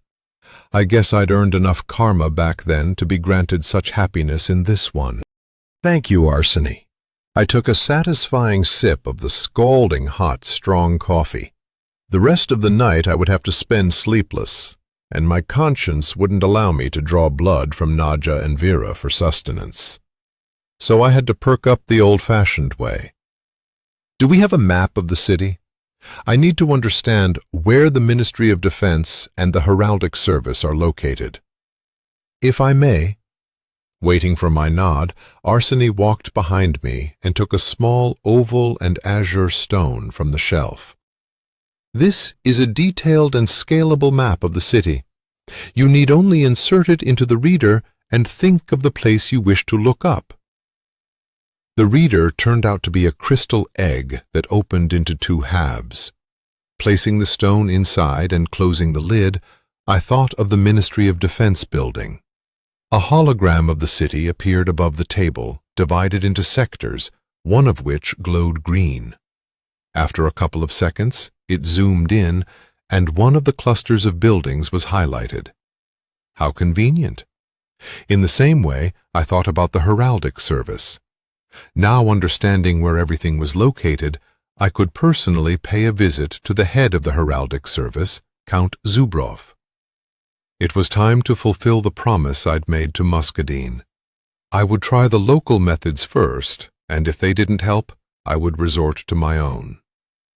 Arseny, please find a dressmaker for our ladies. It's unbecoming for them to be without outfits. I tried to estimate what Teme and Tilda might need. For now, order a couple of home dresses and one formal outfit for each. And don't forget the accessories, hats, shoes, a handbag, and matching lingerie. I hadn't even finished speaking when a request came through the blood link from the housekeeper Maria. Gavrila Petrovich, the young ladies are asking for more wine and snacks. They're celebrating some kind of double breakthrough. Shall I fulfill their request? The housekeeper was clearly embarrassed to ask my permission in the middle of the night, but saw no other option. So the two furies had already hit it off, and the night hadn't even ended yet. Well, what could I say? "Send it over, Maria," I laughed, imagining Teme's state in the morning. Tilda would be just fine. She could outdrink a dragon, let alone a small, fragile Asian girl. But the Kitsune heiress would regret her morning hangover quite a bit. Maybe I should crash their girls' night. The idea was tempting in that it could very well end in sex, whether real or illusory. On the other hand, I decided to give the girls a chance to get to know each other better, and I headed to the cellar to tinker with the roses. Something told me that it would take more than ordinary tricks to impress the Emperor's daughter. I'd have to think of something more spectacular. Nevertheless, I still dropped by the girls' quarters before dawn.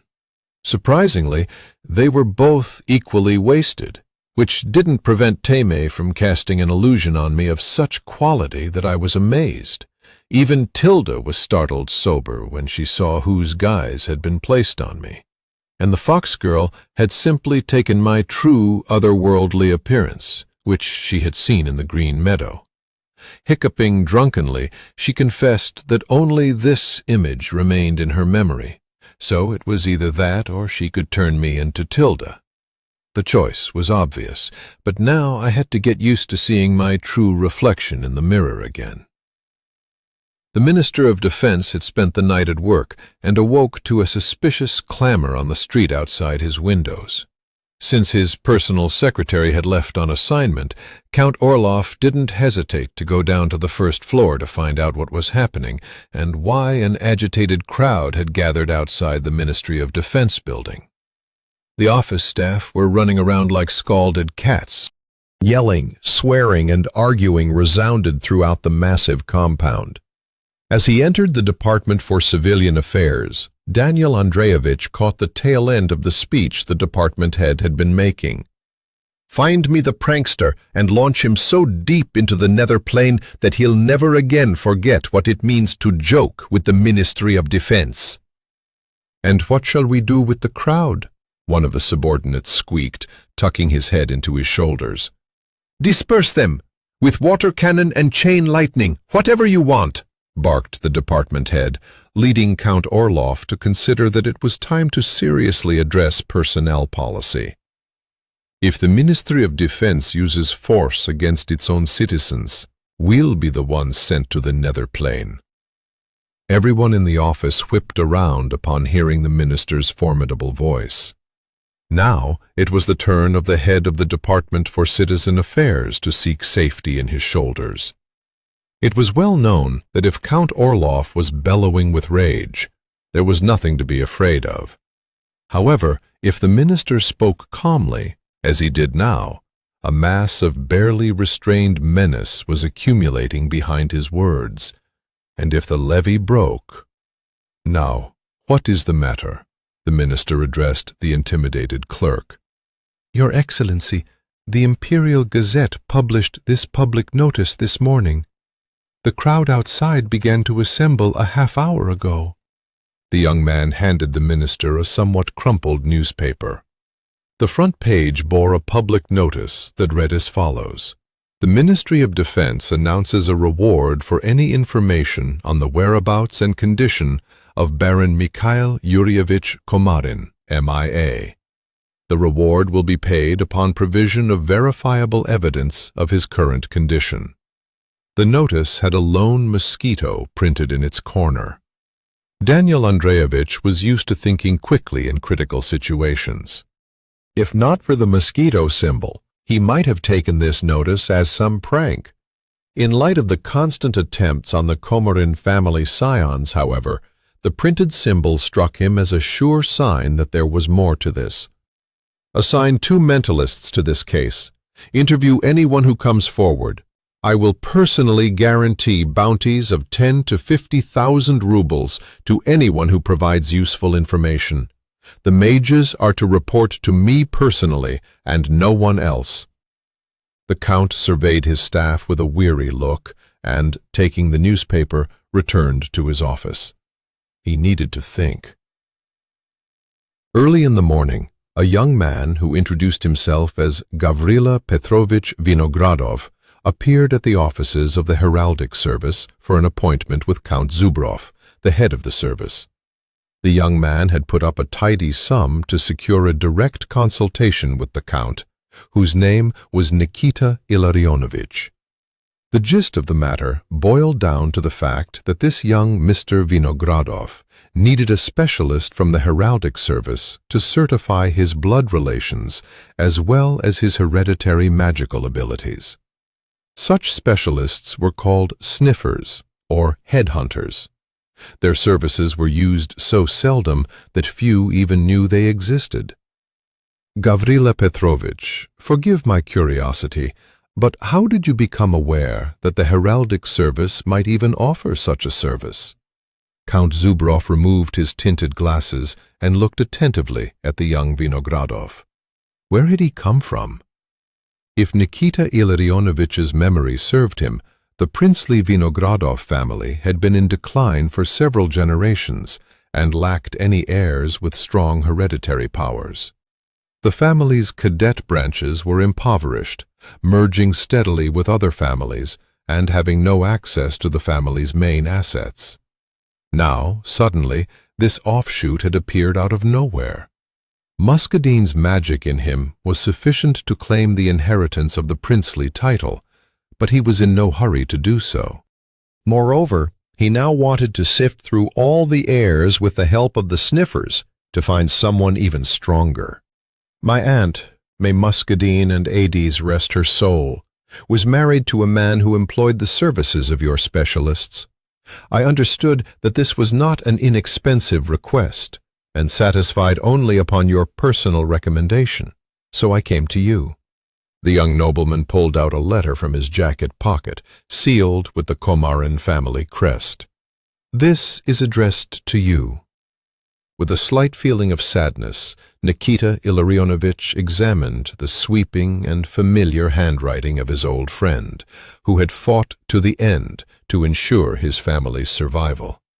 Breaking the seal, the Count skimmed over the sparse lines, which asked him to assist the lad from the Vinogradov family as an old favor. Count Zubrov was particularly struck by one phrase, which, indeed, was the pith of this recommendation. He could claim the princely title on the strength of his inherited powers alone, but he, like me, cares about the family, and so he will be looking for the strongest candidate to lead it. Help him, as you once helped me. Well then, Count Zubrov raised his eyes from the letter to the petitioner. Our service will help with your problem, but the search may take some time.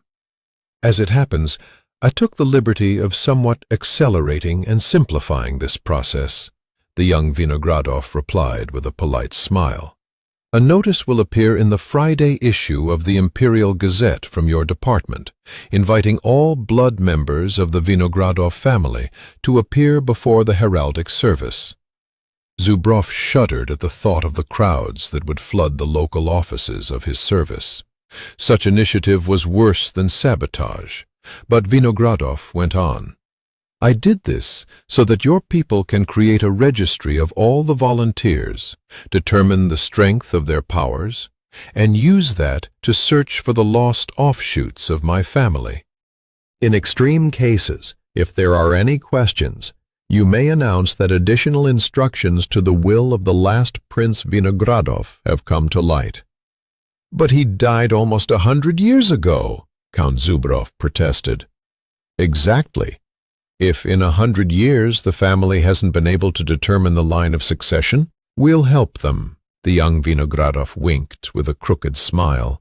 But then, growing serious, he asked, Nikita Illarionovich, I know the rules. Do you want payment in money or as a favor? Count Zubrov examined the young man sitting in front of him. Something wasn't adding up on an intuitive level. The Vinogradovs knew how to weave words like young vines. Gavrila Petrovich was doing the same, but behind this external charm, the Count thought he could detect the predatory grin of a seasoned predator. In this, Vinogradov reminded him of the now deceased Baron Komarin. One thing Zubrov knew for sure. It was better to have such people as friends. Money didn't solve everything in this world. A return favor will do, Gavrila Petrovich. How shall I contact you once we have the results? You only need call me. Vinogradov placed a calling card on the table. It was embossed with an ornament of grape leaves and a commulet code. In the next second, the young man's face became distant. The mask of imperturbability and recklessness slipped off him, revealing anxiety and displeasure. Zubrov didn't understand the reason for the change, but his visitor's face was growing darker and darker. His eyes were filling with blood, yet not in the pupils, as they would normally, but the irises. They shimmered red like ripe cherries in the light. Nikita Illarionovich couldn't possibly know that this change had been brought about by extreme anger in his visitor, who had just been informed of an intrusion into his ancestral lands. After a couple of moments of silence, Vinogradov came to. Taking out an old mechanical pocket watch on her chain, he thoughtfully looked at the time and began to gather his things. Thank you, Nikita Illarionovich, for your time, and I look forward to our future work together. The men shook hands, and Vinogradov swiftly left the heraldic service offices. Chapter 11. Damn it all! How could I forget about Marevo? It was already too late to do anything by the time Spider got through to me and let me know that none other than Count Orlov's personal secretary had appeared at my estate. Frankly, I didn't care about ranks, even if the visitor had been the defense minister himself. Marevo was my territory, and anyone showing up without my permission was more alarming than a red banner to a bull. The uninvited visitor was a nagging thought in my mind, and I knew I needed to go there urgently. I trusted my intuition, and now, with my altered appearance and under Muscadine's cover, the desire to see the guests became simply irresistible. There was still a little less than a week left until the florist's competition. My nightly experiments with the roses had already yielded some preliminary results, but it still wasn't quite right. Mikhail's mother, being a southerner, missed the warmth and lush greenery, so Marevo had its own winter garden and a small greenhouse where Maria recharged her spirits. This gave me a perfect pretext to visit my estate in my new guise. Arseny, I want you to submit an application to enter the International Flower Expo and Florist Competition. I will be submitting a new variety of rose that I have called a surprise for the princess, I instructed my blood-bound valet. I'm leaving for a couple of days. Keep an eye on the ladies. Don't let them out into the city without me, unless they're disguised with an illusion. I will do as ordered, Your Excellency. You could have told me in person, Tilda grumbled somewhere in the back of my mind. Damn it. Tilda, can you hear us all this time? I clarified the extent of my friend's abilities. No, only what directly concerns me, she replied somewhat guiltily. I understand boundaries. I won't eavesdrop if it bothers you. Boundaries. That's good. Very good. Matilda was smart and always knew how to maintain the distance in a friendly relationship. If during the first 200 years we still treated each other like brother and sister, over time we naturally drifted apart. She disappeared more and more often into the nether plane, appearing when I needed help closing breaches. Piecing together some facts from my past life, I think I began to understand why she distanced herself from me in recent years. Tilda, I called carefully through our blood link. There's nothing to talk about. My friend cut me off and shut down. I have to go now, but we'll discuss this when I return, I promised mentally. Maybe I shouldn't have. After all, no one likes it when someone pries into their soul. But great blood, how blind I had been. It seems I had to die and be reborn in order to understand the obvious. I guess death is good for clearing the mind. Svetlana Hawthorne was running a forced march exactly like the one their class had started running before the breach that had killed the frogs. This time, the situation was different. Everyone packed their backpacks thoughtfully. Sveta tried to assemble the same kit she had seen Mikhail Komarin carry, suspecting it included everything necessary for the trial that faced her. Running beside her were Frog and Burdock. The girls gritted their teeth and silently kept up with the pace Sveta set. This week had changed them for the better. On one hand, the girls, having broken free of their families, had decided that anonymity would let them indulge in a wild lifestyle. On the other hand, they did not expect that the guys would simply use them without any extra sentiment. Now their anger and a resurgent sense of self-worth were fueling their growth. Sveta herself had finally rid herself of Medvedev's annoying attention. After taking the oath of secrecy, her wannabe fiancé kept well away from her. And no wonder. He had realized that he had tried to coerce the daughter of the imperial healer and was even being considered by her as a potential suitor. Now Medvedev did everything to make up for his former behavior, for which he had been soundly thrashed. He didn't even seem to care how his former cronies now felt about him. To be fair, the rest of the class was behaving more quietly too. There were fewer squabbles. At long last, everyone was doing what they had come here for. And the instructors, in turn, were pushing them all to the limits of their endurance. The only thing that worried Sveta was Komarin's disappearance. Everyone had returned, except for Misha. Some of the instructors also scrambled their former appearances with illusion artifacts. However, for a good healer, such tricks were always in vain, since any good healer remembered her patients not by their faces, but by the peculiarities of their mana structure. For example, Instructor Spider, who had now taken on a new alias, Instructor Black, had an old injury to the mana channel under his left collarbone. Most likely, at some point, a new channel had been created in order to heal him in the field. Yet the combat healer performing the operation had been sloppy, and the scars remained at the mana-blood boundary. Sveta could identify all 10 instructors by little details like this, despite their altered appearances and new aliases. She could have just as easily identified all her classmates if she had met them out in high society. Despite all this, the only one who concerned Sveta was Komarin and his absence. A week later, Her father asked Sveta if she could accompany Her Imperial Highness Princess Maria on a social outing. It wasn't the first time, and Sveta would rather have endured another forced march than have to fend off annoying suitors, keep Maria out of trouble, and listen to her complaints about how dull she was. And yet, this one time, Sveta was glad to go out into society, as it would allow her to contact Uncle Daniel and find out where they had sent Komarin. She didn't believe what Instructor Black, a.k.a. Spider, had told her. It was easy for a healer to determine when she was being lied to. All that remained was to confirm her own assumptions.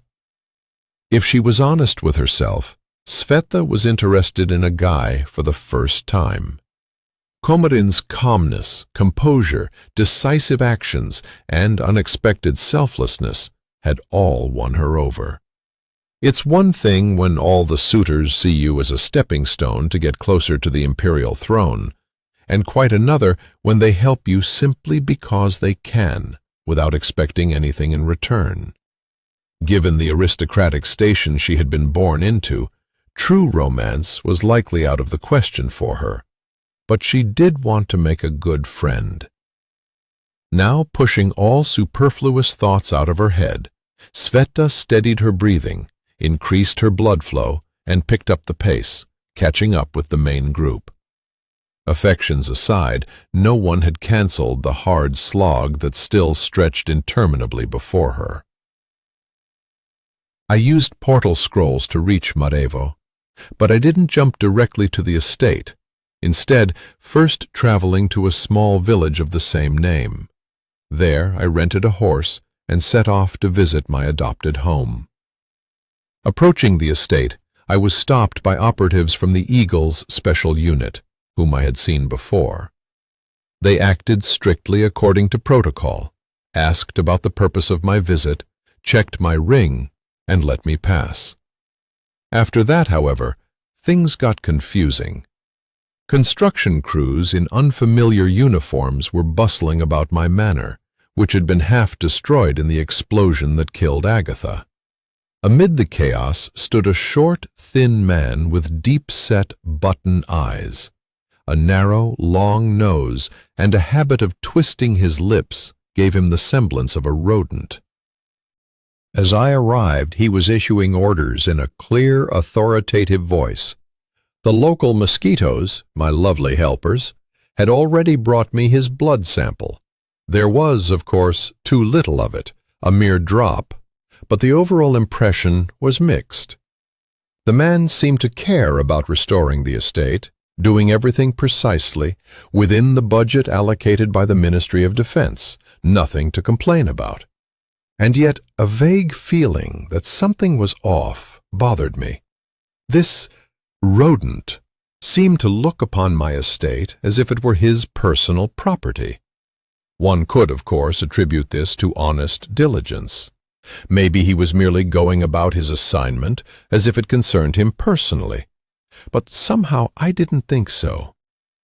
As if sensing my intense gaze, the manager turned around and his eyebrows converged over the bridge of his nose in a sign of extreme displeasure. "Who are you, and how did you get onto restricted territory?"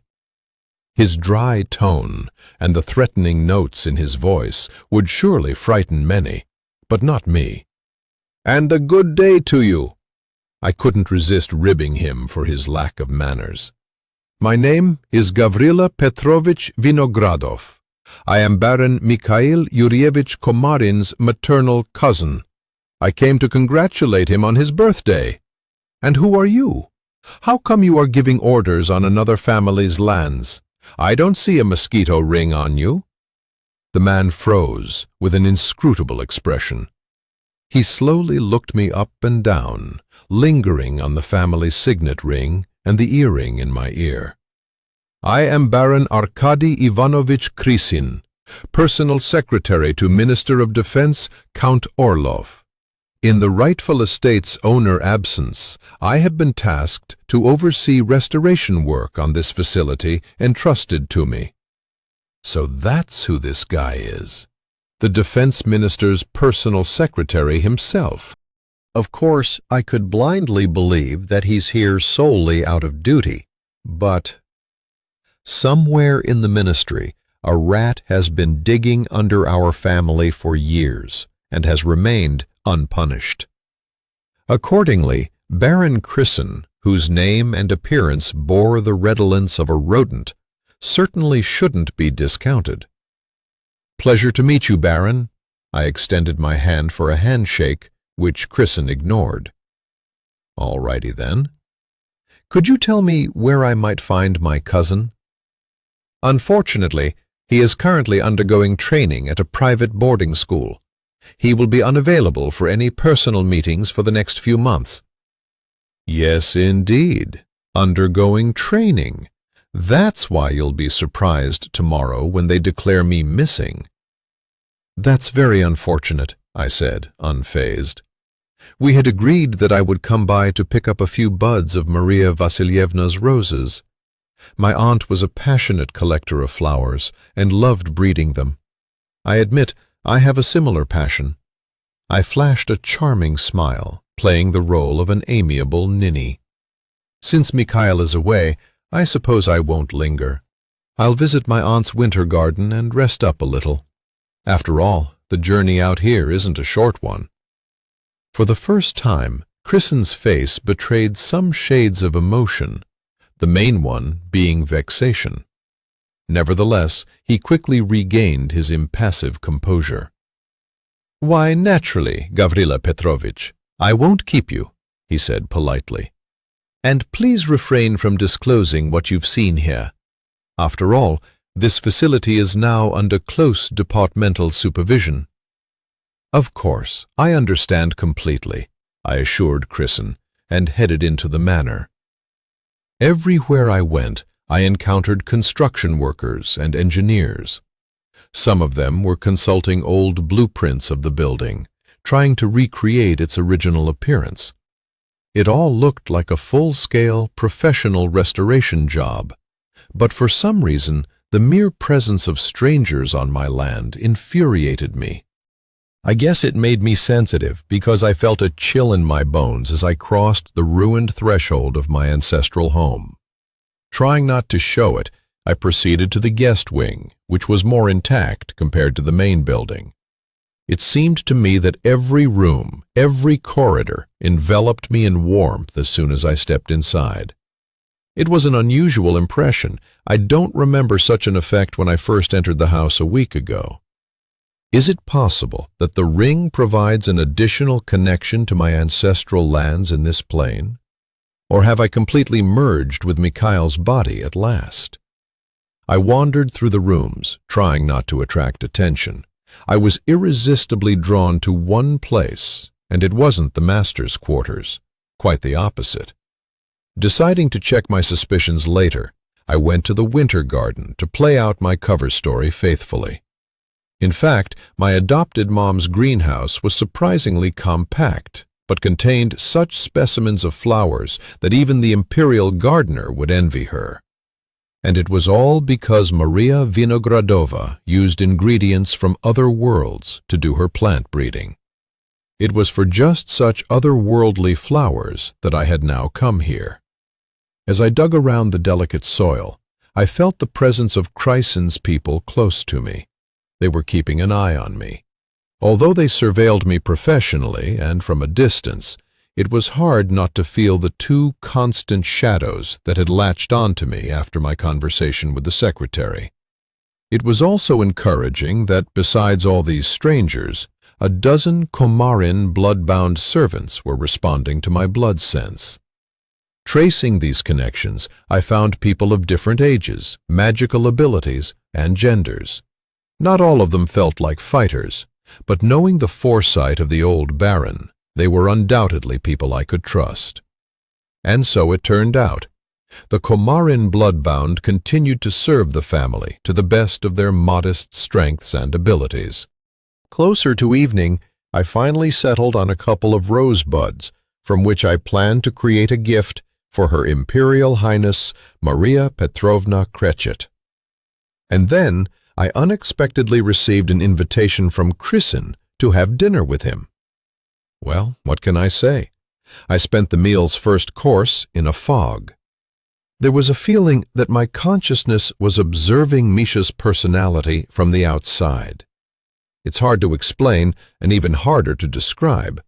Misha's memory generated memories one after another, many from his childhood, when his large, friendly family sat at that very dining table.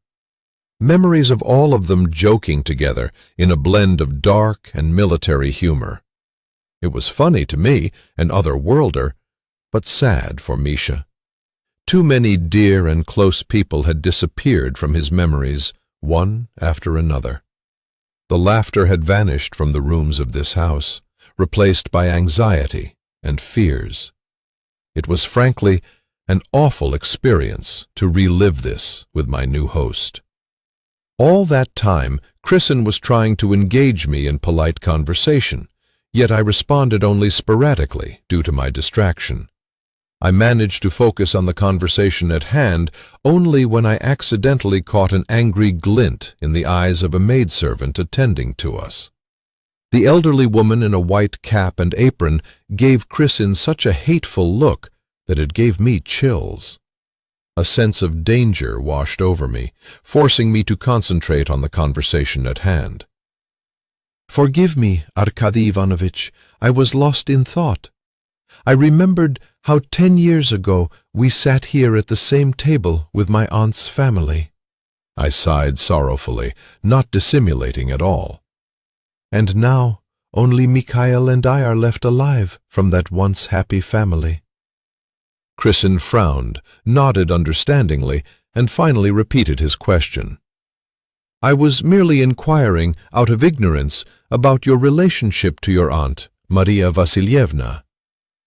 "Oh, it was not that close of a relationship. I was her second cousin." My sorrowful smile could have made a hangman's heart melt. But I often came here to visit because we both shared a passion for plant breeding, a gift from the Muscadine family blood. Kristen kept nodding and asking prying questions about my family affairs and life plans. Somehow, he unobtrusively shifted to my family regalia. He was particularly interested in the signet ring and the earring in my ear, which 100 years ago marked the family's principal heir. At this point, I considered dodging his inquiries, but unexpectedly, Muscadine himself came to my rescue. "Tell him you wear these divine artifacts while fulfilling the will of the last legitimate head of the family." I repeated my adopted deity's response verbatim, to which Kristen showed genuine surprise. Is that possible? To voluntarily relinquish one's primacy in a noble lineage? "See, even experienced people are questioning you," Muscadine snorted in my head, still cherishing the idea of getting me into the family.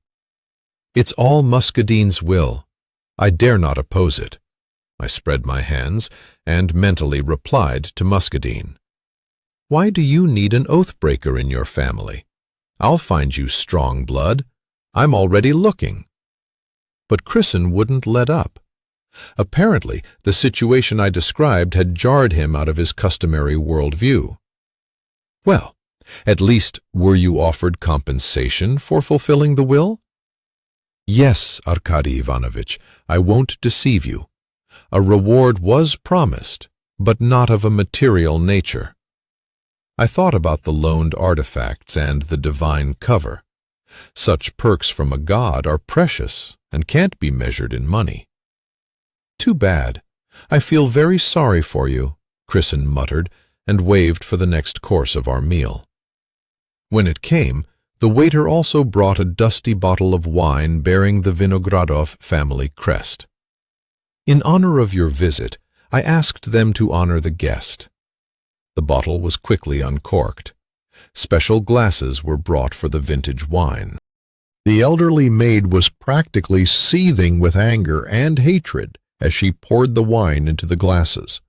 And I couldn't ask her directly why, as she simply wouldn't understand who was asking. While I hesitated, watching the maid, Arkady Ivanovich raised his glass and proclaimed a toast. to the revival of the once glorious Vinogradov and Komarin families. May they flourish in the glory of their gods. To Muscadine and Aedes." Our glasses produced a melodious crystal clink, and Chrisin was the first to sip the antique wine. But as soon as I brought the glass to my lips, Arkady Ivanovich clutched his throat, began to choke, and turned purple before my eyes. Chapter 12. "I need a doctor, now!" I yelled, catching Chrisin even as he wavered and collapsed. I relayed my call through the blood link as well, and no sooner had I done so than the maidservant tending to us jumped as if she'd been struck with a jolt of electricity. She gaped at me wide-eyed for a moment, and then immediately fell to her knees. "Forgive me, Your Excellency," she cried through the blood link without moving her lips while pressing her head to the floor. "Forgive me, I meant no harm. This man poses a great danger. I can sense that his spirit is foul."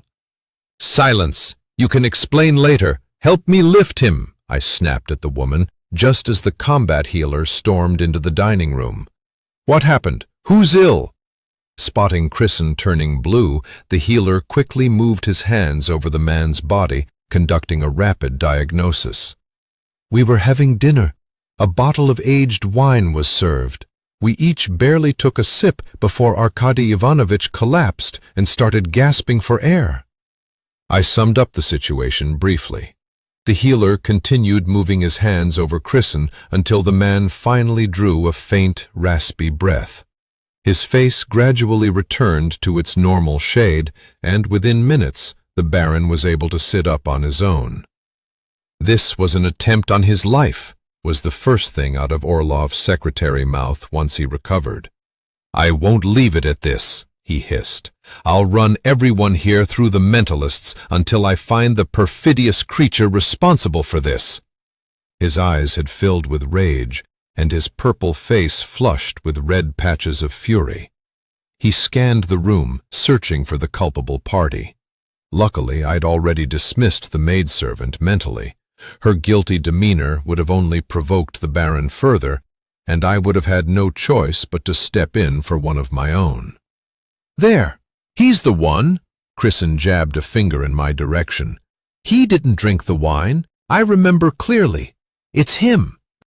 He's trying to take possession of his cousin's land, and he saw this opportunity to remove an obstacle." Oh, Chrysin's paranoia was blooming gloriously. I'd have to check if the Vinogradovs had any claims to this territory. And yet, even if there were, what did Chrysin have to do with it? "Calm down, Arkady Ivanovich," the healer said politely, sipping the wine straight from the bottle. The look in Chrysin's eyes was priceless. He was, at minimum, calculating whether he'd be declared an accessory in the healer's murder, or, at maximum, thinking where to bury the healer and me along with him. I was curious to hear the healer's verdict. I had my suspicions about Chrysin being allergic to some component in the wine, though it clearly wasn't the grapes. Otherwise, the Baron would have discovered it in his youth, when all nobles begin indulging heavily in drink and debauchery. It was nothing more than an ordinary allergy. "Inconceivable!" Chrysin barked, disoriented. "I've been drinking wine since I was a wee lad, and never experienced any side effects." "That's precisely it. You've been drinking wines aged in contemporary casks of English oak. But 70 years ago, the Vinogradov princes could afford to age certain exclusive vintages in French Limousin oak casks. The quality and taste of this wine is quite different. It was that very type of wine you tasted tonight." The healer took a deep whiff from the bottle's neck and shut his eyes in bliss. To be honest, I was intrigued by the healer's depth of knowledge. Apparently, I wasn't the only one with some experience around here. "And where did you learn about Limousin oak and all the rest?" Chrysin eyed the healer suspiciously, practically scooting his chair away. "My father visited the Vinogradov ancestral lands down south near Adler when he was young," the healer shrugged. and he still reminisces about it. I made a mental note to take a trip south in the future. Who knows? Maybe there were hundreds of illegitimate Vinogradov offspring residing down there. Chrisin, meanwhile, straightened his jacket, seemingly getting a hold of his temper. "Gentlemen, forgive me for the lapse in composure." He inclined his head slightly. "Gavrila Petrovich, thank you for your prompt call for assistance, and you, dear healer, for your efforts to revive me." The healer and I accepted his gratitude and made our exit, but not before I tried that exotic wine myself. The taste was exquisite, so I shamelessly snagged the opened bottle from the table. The Baron wasn't likely to need it, and I could savor the heritage of my ancestors. Peace, however, was out of the question. No sooner had I returned to my quarters and settled in by the fireplace than the wooden wall panel quietly swung open, and in came the same elderly maidservant who'd attended us at dinner. To avoid eavesdroppers, we communicated strictly through the blood link. "Welcome back, Your Excellency. We are so pleased to see you again." "Thank you." I hesitated, searching my memory for her name until it surfaced. "Elena. What was that performance at dinner?" I regarded her sternly, sipping the wine slowly. "Grandfather would have ripped your head off for such theatrics." "You're right about that, Your Excellency. He'd have ripped it right off." Elena smiled dreamily. "But we didn't even expect you to still be alive.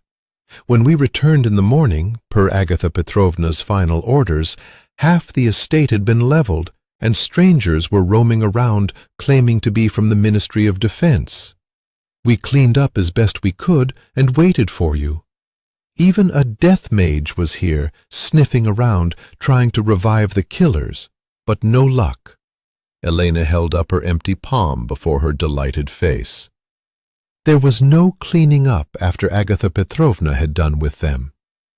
"And the ones in the swamp?" I asked about my own kills. Did they find them? They did, of course, Elena confessed. That damned death mage even got one of them talking. But they didn't learn anything useful. Then I don't understand what happened at dinner. I fixed her with a strict gaze. The maid even blushed slightly with shame. "Forgive me, Your Honor. Chrisin's got a blackened soul. I couldn't help it." She shrugged. "Oh, he's rebuilding the house and not overstepping much, but he's always looking around, sniffing for something. I couldn't hold back. I knew about his allergy all along, and I didn't mind using the wine to let things take their natural course. That bottle was supposed to be for your birthday. Your mother, Maria Vasilyevna, brought it specifically for her wedding." I looked more closely at the bottle. Nothing special on the outside, just wine. But I mentally thanked Mikhail's mother for the gift. "Elena, I suggest you avoid Chrisin for a while. Better yet, leave the estate entirely," I mused aloud, refilling my glass. "If he does call in a mentalist, even the blood link may not help much." Elena bowed her head in agreement. "Forgive us, Your Excellency, for not recognizing you, and for acting on our own initiative. We couldn't sit idly by as those vultures circled around us," she apologized on behalf of all the blood-bound servants. "You don't resemble yourself. Not with that ring, the earring. These are all Vinogradov regalia, not ours. But when we heard your call, we faltered for a moment. The late Baron and your father could not have summoned us like that. Aedes himself favors you now. We must make an offering to him." "That's right," I responded immediately to her suggestion. "Offerings and rituals should be conducted as a matter of course. Aedes draws strength from them, and that can only benefit us." "Shall we hold the ritual tonight?" Elena looked at me hopefully. "We've already prepared suitable sacrifices." Sacrifices? I was caught off guard. Did people in this enlightened world still practice ritual offerings? "Oh, we don't slaughter sheep, of course, but a voluntary sacrifice can boost my powers nicely," Aedes' voice replied to my question. "Like you drinking blood when you're weak. I can do the same. All right, I'll try to come out tonight, I promised Elena sincerely. Let's just hope I'm not the main sacrifice. The maidservant withdrew with a silent chuckle. At midnight, I was already following Elena through secret, winding passages. The blood-bound maidservant led me beyond the estate to the heart of the marsh, near the spot where Mikhail and I had dispatched the trio of assassins. I sensed the presence of about 15 people gathered in the marsh. 10 were bound by vows of loyalty to our family. The remaining 5 were not. Elena, how does a sacrificial ritual like this usually unfold? I asked her through the blood link. It varies, Your Excellence. Your grandfather fed a few murderers to the mosquitoes in exchange for supporting their families. And your own father, well, she hesitated, choosing her words. He used to take maidenheads at this spot. With consent, I hope? Only with consent, otherwise it doesn't work. He was handsome, your father. Girls queued up for their turn, she chuckled. Plus, it was a righteous thing, and their parents got dowry money afterward. I weighed both options in my mind, willing to try either, but thought it best to check with Hades first. Which of these is more beneficial and empowering for you? The first option provided more mana, the second a good boost, but more in terms of faith than blood. Both effects were short-lived. What about setting up a mana pool? It seemed like a good idea, though I'd have to see what resources were available. We stepped out into a circular clearing lit dimly by soft torches along its edges. The blood-bound servants sat apart, quietly exchanging gossip, while the remaining 5 guests looked rather colorful. 2 girls, around 18, dressed in loose white sundresses, clustered together at one end of the clearing. Nearby was a bed of evergreen boughs covered with furs. They fidgeted, adjusting each other's clothes and hair. Not far from them, 3 men of various ages sat on the ground, dressed in rags. 2 were eerily similar, like distant relatives, and the third was a mere youth.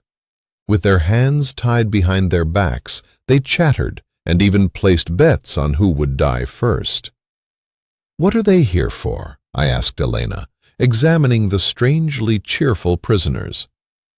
Those 2 are murderers, and that one's a thief. Has their guilt been established?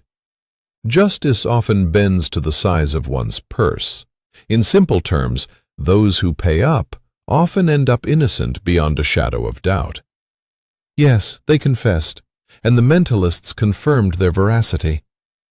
And what was the reason?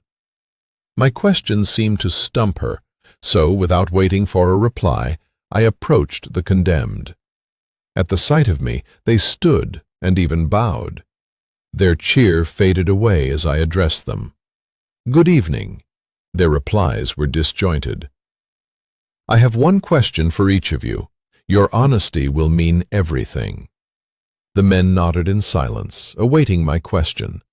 I started with the thief. The young man, younger even than Mikhail, held my gaze steadily.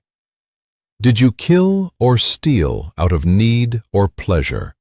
I'm asking for your true motive. I'm not here to judge the details. Need, Your Excellency. My mother is sick, and my 7 siblings and I all tend to her. I tried to steal an herbal remedy that was supposed to help her. Once he'd finished, I nicked his shoulder with my trusty dirk and tasted the budding drops of his blood. He wasn't lying. I even caught a glimpse of memories, his mother, his siblings, the trial. He had no regrets, only hoping he'd pass before his mother did, so he could leave her his sacrifice money for treatment. Then it was the men's turn. The older one spoke first. It wasn't need or pleasure. It was vengeance, he muttered darkly, avoiding further explanation. Details, I insisted, sensing something was off. A merchant's son ruined my sister's reputation, the younger man said through clenched teeth. The scandal broke her spirit. We barely kept her from falling apart. As for justice, the man paid his way out and then continued spreading rumors. My father and I couldn't bear it. I understood, except for one detail, what they needed the money for. I asked, and the father answered again. We hoped to pay a mentalist enough to ease her memories, then move away, start afresh. I checked their words again and found them utterly honest. The men were telling the truth. So much for guilt and confessions. Why hadn't the mentalists verified the girl's condition after the incident? Why had the culprit not been held accountable? Elena shifted from one foot to the other beside me, clearly wanting to speak, but I raised a hand to silence her. If these girls are here to seek help because they've got a sick or dying relative, I'd be a worthless head of this family if I allowed them to make such a choice, I said, shaking my head and already realizing that there would be no arrangements tonight. Whatever expectations Hades had, I couldn't take lives over decisions that might be wrong under the law, yet understandable to my own conscience. The girls came willingly, Elena whispered. They were hoping for wedding funds. Good then, a dowry they would have. So, I'd been looking for a distraction, and here were two willing volunteers. A blonde young woman with a confident presence, and a redhead, small and slender, like a reed in the sun. Both watched me with curiosity and without a trace of fear. Village girls were no timid creatures. They knew exactly what they'd signed up for. I wasn't about to disappoint them or myself. Retreat into the shadows, I ordered through the blood link. No need to embarrass the girls further. The bloodbound obediently withdrew into the darkness, taking the volunteer sacrifices with them. I let my own blood and drew a small ritual circle around the makeshift bed. This time, the purpose was to collect every bit of mana we would unleash, like through a lens. The girls watched me work with interest, as quiet as mice so as not to disrupt me. After about 10 minutes, I finished making my preparations. All the sounds around us became muted, and a faint shimmer along the circle's border shielded us from view. Time to begin. Just don't let the mosquitoes bite my bare backside, I thought, amused at the idea of Aedes watching over us. Your nerve, that's your blessing. No peeking, no eavesdropping. Just a bite on your backside out of spite, Aedes chuckled, before adding, I don't know exactly what you're doing next, but consider protecting the land. Too many outsiders here.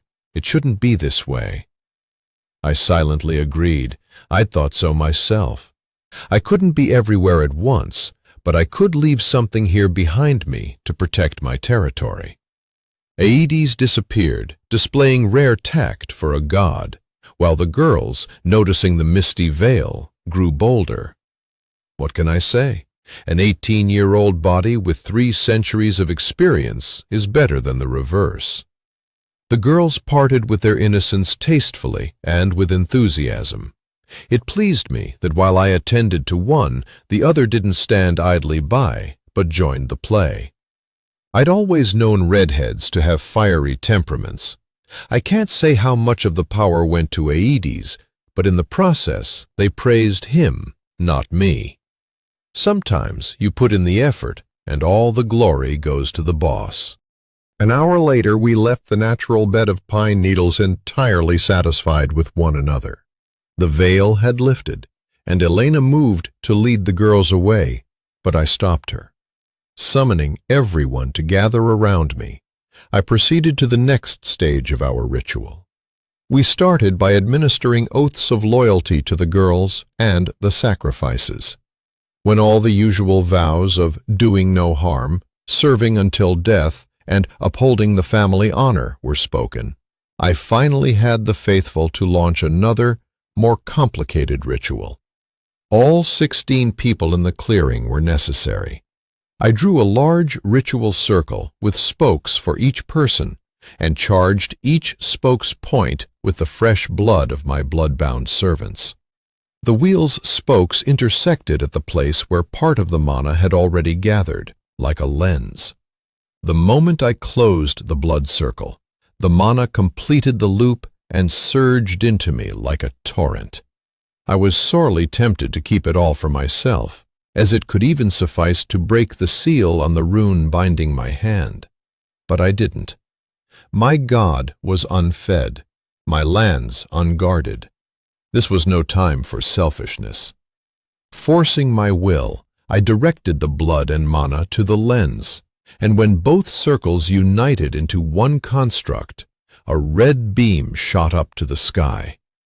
I controlled the flow, channeling it in portions, crystallizing a foundation for a future mana pool and a ward for our ancestral lands. Drop by drop, a thin spire grew from our blood. When it reached about a meter in height, it stopped. My people were exhausted, but they held firm. I exhorted them to hold out a bit longer, not to give up, and they did. Blood trickled and filled the pool with mana. I didn't notice who began to pray to Aedes first, but soon everyone was chanting in unison. I think I even sensed the satisfied rumble of our patron at the edge of my mind. Time to conclude. The family ring grew warm, demanding to be included. I sent a thin stream of mana into it, and my perception shifted. I was lifted high above, seeing my lands from the sky, with a faint shimmer at their borders.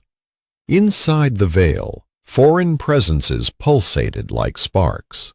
The land seemed to whisper, "The interlopers don't belong here. Drive them out. Banish them from this land."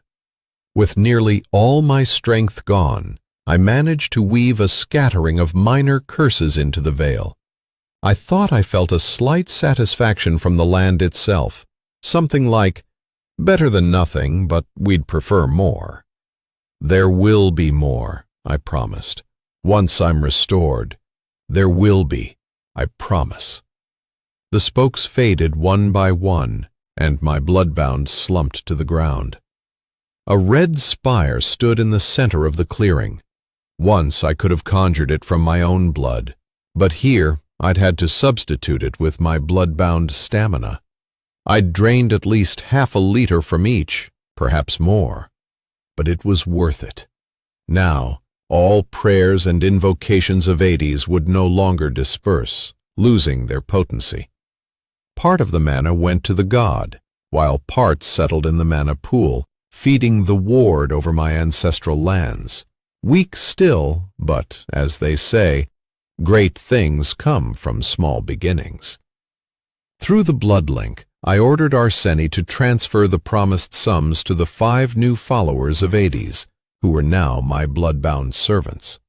Arseni confirmed the names of the recipients, then briefly acknowledged the task was done. The men looked at me with adoration when they realized the execution was not only canceled, but they'd receive the promised amounts. I offered to relocate the family of the violated girl to the village of Little Quagmire, and they agreed gladly. It might be remote, but it's safe, and they wouldn't be bothered there. I promised to pay for the mentalist to treat the girl as well. Fatigue weighed on me, but I remained calm on the inside. I felt that everything was as it should be. But that feeling didn't last long. "Baron, we need you at the school," Spider's voice crackled urgently through the blood link. He sounded angry, but was trying hard to keep control. "We've been contacted by the assassins who tried to kill us." Chapter 13. Marcus was angry and frightened. Of his former squad mates, barely more than half were still alive. Hiding hadn't helped. One by one they'd been found and picked off. Nor was there any safety in numbers. An entire squad of 5 fire mages had been wiped out all at once. Faced with such a deadly onslaught, the plan Marcus now formulated seemed borderline suicidal, and yet the only viable option. With the last favors he still had in the Ministry of Defense, Marcus learned the location of the Mosquito's base. That was where his team was now headed, in scattered groups and on their own. Karelia greeted them with its harsh landscape. Passing again past the site of the massacre felt wrong, but there was no other way. Marcus hoped the mosquitoes would see their surrender as a gesture of goodwill. He didn't have much information to offer them, but he had some.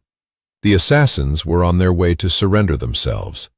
From what Marcus had gleaned, the mosquitoes had at least some sense of honor, which was more than he could say for the mysterious death mage hunting them. Honor. Where was their own honor when they had agreed to ambush and murder their victims?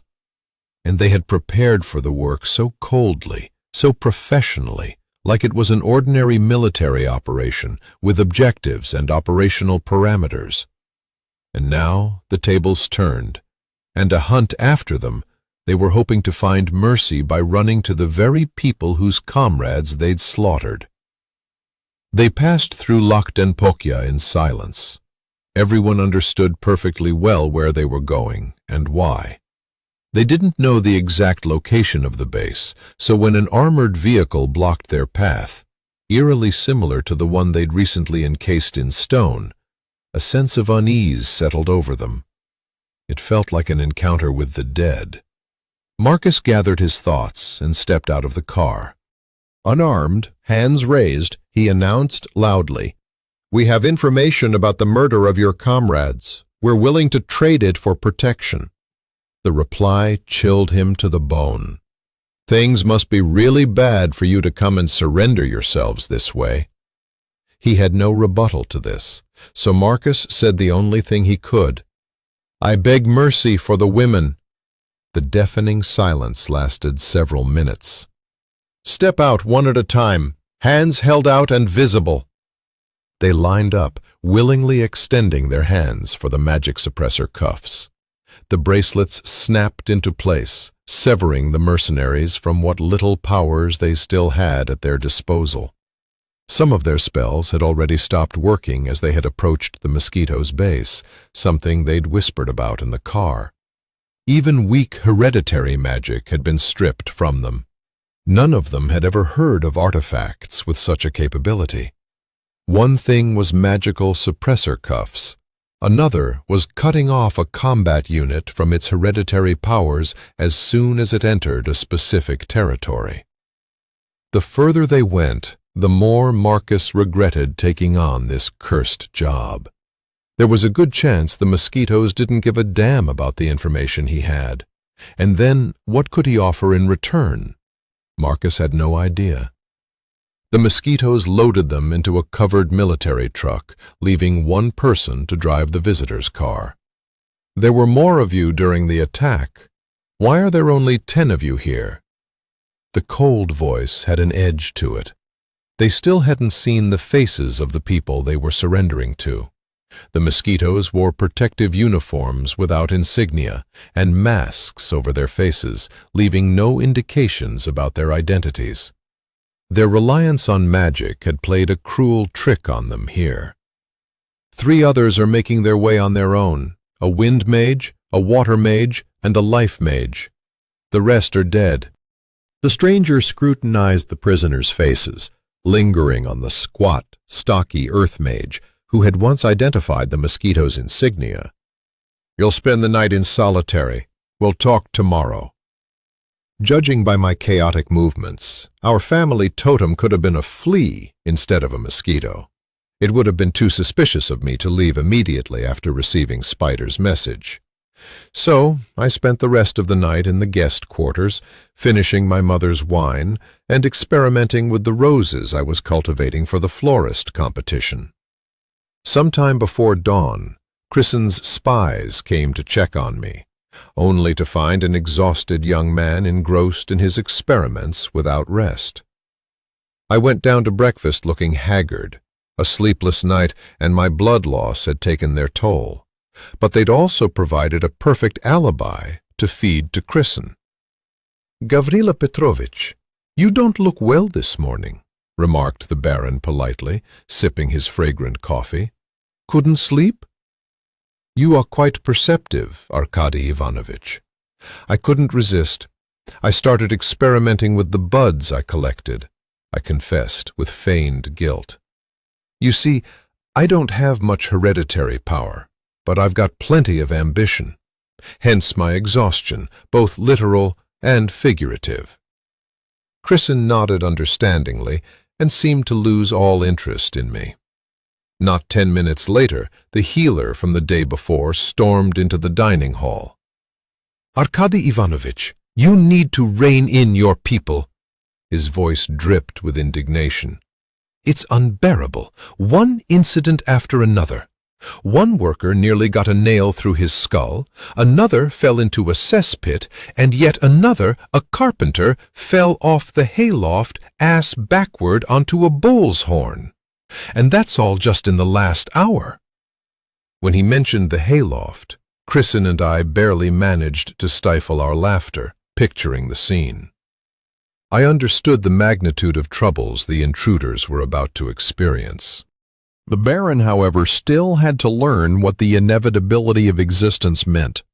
Ever since we'd invoked the protective spell, anyone worshipping foreign gods was just a hair's breadth from having a terrible mishap. Of course, this could only be avoided by worshipping Hades. That way, the mana pool would be replenished, and minor curses would bypass those who suddenly found their faith. It was a simple and effective system. Our patron god was appeased, and his faithful remained unharmed. That said, I had instructed my bloodbound not to mention the solution for a few days. Doing so would only strengthen gratitude, and Hades would gain more faith. Kristen promised to talk to his people, while I, after breakfast, invited the Baron to the florist competition in St. Petersburg, where I planned to present my new rose variety. After he politely refused, citing his busy schedule, I excused myself. Just as I was leaving the dining hall, I heard a muffled curse. It seemed the Baron's cup of freshly brewed coffee had just shattered in his hands. "This is only the beginning, Baron," I chuckled to myself. Only the beginning. Portal scrolls are truly a brilliant invention, even if some legs of the journey still have to be made by conventional means. I traveled via St. Petersburg, where I had to endure a siege from Teme. Tilda stayed out of sight, seemingly unwilling to revisit our interrupted discussion about the past. Teme, on the other hand, with her characteristic persistence and recklessness, began pestering me to let her go home. The conversation quickly escalated into an ugly row, where one side was inherently guilty of everything, and the other was a blameless victim. The girl ranted, raged, and threatened until I laid the issue bare. "Are you certain your family won't shell out for something deadlier? We barely managed to treat that junk together, and I'm still not fully recovered.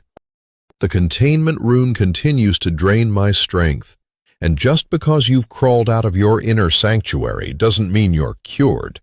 All it'll take is one dose of that junk, and everything will collapse like a house of cards." "You're underestimating me. You've locked me in this mansion and forbidden me from appearing in public. I'm suffocating. I need mana. I need to go home," Teme wailed, tears streaming down her cheeks, playing the role of the wounded victim. Someone, it seemed, had completely lost touch with reality. "My dear, you're not my bride, sister, or lover. Honestly, I couldn't care less how you choose to meet your end. But until you've repaid your blood debt, you'd better keep your mouth shut." I stared coldly at the overindulged aristocrat who thought she could boss me around on a whim. It seemed the kitsune heiress finally realized she'd gone too far. Her tears dried up instantly, and her cheeks flushed. With a look of meek submission, she seemed on the verge of hanging on my every word. The transformation was too sudden, though, and my own blood within her betrayed her true intentions to me completely. "I've got enough problems without dealing with your theatrical tantrums. I've already given you a generous deal, your life in exchange for help within your field. Don't like it? I can send you back where I found you, in the same condition." Hearing this, Teme wisely fell silent, bowed ceremonially, and backed out of the office. Barely 2 minutes later, Tilda contacted me. "What did you say to the girl? She's pacing the room, thinking so hard I can hear her brain creaking." I swore colorfully, mentally sending all the women who tried to control me to the shabbier parts of the nether plane. Tilda snorted at my indignation. "Got it. I'll keep an eye on her so she doesn't cause trouble." "Thanks, Tilda.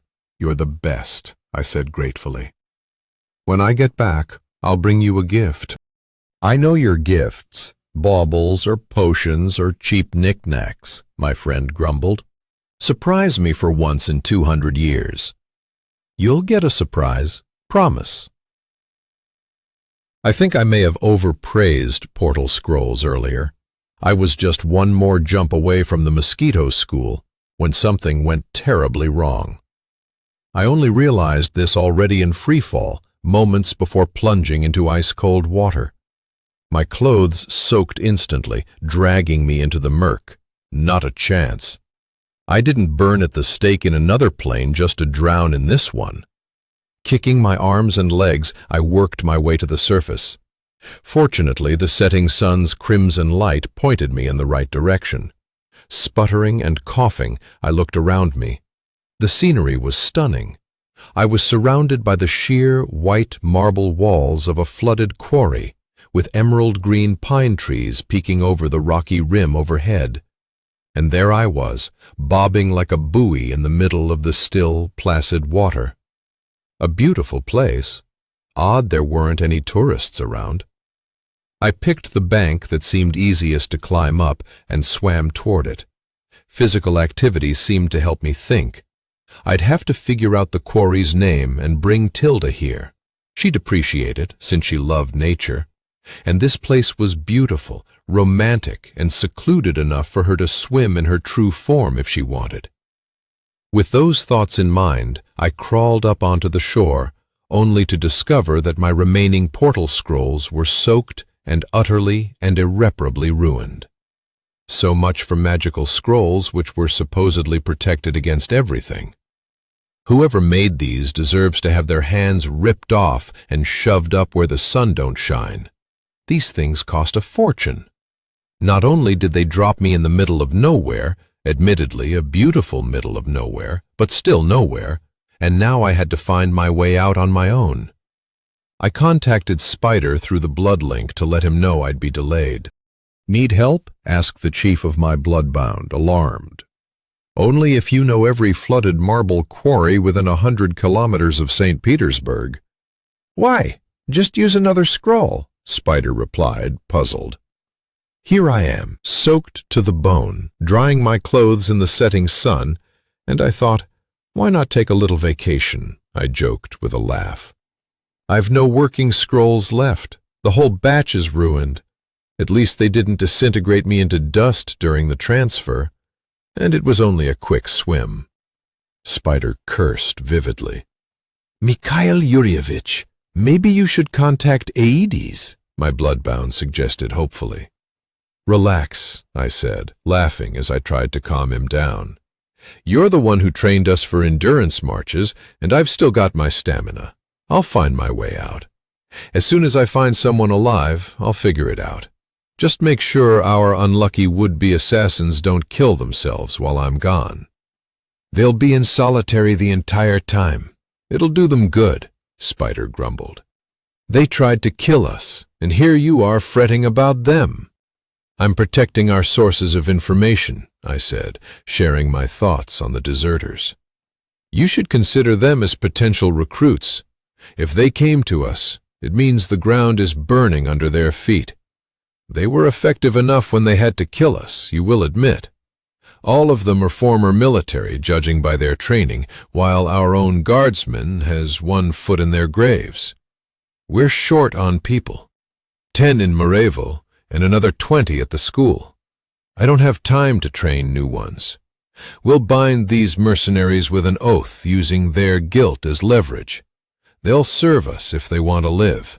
And they do want to live. Otherwise, they wouldn't have come to us. Spider fell into a stunned silence at my reasoning. He'd probably already envisioned torturing them to death in his head, and now here I was, being all practical. For my part, I cut the blood link and turned my attention back to dealing with my current situation. The sun dipped quickly toward the horizon, lengthening the shadows. The air grew damp as it rose from the water. My clothes had dried a bit, and would dry further as I walked, especially if I got my blood circulating to warm up. Oh, Hades, it's good to have a patron like you. Not only can I summon every mosquito in the area to scout the forest for signs of life, but the ones busy with reconnaissance won't have the time to bite me. After spotting the sturdiest-looking ladder I could find, I began climbing out of the quarry. Might as well do it now. There was no point waiting.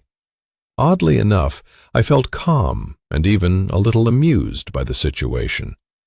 A world filled with magic and advanced technology, yet people still managed to mess things up just the same. An hour passed, and not one mosquito returned. This began to worry me. What kind of wilderness was this, with not a single person nearby? It made no sense to wander aimlessly without some sense of direction, so I sat on a rocky ledge, gazing at the violet sky. My blood sense spread like a wave through the forest, searching for nearby predators. There were none of significant size, though there were plenty of smaller critters. I wondered whether, if I commanded a few thousand mosquitoes to bring me a squirrel, would they manage it? It might be more practical to simply dominate one and make it come to me, but the idea of a mosquito delivery service was oddly amusing. My idle thoughts were interrupted as my blood sense encountered 4 living beings that had suddenly appeared about a kilometer away. 3 were unmistakably human, but the 4th... I quickly ordered the nearest mosquitoes to retrieve a blood sample from the creature, and shook myself alert. Constantly checking their movements, I set out, first running, then sprinting to intercept the group. It was a hunt. The hunters were closing in on their quarry, tightening their circle. The closer I got, the more clearly I understood that something about this situation was terribly wrong. I could hear 2 heartbeats inside the hunted creature. 2! The hunters were chasing a female, and she was injured. I smelled the blood even from a distance. Powerful blood. Sentient blood. In my home plane, creatures like this were called ergs, beasts that had evolved to possess self-awareness and human intelligence. My Tilda was an erg, and now, nearby, these hunters here were after another being like her, a creature capable of feeling fear, love, compassion, and suffering. And I wasn't fast enough. I tried to take control of all 3 hunters, but couldn't hold them due to the seal on my hand, which blocked 2 of my 3 control contours, leaving me just 1 to work with. Focusing all my strength, I targeted the hunter closest to the erg, disrupting his aim. Those bastard inquisitors. When I return, and I will return, I'll place seals on you so powerful, my parting curse which popped your blood vessels will seem like a lullaby by comparison. To distract the other 2 hunters, I sent every available mosquito after them with orders to attack. But there were too few of the insects in the area. The rest were too far away to make it back in time. Damn it, history was repeating itself. Once again, I wasn't going to make it in time. The staccato of automatic gunfire shattered the twilight stillness of the forest. I could hear guttural cries in an unfamiliar language, excited, greedy. Animals! The cry of pain and despair from the female tore at my heart. She wasn't running anymore, she was crawling, desperately trying to save her child. I leapt onto the first hunter from behind, sinking my teeth into his throat. Hot, adrenaline-laced blood gushed out, invigorating me. I drained the life from him, not defending myself, but defending her. Through his blood I glimpsed how these hunters had massacred a pride of milk-white wild cats that resembled tigers. They hadn't just killed them, they'd tormented them first. This female was the last survivor, protected and defended by her kin until the end. But the hunters had reached her too. The limp body collapsed at my feet, the blood restoring my strength just as the mosquitoes arrived. In swarms they attacked the hunters, drawing their blood. I managed to kill the second hunter by simply snapping his neck, but then the mother's agonized scream tore through the forest. The third hunter, paying no attention to anything around him, slashed the injured feline's belly with a knife, trying to pull the cub from her. A red haze enveloped my vision.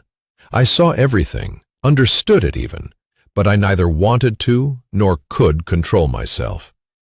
I severed his spinal cord with the knife, paralyzing him, then laid him next to the dying mother and began a ritual. The hunter and the prey had now swapped places. Piece by piece, I dismembered him, extracting every ounce of pain and terror, channeling it into warmth, care, and love. That flood of emotion trickled gently into the dying cub. I saw the intelligent eyes of the tigress, filled with pleading, and I apologized to her for being too late. I pressed my fingers into the erg's blood, absorbing it and establishing a connection with the dying mother. I'm sorry. I can't save you both. No matter how much I wanted to, ergs weren't humans. Their mana structures were entirely foreign to me, and to anyone, really. Each was unique, following its own path to self-awareness. All I could do was try to save the cub, still closest to its animal form. The tigress seemed to read my thoughts. "Thank you," came a faint mental whisper. "Look into my eyes." I shifted my gaze from the cub to the tigress, and it was like I'd been struck by lightning. The emerald depths of her eyes pulled me in, stripping me of my will, dissolving every wall and barrier into dust. "Don't resist," came the gentle purring. "Accept and share." I dipped my hands into the hot blood. My mana channels strained and stretched like steel cables ready to snap. Waves of power, unfamiliar gifts, and unimaginable energy surged through me, passing through my heart, the core of my magic, and into the cub. Maternal love, mingling with my emotions of care, protection, and tenderness, wove a fragile web of attachment. I watched the process unfold, utterly unable to control it. The alien force reshaped my body with careful precision, drawing resources from the tigress's blood to offset the immense cost. Her body grew translucent, then faded into mist, leaving behind a snow-white cub curled up and softly snoring. "Well, what am I supposed to do with you now, huh?" I wiped my hands as best I could on the damp grass and gently stroked the cub's scruff. It immediately started purring without opening its eyes. Taking the kitten and tucking it into my coat, I turned to the hunters' bodies. Leaving them here, even in a deserted place, didn't feel right. Sure, the wildlife would eventually devour anything left unattended, but still. I ordered the mosquitoes to drain all the blood from the bodies. It would give the little ones nourishment and leave me with fewer headaches dealing with the remains. While waiting for my winged minions to finish their feast, I stroked the kitten, making it stretch out and expose its belly for more attention. Its snow-white fur glistened in the light, shimmering like silver threads, occasionally standing on end and making the kitten look like a fluffy ball. Each strand of fur seemed to crackle faintly with static, tickling my palm with every touch. Such a bold, adorable fluff ball. and not one that would trust just anyone. For some reason, I thought of the blonde-haired Hawthorne. My thoughts drifted to memories of her slender figure and fiery temper. The crackling sensation grew stronger. How was she doing? The little sparks pricked my fingertips like tiny needles. Had she managed to ward off that bear? A flash of light burst before my eyes, and I was suddenly underwater again. Only this time, the water enveloping me wasn't that of a quarry pond, but falling from an ordinary barracks shower. And standing just a step away, soaking wet and wide-eyed with shock, was a completely naked Svetlana Hawthorne. Chapter 14. Poor lost little kitten, came an unexpected thought, and I wasn't wrong. As my initial shock passed, Svetlana transformed from a startled maiden into an enraged fury. "Shut your eyes," she hissed, sounding as fierce as a wild tigress as she tried to cover her breasts with her arms. "If you tell anyone about this, you'll hang half-mast for the rest of your life." "Where have I heard that before?" I blurted out self-destructively as I shamelessly took in the sight before me. And oh, what a sight it was! Pert, firm breasts with pink nipples, a flat stomach, a toned, perky ass, all glistening under streams of water and soapsuds. Any man would understand me. Not only did I not close my eyes, but taking advantage of the fact that her hands were occupied, I pressed her against the wall and kissed her, ravenously, insistently, and dominantly. To hell with the consequences. I'd deal with that later. Hawthorne squirmed, but didn't push me away. That was my cue to end my bold move. After all, I wasn't roughing up some servant girl, but a noblewoman. Reluctantly, I pulled back. "My shower is always open to you," I teased, winking at her before stepping out, lest I really lose certain key masculine ambitions. I darted out of the showers, making my escape in short dashes. Luckily, there was a small window in the locker room through which I managed to climb outside, avoiding the indignity of parading through the barracks in wet clothes. "I'll be at the instructor's barracks in 5 minutes. Have dry clothes ready for me," I sent a message to my bloodbound. The response was stunned silence, followed by a flood of questions. How? By what magic? Did the contour fail? Ignoring the questions, I added another thought. If anyone spots a white, fluffy, blind kitten on the grounds, don't touch it. Call me immediately. 15 minutes later, dressed in clean, dry clothes and sipping herbal tea, I was listening to Spider's report. There are 14 deserters, mages with levels ranging from 3 to 5, though some aren't fully developed. In addition to the elementalists, we've got 2 unusual ones, a life mage and a nature mage. The first can function as both a healer and a radar, detecting all living beings within a kilometer radius. The second, Spider nearly smacked his lips with excitement. We need her as a master of camouflage. She cleaned up the site of the ambush so thoroughly that when our guys went to check it, they couldn't even find the place. I nodded in agreement, inwardly pleased that Spider was focusing on practical matters. 14 people, plus their families. That would be a decent addition for Aedes. Spider's next words interrupted my train of thought. But there's a problem. What is it? There's a death mage after them. Svetlana remained standing under the shower for a long time, trying to regain her composure. Who? Who in the world could cast portal scrolls right into the women's shower? The answer was obvious. No one. That meant it had to be magic. But hereditary magic wasn't supposed to work here. Personal magic, then? But who'd ever heard of teleportation magic being personal? The answer to that question was worse than the previous one. If anyone knew about such magic, that person would either be working for the emperor and the state, Or they'd have been dissected in a lab by now. Svetlana imagined being forced to repeatedly escort and deliver people and cargo to places she didn't want to go.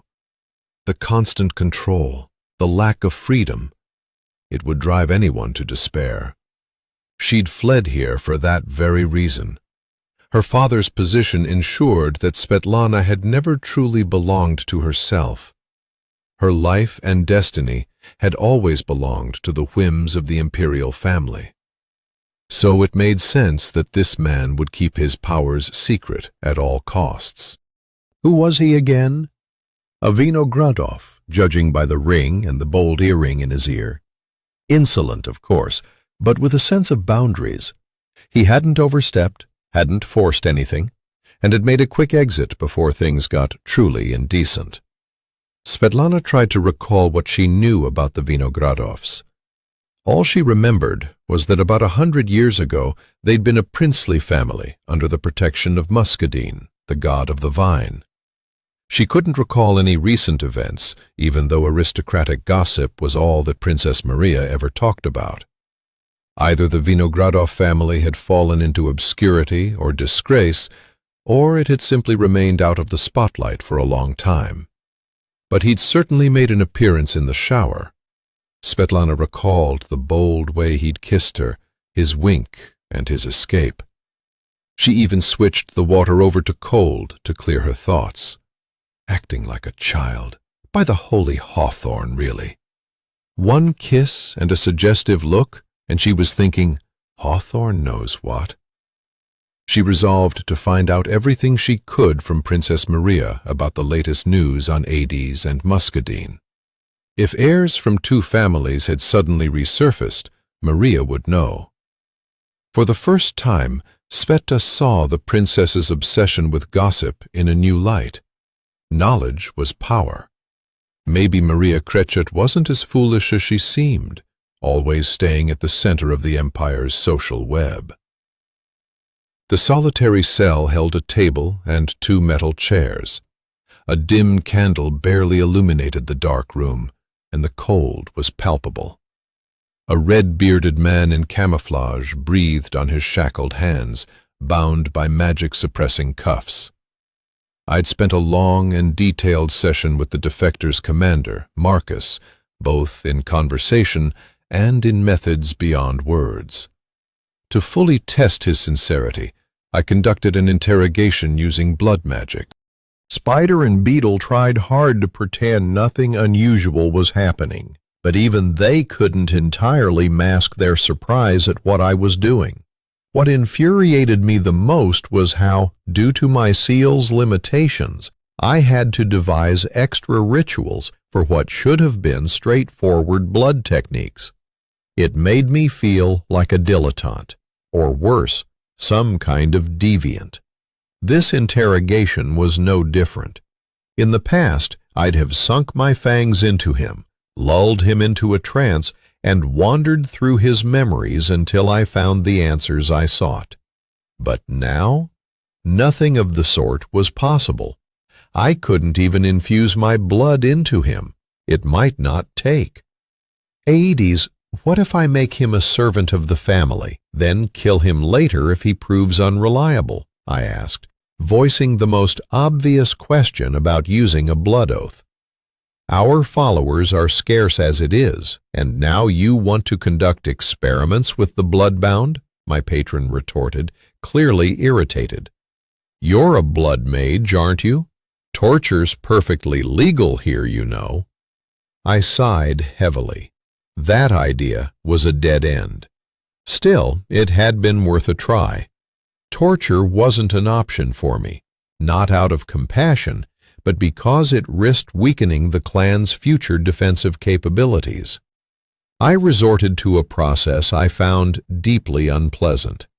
For Marcus's body to accept my blood, I had to craft it into a weak approximation of a macro, a substance usually extracted from the essence of slain creatures in the nether plane. Cutting myself had become a bad habit in this world, one I needed to break. But for now, it was my only viable option. After all, I wasn't just skimming through his last half hour of life. I needed at least a week's worth of his memories. Marcus eyed the offered macro warily. It was unlike anything he'd seen before in both color and texture. I waited a cautious 10 minutes, ensuring the effects would set in before beginning my questioning. By then, the power of my blood had infiltrated the deepest corners of Marcus's memory. I saw more than he'd ever willingly share.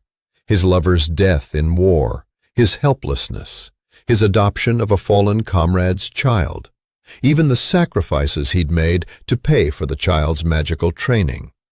I saw his attempts to unite his former comrades, his struggles to find his place in civilian life, and the eventual descent into mercenary work. Marcus wasn't a good man or a bad one. He was a soldier, with decent leadership instincts, but little experience in the murky waters of political intrigue. That inexperience had cost half his squad their lives, and left Marcus here, sitting before us, trying to save the other half. Had someone else been in our place, his team would already be dead, an eye for an eye. But we were alive and in need of loyal people. I asked simple questions as I delved through his blood memories. How did they receive the job? Who was the intermediary? When was the payment made? When did the first squad member die? I rephrased questions, searching for leads.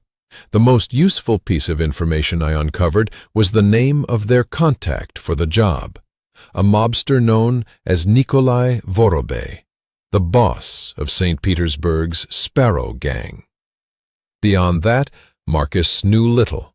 He was merely a hired gun, not the mastermind. Wrapping up the interrogation, I stared at Marcus thoughtfully, weighing his fate. My decision hadn't changed. I was pleased that Spider had taken an interest in the two mage women in their group. The elemental mages, however, raised some qualms. They possessed hereditary spells and powers which wouldn't function in our lands. Still, that didn't mean they couldn't be retrained, like the noble children we'd recruited. Marcus, what do you want from us? I finally asked, posing the most important question. Feeling my blood within him, I waited for his answer. Would he lie? To get another chance and atone for my past actions, the leader of the mercenaries replied, holding my gaze. To live by the warrior's code. Well, that's honest. But you've come to the wrong place, I replied bluntly, cutting through his lofty words. We're not noble knights without fear or reproach. We stand as a shield between beasts and humanity. We kill and we're killed, but we never strike first. All of us are bound by a blood oath and a vow of secrecy. So, Marcus, you have two options. Either you become bloodbound to Baron Komarin, swear the oath of secrecy, and do whatever is required of you, or— I let the pause hang in the air before continuing. That death mage will find his work has been done for him. Marcus flinched, but didn't look away. Instead, he seemed to be deep in thought. I can't decide for the others. Let each soldier make their own choice. We arranged just that. All the defectors were gathered in a single cell. They held themselves with dignity, though fear flickered in their eyes. Scanning each other for injuries, signs of torture or beatings, their attention quickly settled on Marcus. They were concerned for their commander, and that was a good sign. Marcus took the floor. It looks like we got involved in a conflict far beyond our understanding. The mosquitoes are a true special unit, but we'll only learn the nature of their work if we take a blood oath and an oath of secrecy of the highest level. The oath will bind our loyalty to their god until death. We will have to change our patron deities and become servants of the Mosquito clan. There's no other way to leave this place alive. Marcus earned my respect with his speech. He explained things clearly and emphasized the right points. The fighters remained silent, processing what they'd heard. Only the life mage broke the silence with a comment. "That's why we came here. I see only one issue. Changing a patron deity can have consequences." No one talks about it openly, but be prepared for debuffs to hereditary spells, curses, possibly severe ones, and other unpleasant surprises, depending on your god's temperament. It was a valid point, but one I could easily address for my future clan members. On this land, all bow to Hades, be they Baron Comodin or the Emperor himself. Other gods have no power over you here. As far as they're concerned, you've vanished, died, I said, scrutinizing the group before me. As you've likely noticed, your hereditary powers don't work here, so only personal strength matters. The rest you'll learn after joining our bloodbound. Whether they believed me or not was their choice, but they didn't have any real alternatives. 5 minutes later, I was administering the oath to 14 individuals. Hades' followers were growing in number, and I could hear a satisfied grumble in the back of my mind. By the way, it's curious how I can communicate with Hades, while others lack any connection to their gods. And yet, at the same time, here in this domain, I can't even use the one power Hades granted me, summoning mosquitoes. Something to ponder for later. For now, I needed to replicate the mana pool process we'd used in Hamarevo. I selected the deepest basement in the school's fort for the ritual. Luckily, there were bloodbound available for the ceremony, and the congregation in here proved even more grateful than in Hamarevo, so the mana pool would be consistently replenished. Spider, for his part, had done an excellent job explaining things to the local populace. Baron Comodin and his patron deity were sincerely revered in the village. It wasn't surprising. Nothing bolsters faith in a god or lord like sealing a portal through which a massive beast threatened to obliterate the entire village. This time, creating the mana pool was both easier and harder. No virgins had been brought, but my blood was far more mana-dense. It seemed my connection with the Urg hadn't left me unchanged. The new bloodbound didn't betray any feelings about the process. If it had to be done, it had to be done, especially since only about half a liter of blood was taken from each of them. Still, I sent everyone to the infirmary to be checked and treated if necessary. We finished everything just before dawn. As I was leaving the infirmary, I unexpectedly ran into an alarmed-looking hawthorn. Svetlana couldn't sleep. She tossed and turned for 2 hours before giving up and deciding to take a walk outside the barracks. A vague sense of unease gnawed at her. Her father had mentioned something similar once. The least favorite hour of every healer is between 4 and 5 in the morning, which is when the most patients die. It's inexplicable, but true. During this hour, healers feel as though death is making its rounds, collecting its due. No matter how hard they fight, people pass away. Now, Sveta felt death stalking nearby. She checked on the cadets carefully, but they were all sleeping the sound sleep of the exhausted. Slipping quietly out of the barracks, she wandered beneath the sprawling branches of the pines. The fresh, clean air made her shiver in the pre-dawn chill. Tilting her head back and closing her eyes, she inhaled the scent of pine. It calmed her, as if promising that everything would be okay. Amid the creaking trees, a faint, weak mewling reached her ears. Opening her eyes, Sveta couldn't believe what she saw. A snow-white kitten hung suspended from a branch just above her head, mewling softly with its eyes tightly shut. A quick diagnostic spell made her gasp. The kitten was emaciated to the brink of death. Its life force flickered faintly. Conjuring a sphere of healing mana, Sveta tried to infuse the kitten with vitality, replenishing its reserves. But nothing worked. The mana passed right through without taking hold. That couldn't be possible. Scanning its body for injuries revealed nothing. "What's wrong with you, little one?" she murmured, cradling the nearly weightless kitten in her arms, desperate to help. She tried every regeneration technique she knew, but nothing worked. Clutching the kitten tightly, Sveta sprinted toward the healer's building, hoping someone there might save it. At the entrance, she ran into Vinogradov. He stepped aside to let her pass, but then abruptly blocked the doorway. "What happened? You look like you've seen a ghost." "Move! I don't have time for this," Sveta snapped, struggling against his strong arms while holding the kitten, which seemed even lighter now. "This is a matter of life and death." "Stop!" Vinogradov barked, his tone brooking no argument. Sveta froze involuntarily. "Show me," he ordered.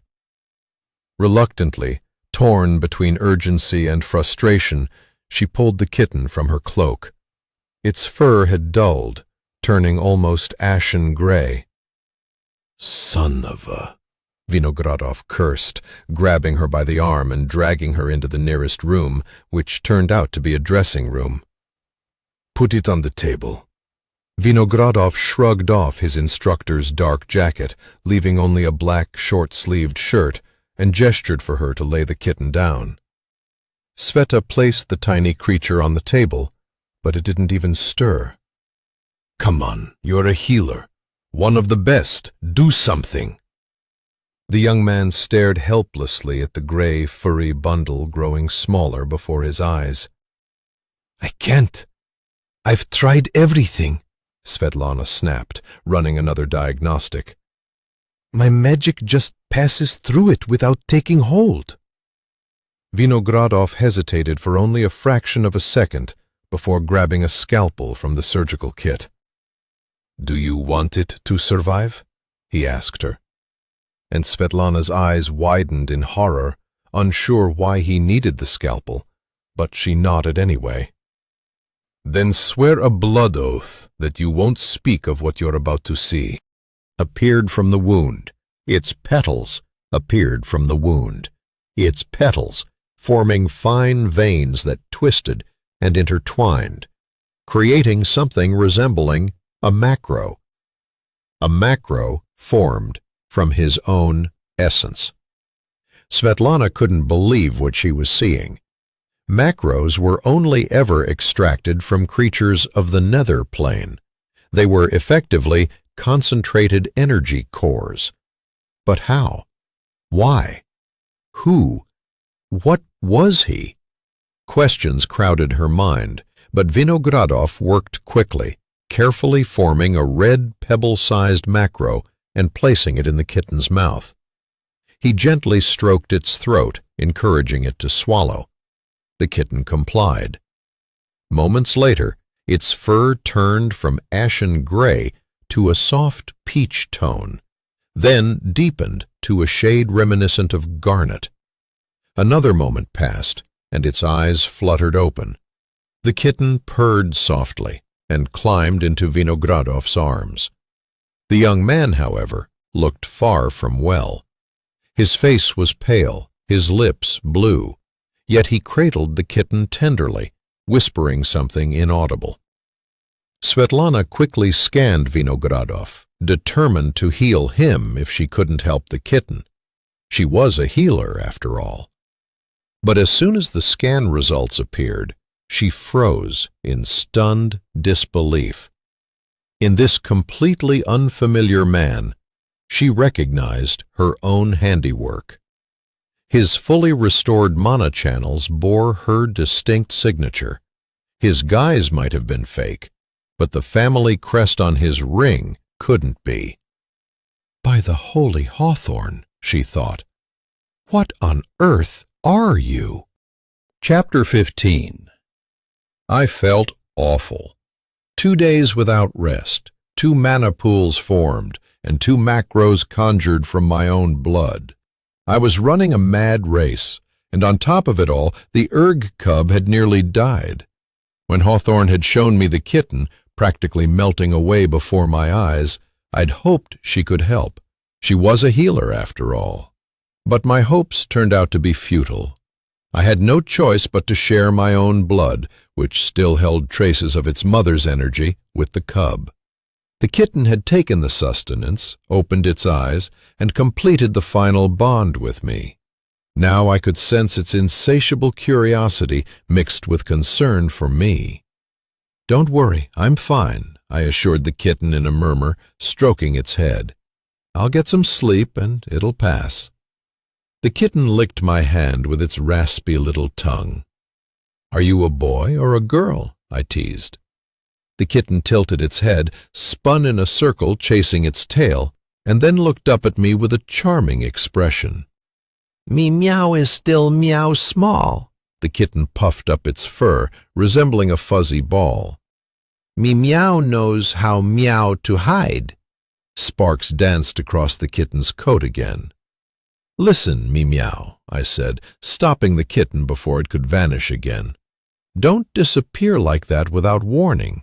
I worry about you, and it drains a lot of mana from you when you do that." We conversed mentally as I slid down to sit on the couch. Hawthorne was staring at me wide-eyed, as though she'd just witnessed a monster from the nether plane. Maybe that's what she decided I was after everything she'd seen. Thankfully, there was the oath to keep her from talking. "This didn't happen," I warned sternly, meeting her gaze, and she nodded numbly. "If you help me now, I'll be truly grateful," I added. Another nod, this time more deliberate. Her magic flowed into me again. The manosphere she conjured this time was much smaller, fitting neatly into her palms, but it was enough to clear my head and restore some strength. "Thank you," I said sincerely. "Now go back to the barracks. Reveille soon." For all her defiance, Hawthorne obediently headed for the door. She paused at the threshold, gave me a crooked smile, and said, "My name is Svetlana, and you owe me for 2 healing sessions now." Svetlana left, and I remained with the kitten, who purred softly in my lap. "Nice Svetlana," it murmured, "kind and brave." "I know, kitten," I replied. "Oaths are oaths, but I'll need to keep a close watch on her now. Family secrets have to be kept in the family." I returned to St. Petersburg by midday, having indulged in a good nap before my departure. Before I left, Spider handed me an unassuming amulet with 3 small oak pendants strung on a chain. I was about to pocket it when Spider stopped me. "Put it on. It's a ward against the death mages. Each pendant can absorb 3 spells or physical touches. We dug them up from our old stocks today, and we're issuing them to everyone in case of an attack." "I didn't know there was protection against death mages," I said, inspection the simple amulet. "I thought only life mages could counter them." I couldn't even imagine what a fight between life and death mages would look like. Life mages were far more common, while death mages were true anomalies. I'd read in the Social Bulletin that for the first time in 100 years, a powerful death mage had emerged in the southern lands of the Empire. It made me wonder how much someone had paid to hire such a rarity to eliminate the assassins who'd failed to kill me. The price must have been astronomical, considering Marcus had mentioned that the contract alone was worth nearly $500,000. This was a high-stakes play then. On one side, someone with immense financial and administrative resources. On the other, my 300 years of experience and my grandfather's uncanny foresight. Baron Comarin might be dead, but he could still send greetings from the afterlife to keep his killers on their toes. And that was precisely what I intended to do.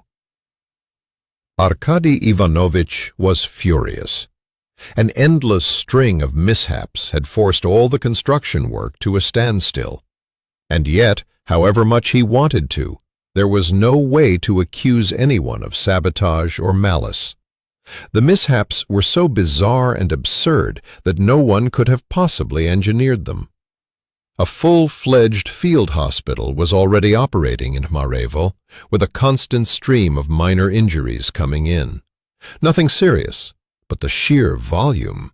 Even the border guards, the so-called eagles, seemed to suffer less, perhaps because they patrolled the boundaries of the Comarin lands and had begun invoking Aidi's name regularly. That worked for them. They were untethered by family ties or totems. But Chrysan's own people weren't so fortunate. On these cursed lands, their connection to their patron deity, the rat, was completely severed. Attempts to pray or call upon him only seemed to increase the rate of accidents. By the third day, Chrysan was ready to blame anyone, even Vinogradov, for his misfortunes. But the eagles reported that Vinogradov himself had suffered an accident. His horse twisted its leg as he left the estate, forcing him to travel on foot to a nearby village before continuing on to the railway station. For the first time, Arkady Ivanovich began to think he might have been wrong to suspect the man. Coincidences might not be coincidences, but for some reason, Vinogradov inspired more sympathy than suspicion in him. Deprived of hereditary power, the man still worked tirelessly for his family's sake, much as Arkady Ivanovich had in his younger days. Men like that were often undervalued in the clan system, which prioritized personal power in the empire. Still, Chrysan was more preoccupied with his own problems than by the affairs of some aristocrat. By evening on the third day, a curse specialist from the Ministry of Defense had arrived in Marevo. The young specialist, fresh out of the academy, was highly promising and eager to fulfill personal requests from the leadership. The former student practically buried his nose in the ground, searching for the root cause of the accidents. And that wasn't a metaphor. He literally dug through the earth, uncovering even traces of a poorly cast curse left by Chrysan's own nephew. Something Arkady Ivanovich had certainly not expected. By lunchtime the next day, the bleary-eyed young man, with dark circles under his eyes, came to present his findings. The specialist downed 3 cups of coffee as Chrysan waited, unhurried. His sources had reported that the young man had worked diligently, so Chrysan was willing to overlook the simple human weakness of needing caffeine. Finally, Arkady Ivanovich heard the specialist's findings. They were anything but reassuring. "Your Lordship, what we're observing here is, I dare say, unique," the young man began, laying out a topographical map with the Comarin lands outlined. "There is clearly a magical anomaly on this land. More importantly, it is of divine origin. Over the past day, I've conducted experiments and measured mana fluctuations for unaligned individuals versus ones with a patron deity. The results are staggering." The specialist gestured nervously, adjusting his round glasses. "The local patron deity is actively expelling anyone who does not revere it, or rather, it is making it abundantly clear that such individuals are unwelcome here." "Listen, my dear boy," Chrysan interrupted, barely concealing his irritation. "I already know that much. Tell me something that justifies the cost of your services." "Very well," the specialist replied, his tone tightening. "In the past 2 weeks, 3 sacrificial rituals have been performed here, triggering a chain reaction. Essentially, the lands of this family are now in the initial stages of conservation. If a legitimate blood heir does not appear within 6 months, the local patron deity will escalate its actions. Most likely, it will begin outright killing those it deems undesirable." "But that's tantamount to a declaration of war between families." Chrysan's left eye twitched uncontrollably at the news. "Other clans didn't face this kind of trouble when annexing foreign lands." "Who is the patron deity of these lands?" What does it matter who it is? Chryson snapped. It matters greatly, the curse specialist retorted. Taking land from a plant or minor animal deity is one thing. You might see dying trees, an influx of rodents, or an overabundance of frogs. But if someone tries to claim land belonging to a predator deity, their totemic creatures could orchestrate a bloody campaign against the invaders, especially if the deity perceives the claims as unjust. Chryson fell into a deep, brooding silence. For 10 years, he had systematically besieged and strangled a seemingly insignificant family, finally achieving his goal. And now he was being told that their patron deity might retaliate with vengeance? Why should anyone care about these gods? They didn't interfere in human affairs. Where had this god been when the family was being wiped out? And more importantly, what was he supposed to do now? Where could he find a blood relative of the Komarin family to use as a puppet? A surprised exclamation interrupted Chryson's troubling thoughts, irritating him further. The curse specialist was calmly sipping another cup of coffee while reading a slightly outdated newspaper. "You're still here?" Chryson barked. "This meeting is over." The former student carefully set down his cup and folded the newspaper, leaving one section visible. He seemed calmer, even sterner. "I think I know which family we're dealing with," he said, setting the paper on the table. "Good luck waging war against the mosquito god." With a sly grin, he gathered his materials and left, leaving Chryson to stare at the paper. On the front page of the Imperial Gazette was a public notice offering a reward for any information about Baron Mikhail Yuryevich Komarin. "What in the name of the rat is going on here?" Chryson growled. As if in response to his invocation of his patron, his stomach churned violently, forcing him to leave the dining hall in haste. I returned home without incident. A shower and a hearty lunch did wonders for my mood. The number of bloodbound was growing, the 2 mana pools were working perfectly, and even Meow had found her spot, on the pillow next to mine. The little cat followed me everywhere with an air of importance. When she had time to tear through the mansion like a hurricane, I couldn't say, but the next time she appeared, her face was smeared with blood. Alarmed, I called out to her. "What happened? Are you hurt?" "Meow feels good. Meow had yummy meow." She licked her lips with a dazed expression. "Tilda, could you come to my study, please?" I called out to my friend. "I have, I hesitated, unsure of how to describe Meow. She wasn't a pet, nor a beast, nor a guest. She was a child here with me. Through the blood link, I could sense Tilda's stunned silence. For her to be at a loss for words? Impossible. Moments later, she burst into the study, and I found myself momentarily paralyzed, oblivious to all other stimuli. The reason? Her outfit, or rather, her lack thereof. No, not quite. She was wearing something. A dress, if you could call it that. Layers of semi-transparent fabrics in varying shades, embroidery and chains in the most unexpected places. It was similar to what women of the Dune tribes wore in our world, where the belief was that the more powerful the warrior, the more revealing her attire. I nearly drooled, while the stir her appearance caused in my trousers is best left unmentioned.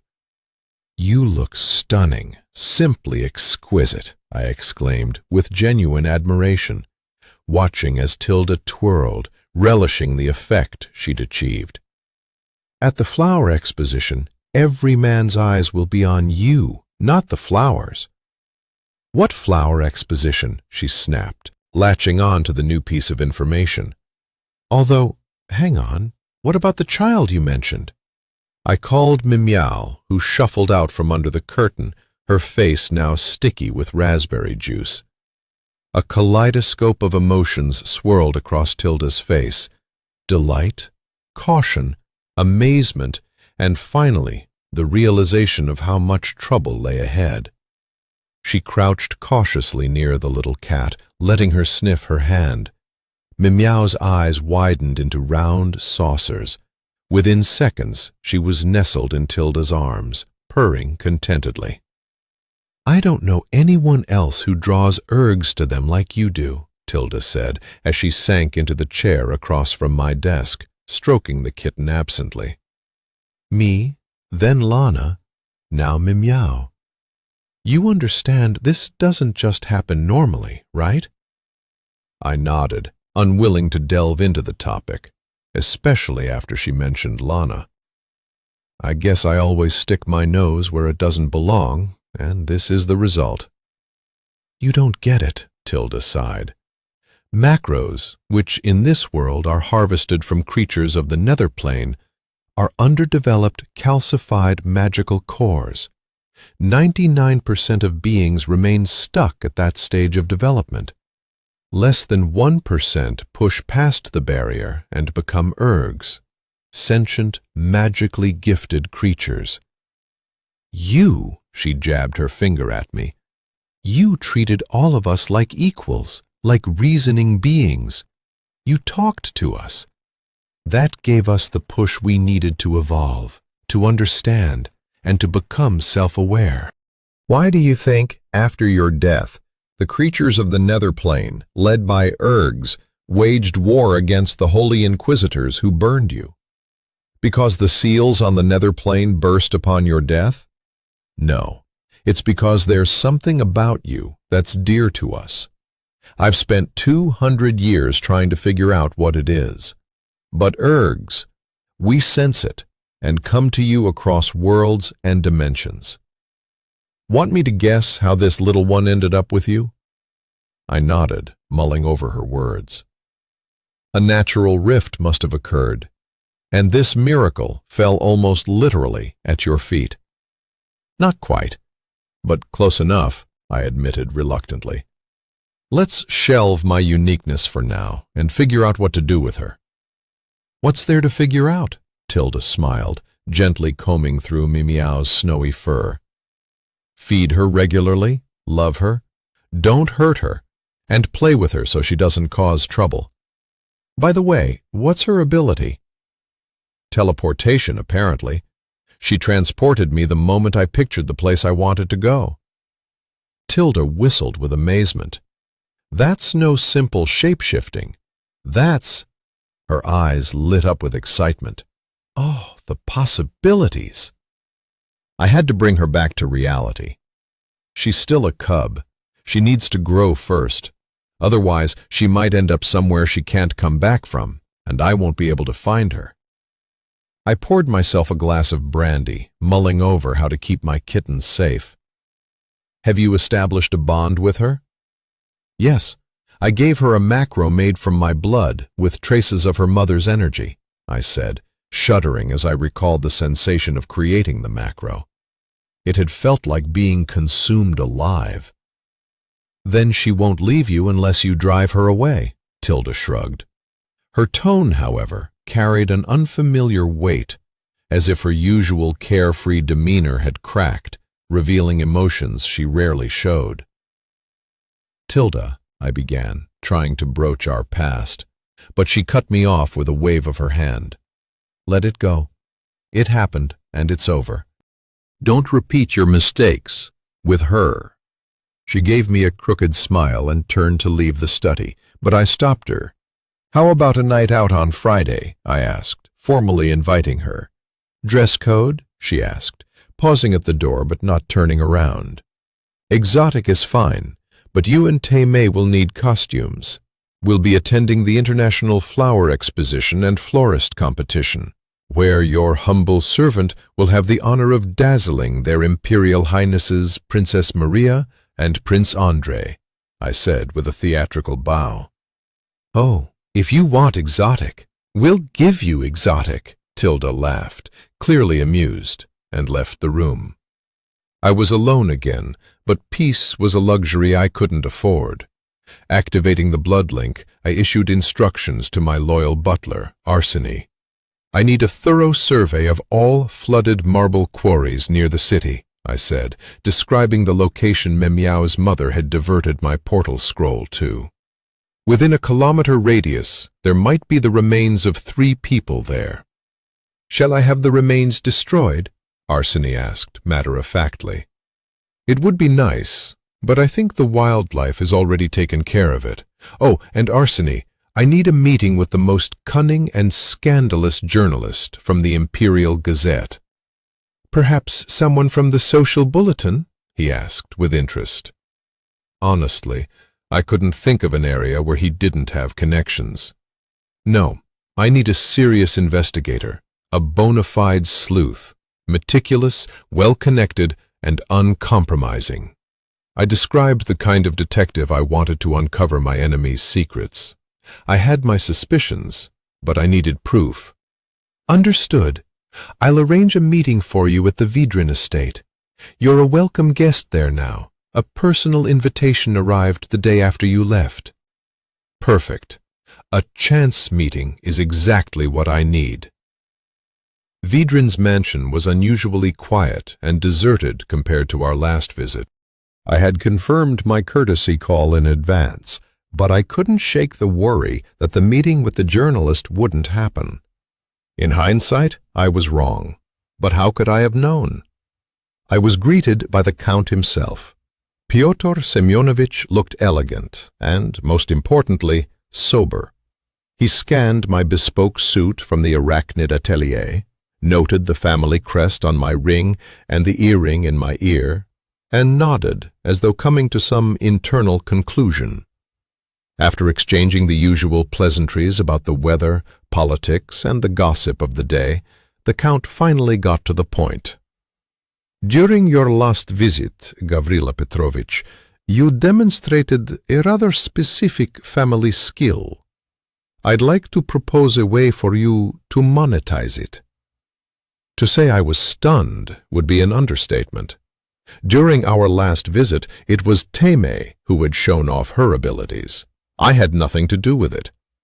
Just to be safe, I decided to inquire what exactly he was talking about. No need to be modest. I've peeked into the archives. Your distant ancestor had a similar skill and learned to use it very effectively. I'm offering you a share in an established winery, and am even willing to buy you land with a mansion for your own use, Vidrin said, growing more excited as he laid out his proposals, clearly trying to get them all out before I interrupted with the usual line about family secrets. The thing was, I had no idea what skill he was referring to. Listening to Vidrin wax lyrical about the prospects of a joint business venture, I reached out internally to my adopted wine god. Muscadine, do you know what he's talking about? The response came quickly, a chuckle followed by contented sniffling. Oh, I know. You started handling family affairs, so I gave you a little perk, Muscadine said smugly. You're not the only one who enjoys a good joke. And what exactly is this little perk? I asked cautiously, wary of his sense of humor. At Vidrin's party, all wine-based alcoholic drinks suddenly skyrocketed in potency. Congratulations, you're now a walking distillery. Enjoy, Muscadine quipped before vanishing. Well, I was in trouble now. How was I supposed to explain this to Hades? What's this all about, then? My patron deity's voice chimed in as if on cue. Chapter 16. In the end, I told the Count I'd consider his proposal later, as family matters took precedence for now. A little extra income never hurt, but if Muscadine's perk truly worked, I could revive my own winemaking operation. We'd buy land, restore the vineyards. It wouldn't happen overnight, but if the Muscadine family was to rise again, we could even merge into a larger clan. For now, though, I had no time to delve into this new skill or the intricacies of the proposal. Vidrin took my response in stride, pleased that I hadn't outright declined, and our personal acquaintance got off to a good start.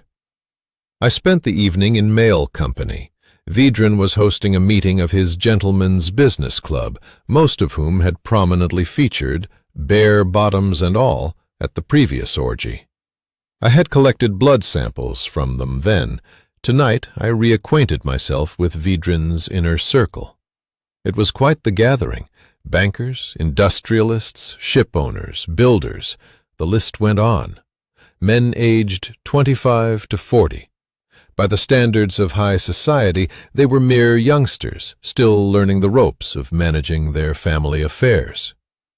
"So, Gavrila Petrovich, what is it you do?" One aristocrat, seemingly connected to river shipping, asked me. This was the question I had been expecting. Staying silent wasn't an option, and citing my youth would be tantamount to admitting weakness, costing me any authority in the future.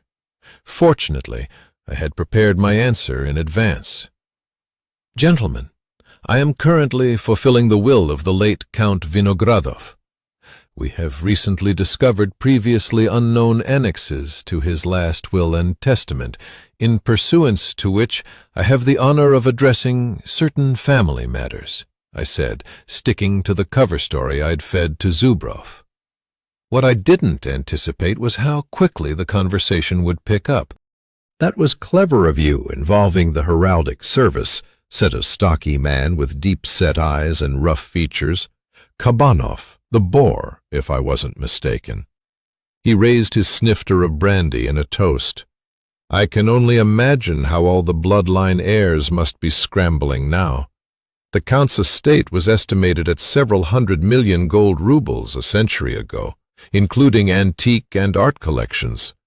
With compound interest and imperial family guarantees, the accumulated wealth must be astronomical. Anyone in the know would be envious." I smiled modestly, though inwardly I whistled at the sheer scale of the fortune. Surely it wouldn't hurt to work for two gods at once. Muscadine's smug voice chimed in. "Told you so." Hades, clearly irked, retorted, "What is this nonsense? Everything was fine. Besides, we're not exactly starving here." I responded to Kabanov in his own manner. "Yes, the prince's wealth isn't exactly a secret, but the terms of inheritance—" I trailed off modestly, taking a sip from my snifter and allowing the light to catch the adamantine family ring on my finger. Much later, when the noble gathering had splintered into smaller groups, Kabanov found me again by the fireplace. "You're remarkably modest for someone of your current status, Gavrila Petrovich," he remarked. His gaze flicked from the fire to the brandy swirling in his snifter. "Your earring, paired with that ring. Let's just say I know enough to recognize what that means. A tiny drop of muscadine blood flows through my veins, a grape from the same vine. Even so, I know that only someone capable of communicating with the patron deity wears that combination." He leaned in slightly, lowering his voice.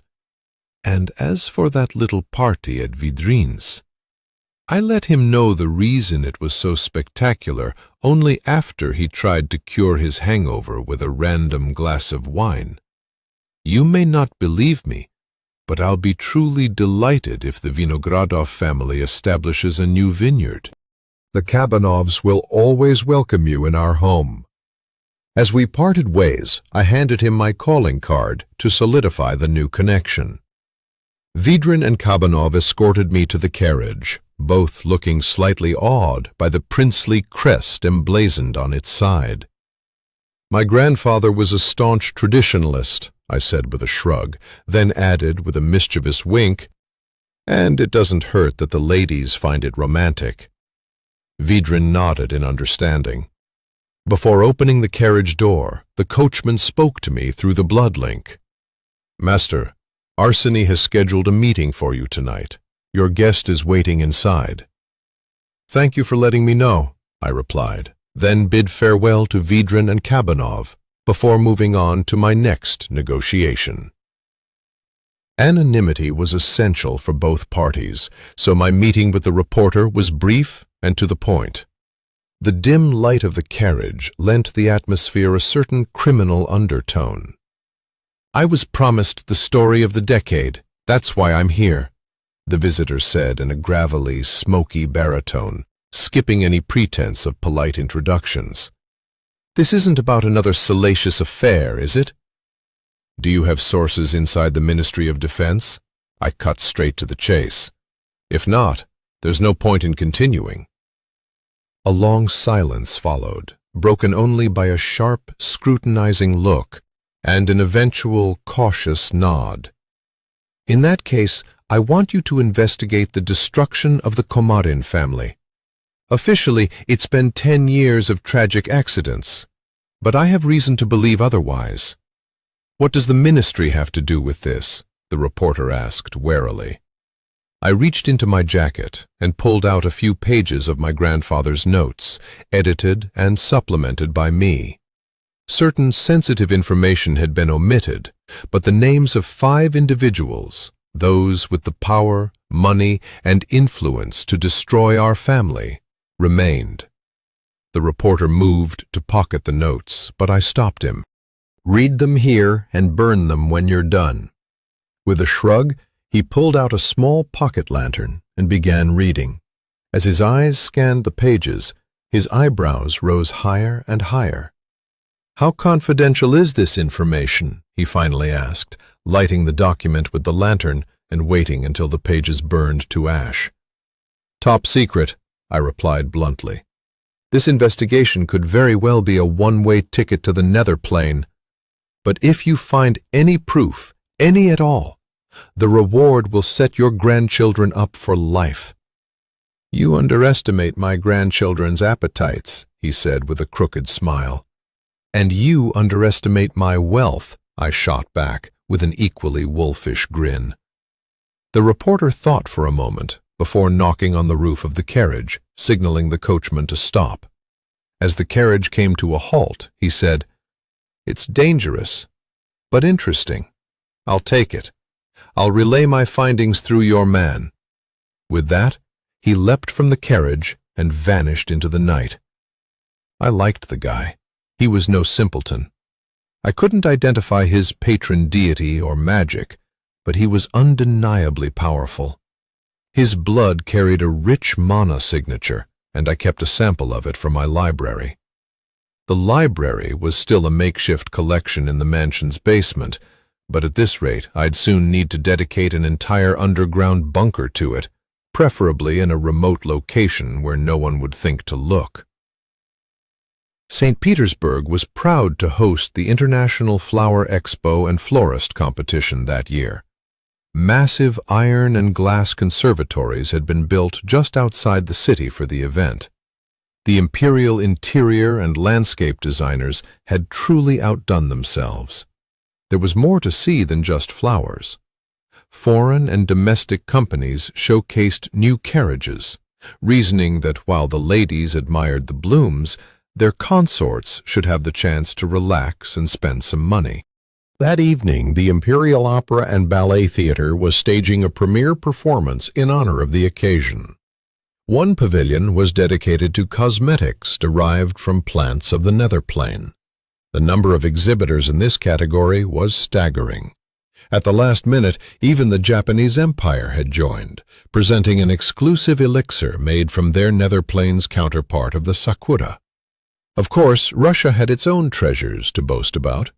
From Krasnodar came a youth-restoring potion that was so potent that it had even been banned from export. The Nipponites, as Her Imperial Highness Princess Maria liked to call Russia's perpetual adversaries in the East, rarely appeared in foreign lands except for private visits.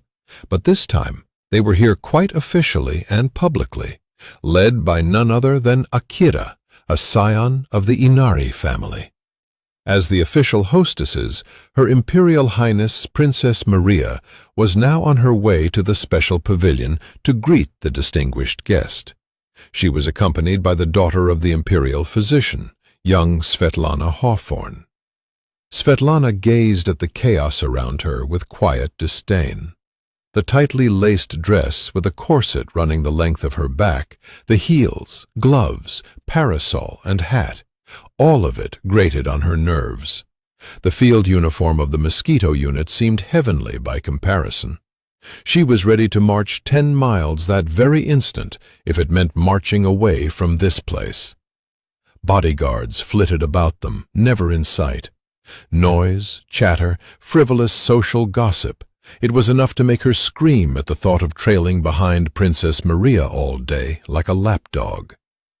"Svetlana, if you keep up that sour face, all the flowers at the exhibition will wilt and wither," purred Her Imperial Highness, the Crown Princess of the Russian Empire, ignoring yet another flattery from a nearby aristocrat.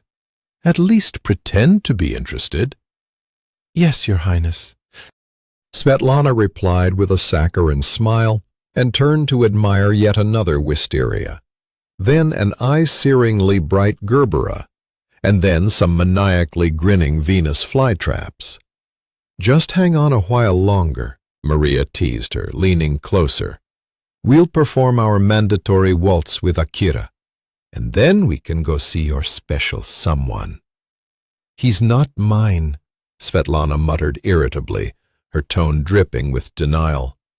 She already regretted 100 times over having mentioned the heirs of the Komarin and Muscadine families to Maria. The princess was now determined to meet the young men who had piqued the interest of the icy maiden at her side.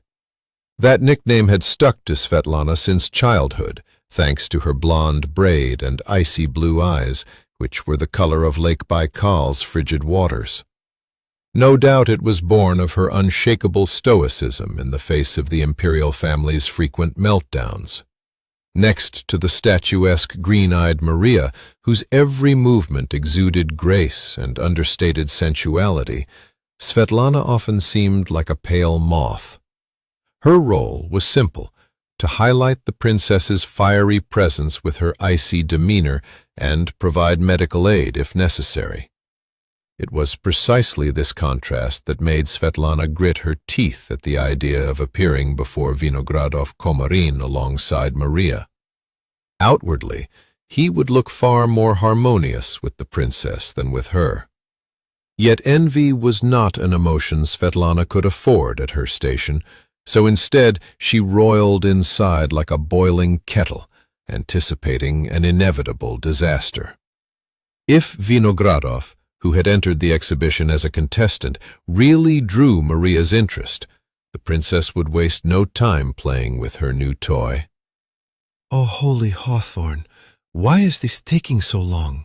Svetlana thought, as they finally approached a pavilion that looked entirely out of place, a miniature palace of the Japanese emperor, surrounded by blooming sakuras.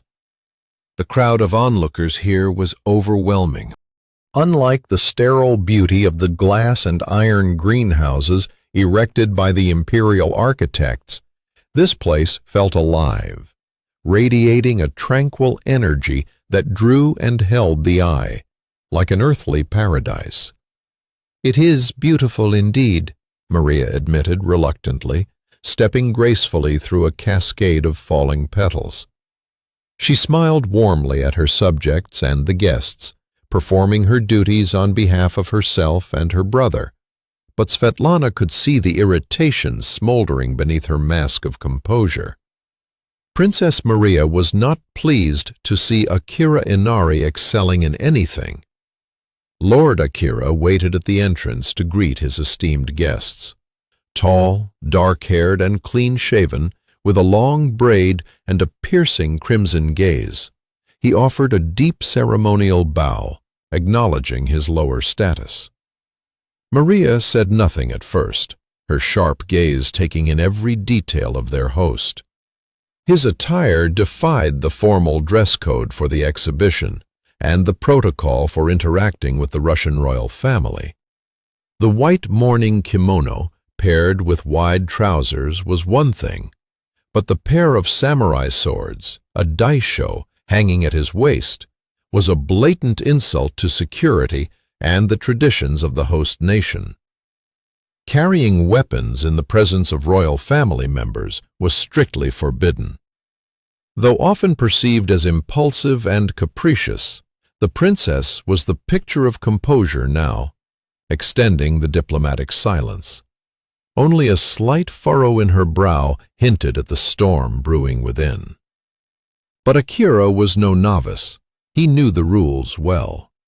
Bowing once more, he addressed the princess.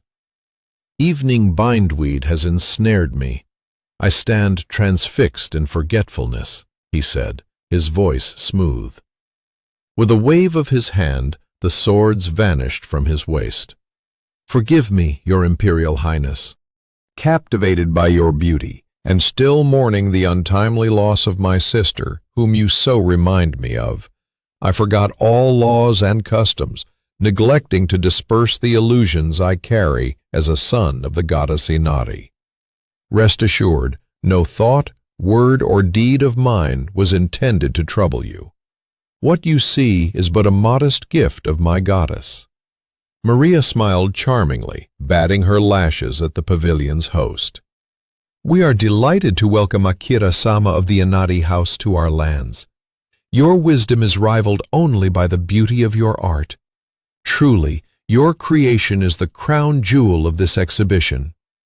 As Maria Crechet exchanged pleasantries with the Japanese prince, Svetlana found herself bored to tears.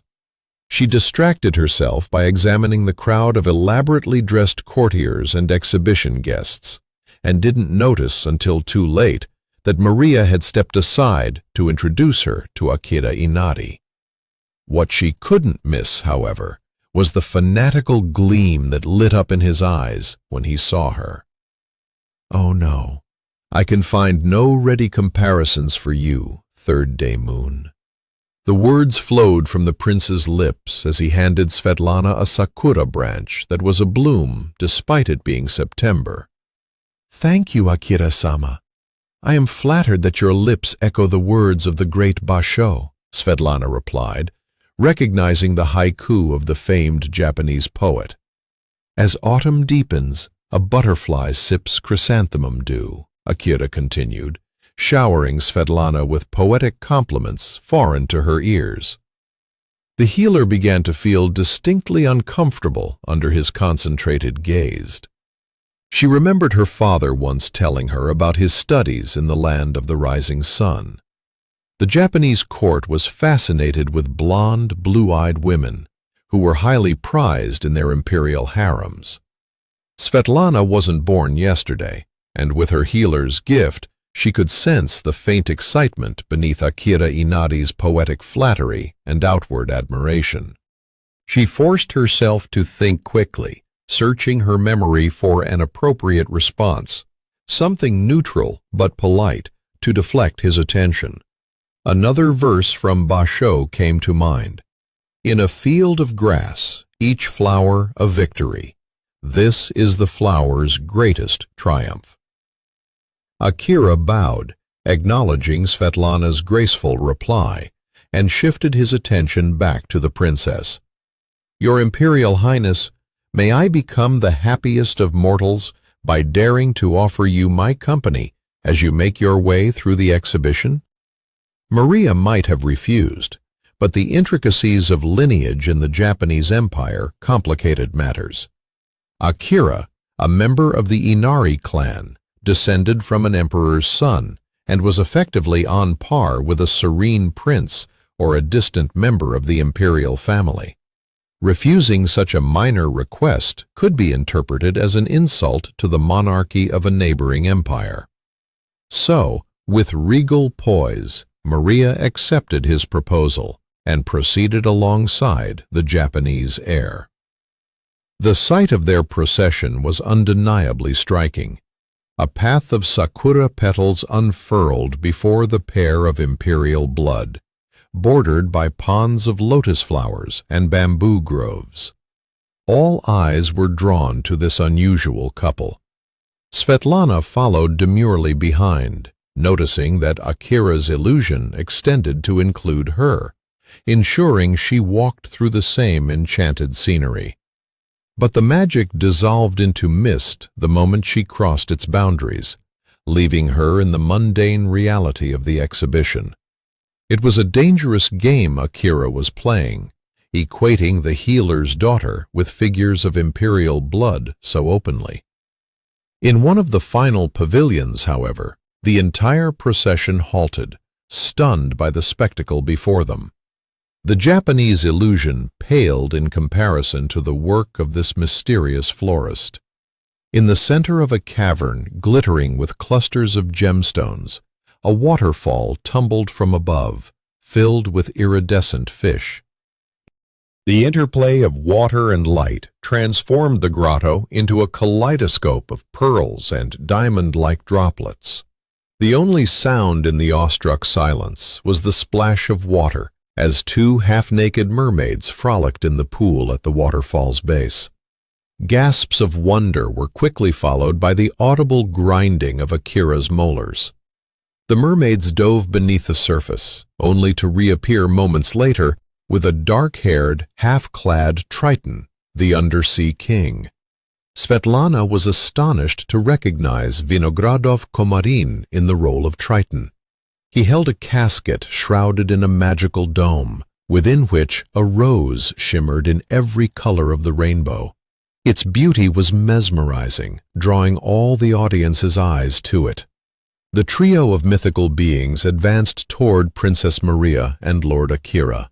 The princess, however, would never have earned her reputation as an impulsive maverick without her true nature coming into play. Leaving Akira behind, she stepped to the edge of the lake, watching in fascination as the hem of her dress grew wet. The illusion was tangible. What happened next was a blur that Svetlana could never fully piece together. Maria, disregarding all decorum, pushed off the shore and dove into the enchanted lake. As she did so, silver needles shot from all directions toward one of the mermaids, threatening to turn her into a pincushion. The princess surfaced before the mermaid, laughing as she shielded her with her body. At the same instant, crimson tendrils erupted from Triton, spreading outward.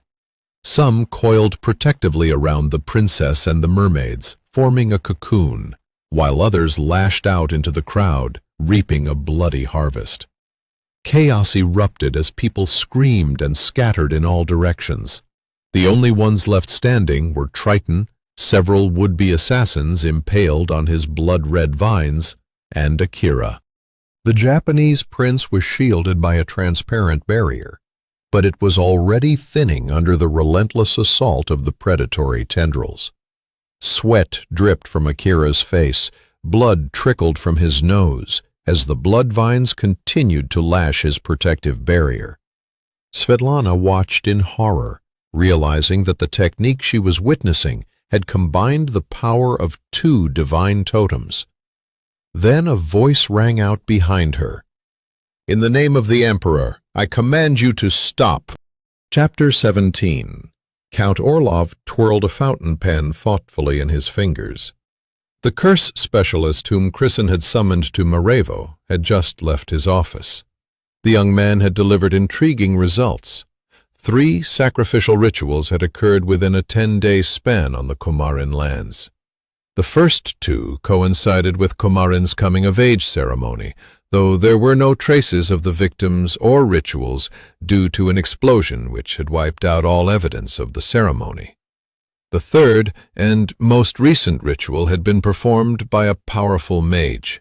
Attempts to reach the epicenter had been blocked by Komarin's retainers, indirectly confirming that the young man was not only alive, but actively overseeing his family's affairs.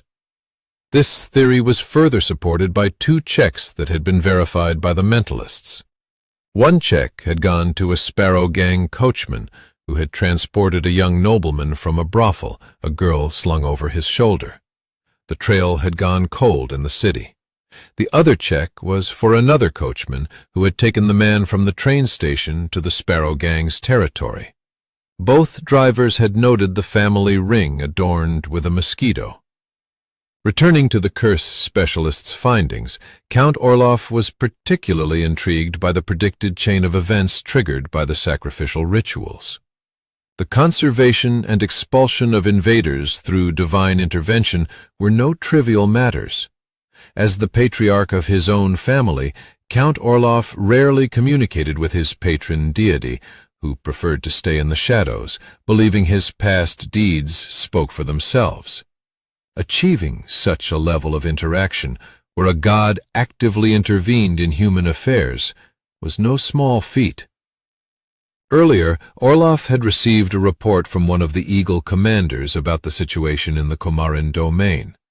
Strangely, the Eagles seemed unaffected by the curse, while Christen's people suffered significantly. This led to certain natural conclusions about Christen, yet the chronology didn't add up. Arkady Ivanovich had served as Orlov's personal secretary for over 25 years, while the attacks had begun 10 years ago. Orlov was reluctant to suspect his subordinate, but Komarin's words about betrayal against the crown and the emperor lingered in his mind. For personal gain, one might betray not only a provincial family, but even the homeland itself. Count Orlov dialed a short number on his commulet, summoning one of the empire's most elusive but indispensable individuals. Within half a minute, there was a knock at his office door. "You called, Daniel Andreevich?" asked the empire's chief shadow.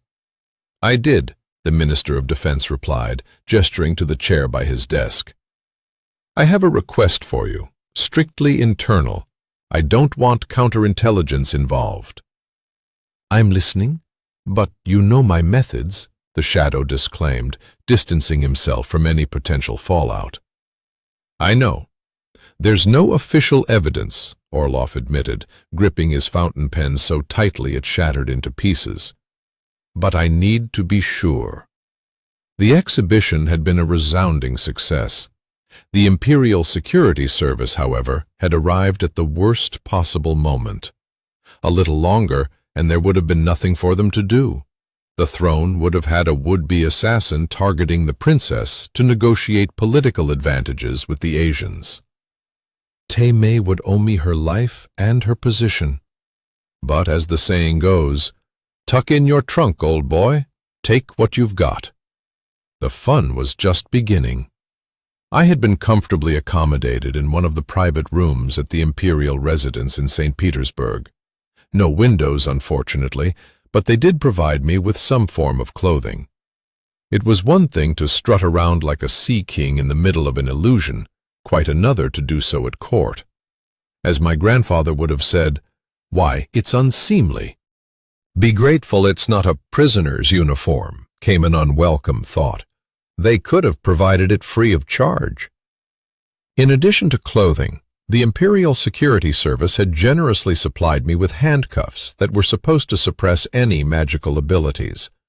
Magical suppressors in this plane, I must say, are subpar. I couldn't sense Misha's hereditary powers, but my blood magic was still available to me, and I could sense Muscadine's artifact as well. In theory, I could replicate the spell I'd instinctively conjured at the exhibition, but the thought of ending up a convict in the nether plane was unappealing. Meanwhile, in some divine realm overhead, a heated debate raged about my recent exploit. "It shouldn't have worked at all," Hades fumed. "It's taboo." 2 patron deities? The height of taboo, mixing their powers. Taboo. He's disrupting the balance between the higher and nether planes. "Oh, come off it," Muscadine replied nonchalantly. He acted reflexively in a critical situation to save an imperial heiress. And frankly, I'm starting to think this whole separation of divinities business is absurd.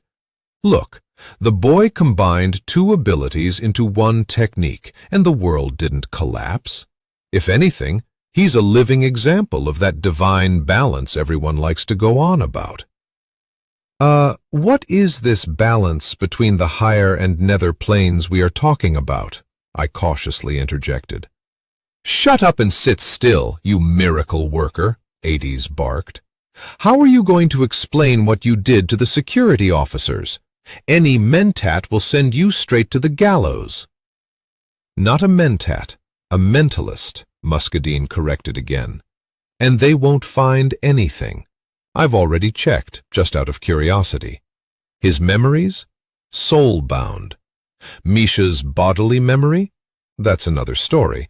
But the familial secrecy oath covers everything. So don't panic. He won't die prematurely. Besides, Princess Maria will likely pull some strings for her savior. And if you doubt me on that, I'll be happy to accept your wager." Svetlana was watching a battle of titans. The head of the Imperial Security Service, known for bending the strongest mages to his will and standing toe-to-toe with the shadowy rulers of Siberia, the Tiger Lords, was now slowly but surely losing ground to the wily, snake-like Maria Crechet. "I repeat, Dmitri Fyodorovich, this young man is neither the plotter nor an accomplice in the assassination attempt against me," Maria Petrovna explained, smiling sweetly at her father's subordinate. The smile sent a chill down Duke Medvedev's spine. "Risking his own life, he used a unique spell, a classified family secret, to save me.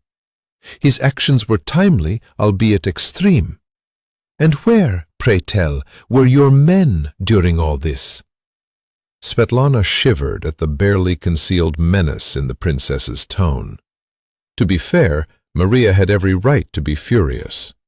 Not only had techno-magical weapons been smuggled into the exhibition, but they had also been used in an attempted assassination. Even if Maria hadn't been the intended target, the mere attempt was a slap in the face to Medvedev's security service.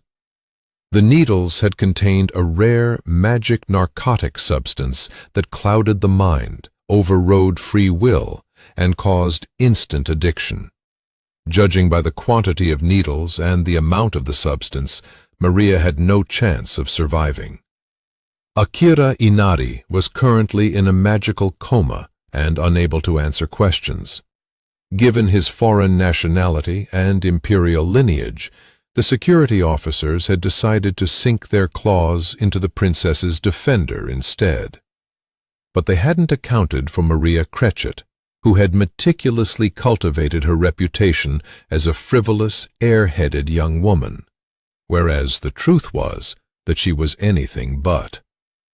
"Your Imperial Highness, I understand your confusion and your feeling of gratitude. However," Medvedev began tentatively. "No, Duke. You have no idea the extent of my anger," Princess Maria hissed, her gaze fixed on the military officer. "I will not allow you to shirk your responsibility by scapegoating an aristocrat from an extinct noble family. It was me they nearly killed, and if you lack the spine to act, I'll speak to Akira Inari myself, and I assure you, my methods of conversation will be far from pleasant. An eye for an eye, a tooth for a tooth, and I'll personally prepare the recording of the assassination attempt for the Nipponites. Then we'll see how many islands in the East China Sea they'll concede in exchange for this illusionist." "Your Imperial Highness, there's no need for that," Medvedev, the head of security, finally relented. "We'll handle it ourselves." "Well, you're doing a poor job of it so far, Dmitri Fyodorovich," Maria jabbed, her tone sharp. "Today, the Empire nearly lost its heir, and it wasn't you who salvaged the situation." "May we at least interrogate the young man?" Medvedev ventured cautiously. "Why stop there? Shall we march him straight to my father for a session of his vaunted righteous wrath?" Maria smiled sweetly, her words laced with venom. "No, I'll join you for the conversation. I'm curious myself how he managed to react so quickly." Svetlana groaned inwardly and mentally clutched her head. Considering the tangled mess of this young man's biography, Any interrogation could unearth so many inconvenient truths that he might regret saving the princess in the first place. Hardly believing her own audacity, she decided to speak up. "I am willing to conduct an examination of the young man to detect any falsehoods." Medvedev raised an eyebrow, surprised to hear the typically reserved daughter of the imperial healer step forward this way. The girl was highly promising, both in terms of her gift's strength and her close ties to the imperial family. Dmitri Fyodorovich had even suggested his second son as a potential match for Hawthorne, though he had yet to receive a reply. "An examination?" he repeated, his tone skeptical. "Yes, an examination," Svetlana said, her voice steady despite the nervous flutter in her chest. "Using my gift, I can detect deception in his responses. It would be more precise and less intrusive than any mentalist's probing." Maria's lips curved in a faint smile, her eyes glinting with approval. "A splendid idea, Svetlana. I knew you wouldn't let me down." Medvedev exhaled slowly, glancing between the princess and the young healer. "Very well. We'll proceed as you suggested, Your Imperial Highness. Lady Svetlana, you'll conduct the evaluation under my supervision." Maria inclined her head regally, signaling her assent. Svetlana, meanwhile, felt her stomach twist into a knot. She hadn't the faintest idea how this examination would go, or what secrets it might reveal. At that moment, Medvedev realized he had another witness on his hands, the ever-invisible shadow of the princess. And this girl was not only ready to cooperate, but was also offering her assistance. This didn't preclude the use of a truth artifact, but the fact remained. The girl had grown up, and now she had found her voice. "Svetlana, your help would be greatly appreciated." A whole procession entered my room, Her Imperial Highness, Princess Maria, Svetlana Hawthorne, and a large, predatory-looking man with a bushy ginger beard and amber eyes, who carried himself like a bear trapped in a cage. Oh, he bore a striking resemblance to the Medvedev kid, Bear, from the Mosquito School. Could this be his father? Judging by the fact that I was still in the Winter Palace and not locked in the dungeons of the Peter and Paul Fortress, I knew that I wasn't under suspicion. Yet. My girls, meanwhile, had been questioned amid the chaos and sent home. Tilda had already reported back via the blood link. They had claimed to be hired illusionists tasked with presenting the rose at the exhibition. The mentalists had even confirmed their honesty. Of course they had. Tilda and Teimay's last 2 days of memories were filled with preparations for the exhibition, rehearsals, and fine-tuning the details of the performance. When they had first approached me with their idea to create an undersea tableau, I had been ecstatic, and I'm sure the imperial mentalists who reviewed their memories thoroughly enjoyed witnessing our creative process. Now, however, I had to answer for my actions and motivations alone. Well, balancing on the edge of utter destruction had become a personal hobby of mine lately. Svetlana approached me without raising her head. Standing before me, she blocked my face from view and placed her trembling hands on my temples. Her lips barely moved as she whispered, "There's a truth-detecting artifact here. I'm here to help." "Thank you," I whispered back, winking. "Don't worry, we've got this." As I looked at Svetlana, I couldn't help but think she was just as alluring in her gown as she had been in the Komarin uniform. I wondered how she'd look in the Desert Raiders attire. Layers of fabric forming a translucent silhouette, no corsets, semi-concealed nudity. I had to force the distracting image out of my mind through sheer willpower. Healing magic began to flow from Svetlana's hands.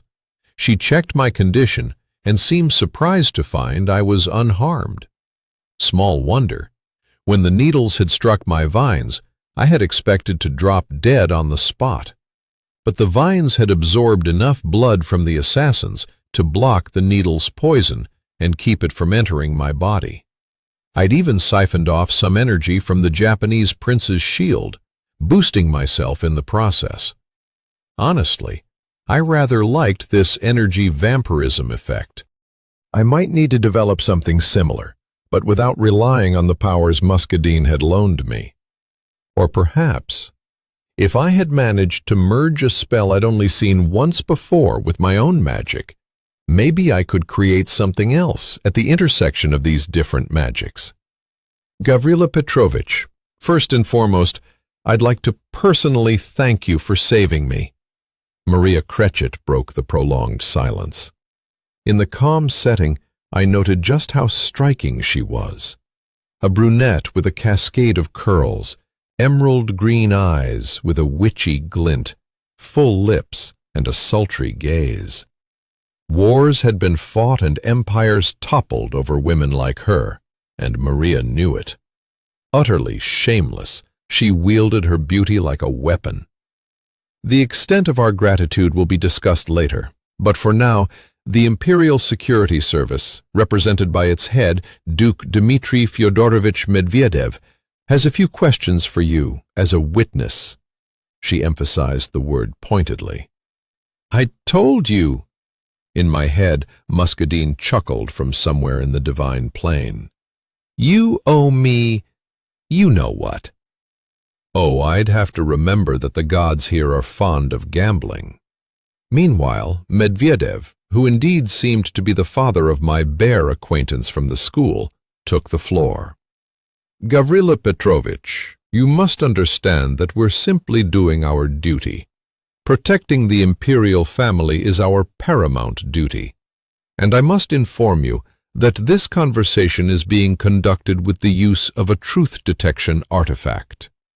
He gestured to a ring on his finger, identical to the one I'd seen on Count Orloff. Additionally, your condition will be monitored by a healer, Svetlana Hawthorne.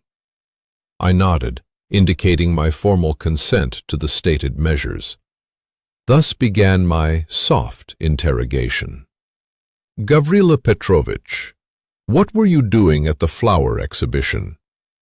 I was presenting a new variety of rose called a surprise for the princess, I replied. This line of questioning did not seem particularly intimidating.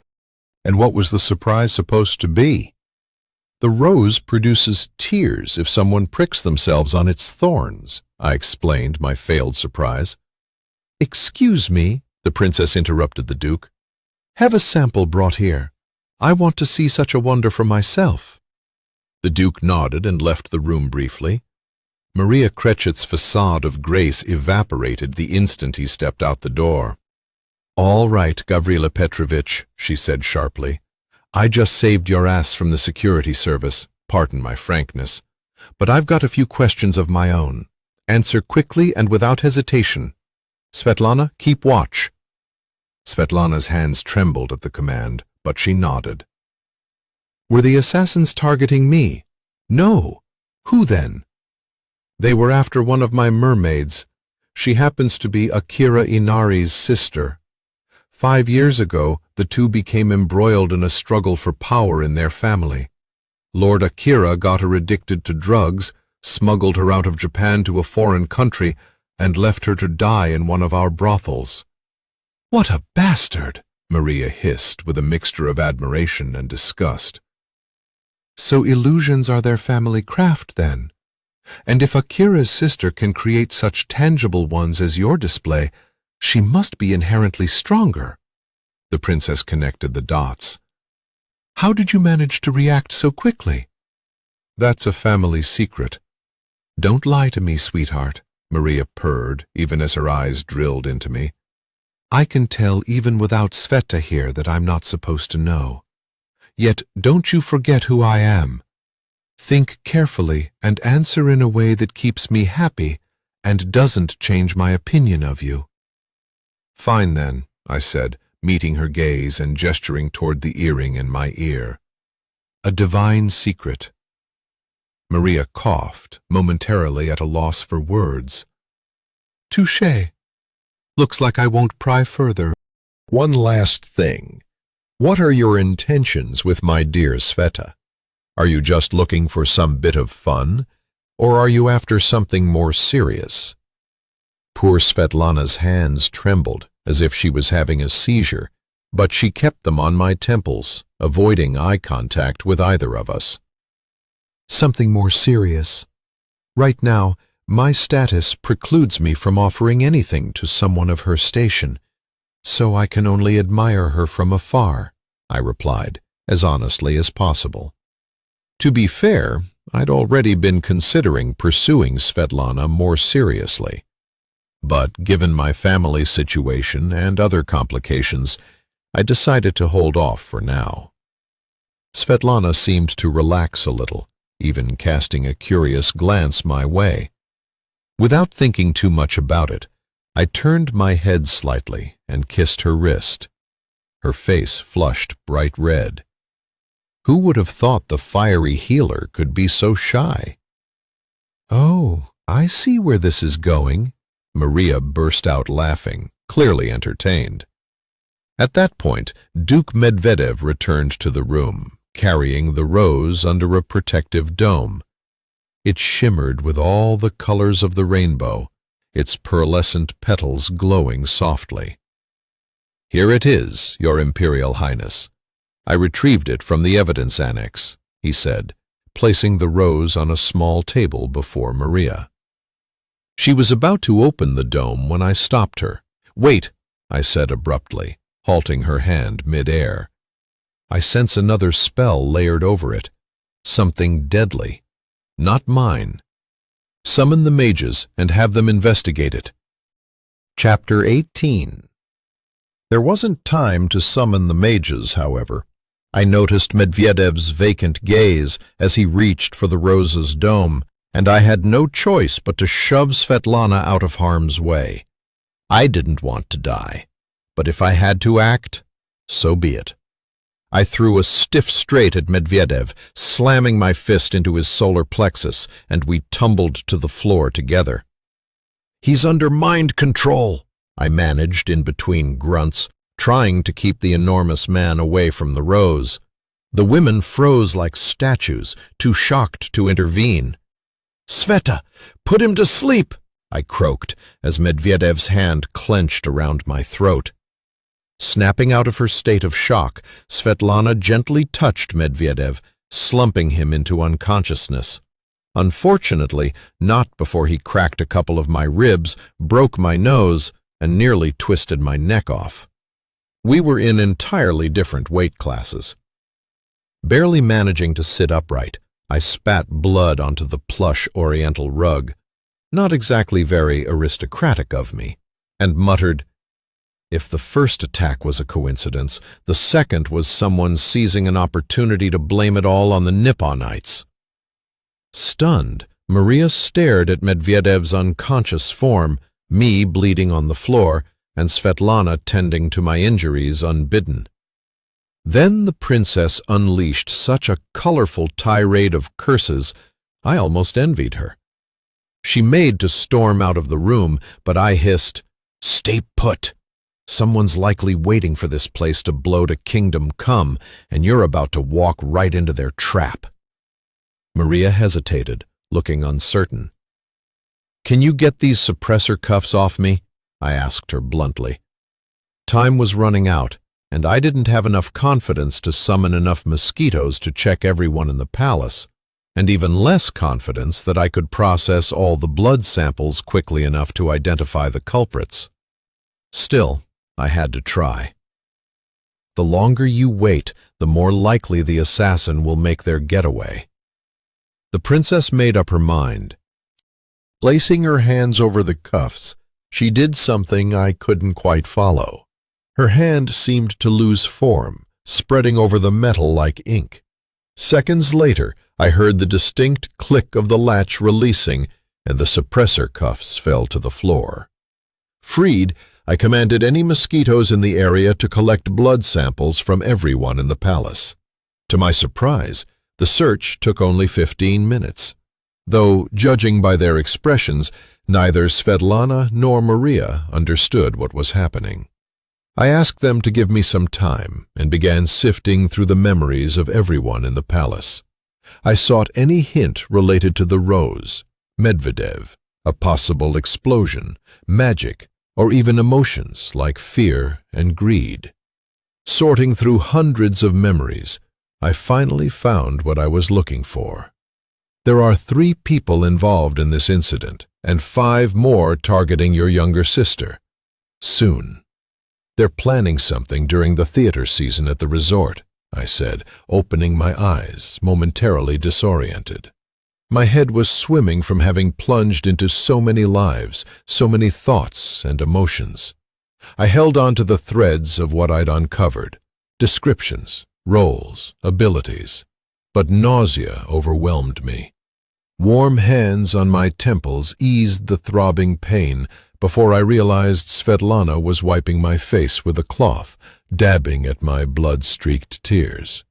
Gratefully, I embraced her as Maria stood frozen, clutching her commulet, too shaken to make a call. "Here's the deal," I said, going all in. "If I'm right, you swear never to reveal how you got this information. If I'm wrong, you can drag me before your father, and he can decide my fate." Maria nodded, biting her lip. She made a call, her voice barely rising above a whisper as she relayed my findings, emphasizing the suspects I'd identified. Meanwhile, Svetlana worked to revive Medvedev, undoing the mind control spell. I stood ready, a porcelain vase in hand, prepared to use it as a makeshift weapon should Medvedev regain consciousness violently. Call it cowardly if you like. I call it strategic foresight to keep my ribs intact. Moments later, a rapid response team burst into the room. They took Medvedev away, still unconscious. 2 mages examined the rose under artifact-enhanced goggles. The palace was finally under control, but something told me this was just the beginning. "The spell is on the dome," I interjected, attempting to add my 2 cents. "If possible, save the rose." "We don't care about the spell," one of the mages replied dismissively. "It's weak. But the plant—" A sly gleam lit up his eyes. "Yes, I'm also curious about how you create such flowers," came a quiet but commanding voice from the doorway. Standing there was a tall but alarmingly thin young man. His facial features bore a subtle resemblance to the princess, but his gaze was entirely different, steely and unyielding, as though a powerful spirit were confined in his frail body. "Andrei," Maria exhaled with relief, rushing to embrace her elder brother. "How's Nastya? Did you catch all the suspects?" "We got them, Masha," the heir replied, gently stroking her curls to calm her. "Mentalists and interrogators are working on them now. So far, your account checks out. But I'd like to have a word with this young man, privately." The mages made curt bows and began to leave, carrying the rose almost under their arms, which implied the spell had already been removed. Maria's gaze lingered on the flower, a pout forming on her lips, like a spoiled princess denied a toy. "Leave the rose. It's a gift for the princess," Andrei commanded promptly. Whether out of affection for his sister or personal interest in the flower, the directive was clear. The mages reluctantly placed their prize back on the table and shuffled out. Svetlana moved to follow them, but Andrei surprised me yet again. "And where are you off to, O Queen? You've been involved in this mess from the beginning." "Queen?" My eyebrows shot up involuntarily. Svetlana, noticing my astonishment, blushed adorably. Ye gods, how she blushed! She really was delightful. Meanwhile, the prince turned the stone on his ring, and a shimmering barrier enveloped the room. Another artifact. These people were draped in them like a vine in grape clusters. Well, they were imperial heirs, after all. Survival in any situation was probably part of their job description. Still, I couldn't understand why Maria hadn't activated something like this during the exhibition. "No one will overhear us now," Andre said, gesturing to a chair at the table. "We can speak freely and without formalities. I have many questions, but considering you exposed 2 assassination attempts against my sisters in one stroke, I'll rein in my curiosity a bit." I nodded, appreciating his perspective. They could have sent me straight to the gallows after all. Everyone here seemed so kind and trusting, such a stark contrast to where I came from. There the rules had been simpler. Better to torture, curse, and torture again than regret missing something later. But since this trust worked to my advantage, I decided to lean into it. "I swear to answer honestly any questions not related to family secrets or dealings with divine patrons," I said solemnly. As the words left my mouth, a silver vine with crimson grapes coiled around my wrist, signifying the oath's sincerity and divine approval. "Oh, what an idiot," muttered Hades. "No, actually that's a cleverly vague wording. It allows a lot of flexibility," Muscadine countered approvingly. I watched the surprised expressions of everyone in the room. "Well, that's unexpected." Andre Cretchit cleared his throat. "Let's get to the main questions then. How did you perceive the spell over the flower's lid while wearing magic suppressors? And how did you identify the assassins in the crowd during the attempt?" The healers and security confirmed that all the attackers were from the same clan, marked with identical family tattoos. "Muscadine," I called one of my patrons, "if I say the vines and the rose were semi-sentient, would that violate the oath?" "Well, if you equate them to a pet, loosely speaking," Muscadine replied uncertainly. "But we've never tried anything like that."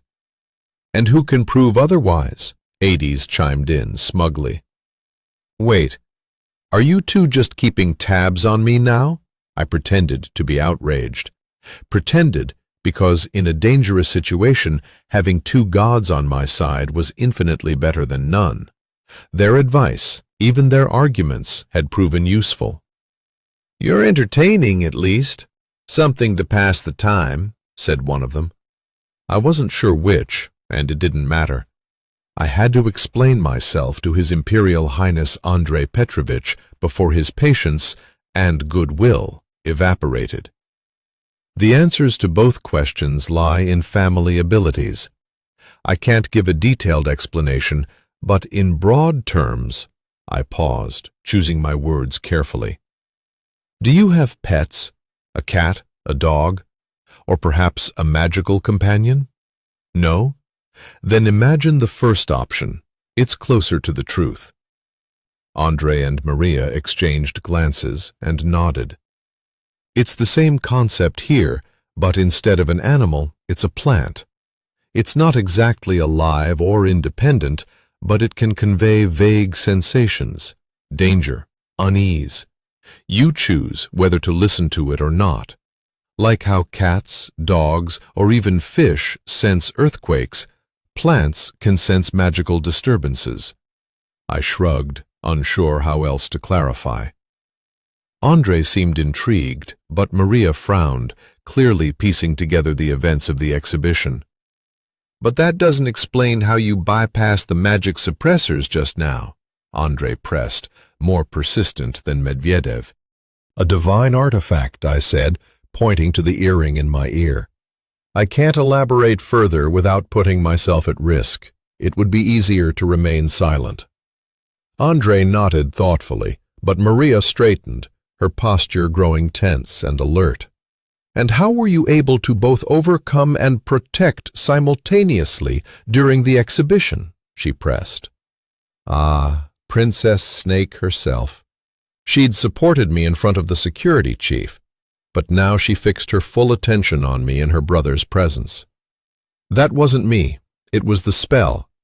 The vines shared the same sensitivity as the rose, but I granted them a bit more autonomy to protect your Imperial Highness, myself, and my companions, I replied smoothly, choosing my words with care. And how often can you create something like that? Maria, as unwavering as ever, refused to let up. I can't, Your Imperial Highness. Doing so drained a significant portion of the artifact's charge. Another portion was used today to identify those involved, I said, calmly attributing it all to Muscadine's aid. In my mind, the mantra was clear. It wasn't me, it was divine magic. Take it up with the divine. Maria and Andre fell into deep contemplation.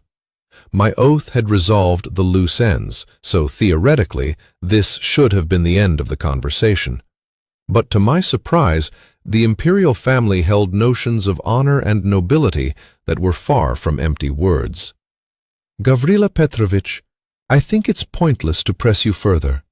You've shared more than you were obligated to under the constraints of your oath, Andre said, his gaze shifting between the rose and me. What would you like as a reward for saving my sisters? Oh, now this was a different kind of conversation. A pity he combined both rescues. I could have discussed each separately. Still, one shouldn't refuse a generous offer. Would it be too much to ask to disappear from your security service's radar? I quipped, earning a faint smile from the air. That my sister and I will ensure as a bonus, he replied.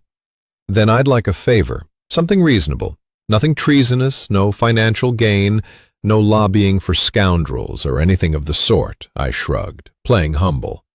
Life is long, and my family's standing is modest at the moment.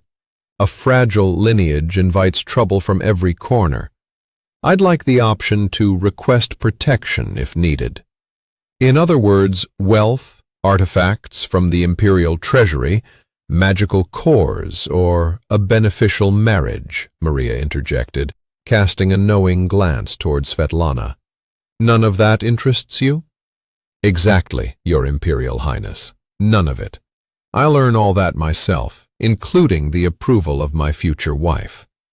So be it, Andre concluded, silencing his sister's reply with a wave of his hand. He removed an unassuming jasper ring from his finger. With a simple twist, the stone detached, revealing a thin point beneath. I, Andrei Petrovich Krechet, hereby grant priority consideration of any petition presented by the bearer of this ring, in gratitude for saving members of the imperial family. The point touched his finger, and the jasper turned a deep ochre, glowing faintly. Would you allow me to bind the artifact to my essence? I asked the imperial heir. I wouldn't want such a generous gift to fall into the wrong hands. Andre nodded and handed me the ring. I didn't echo his declaration, I simply touched my own finger. The stone shifted from ochre to the rich hue of ripe garnet.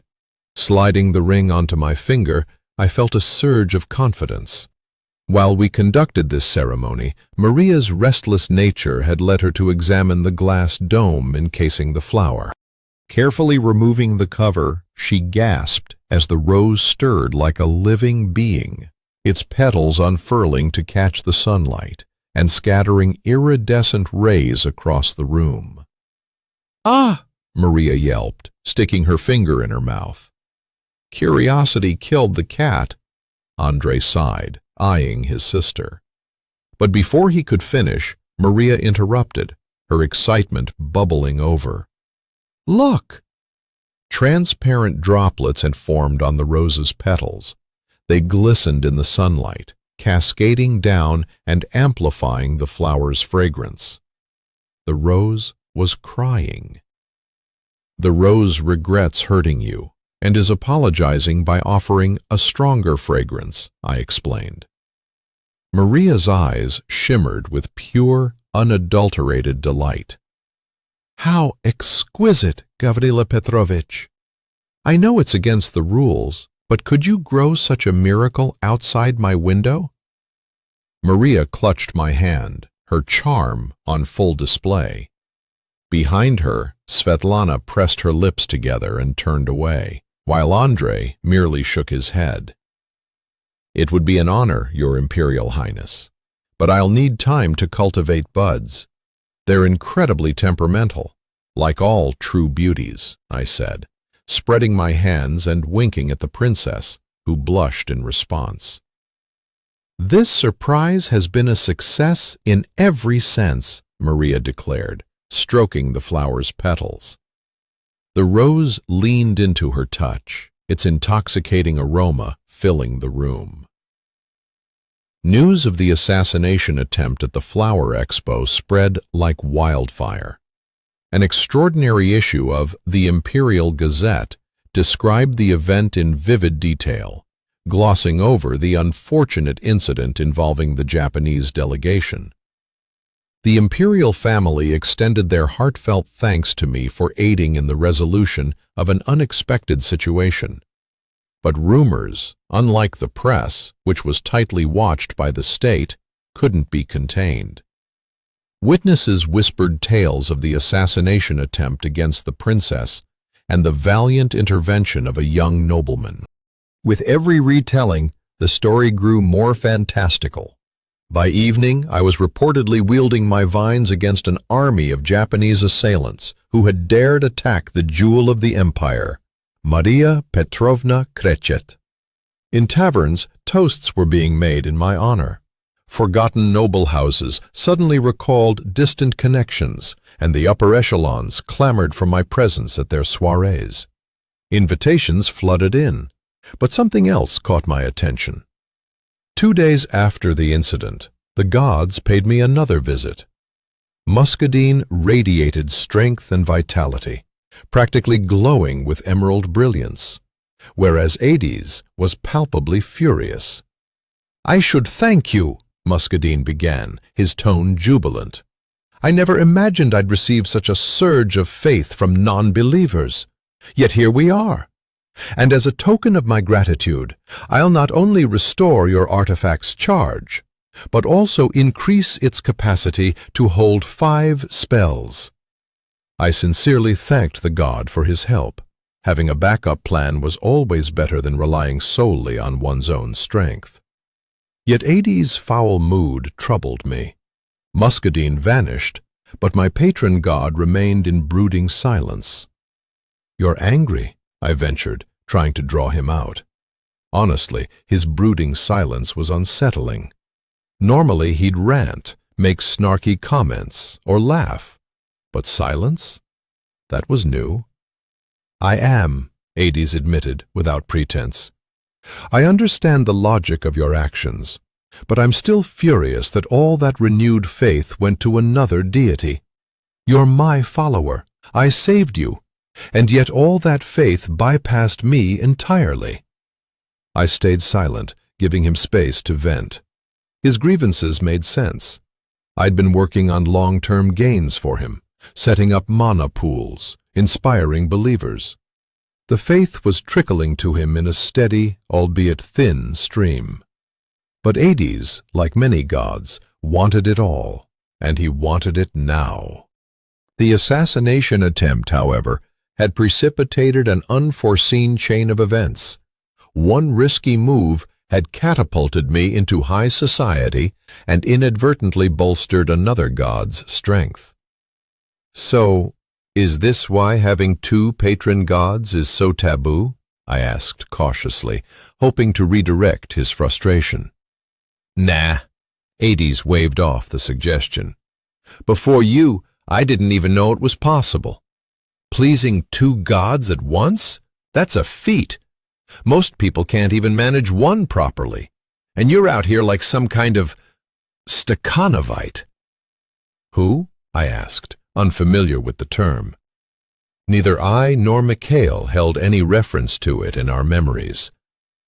"Forget it," Hades sighed.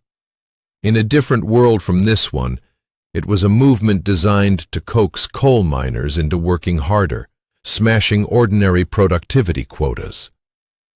Dwarves? I asked, incredulous. Sure, the little folk were fanatical about work, but overproducing?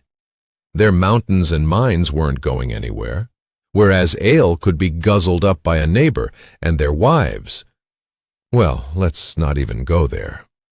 No, humans, Hades clarified, working triple shifts, surpassing their regular quotas 3 or 4 times over. Slaves?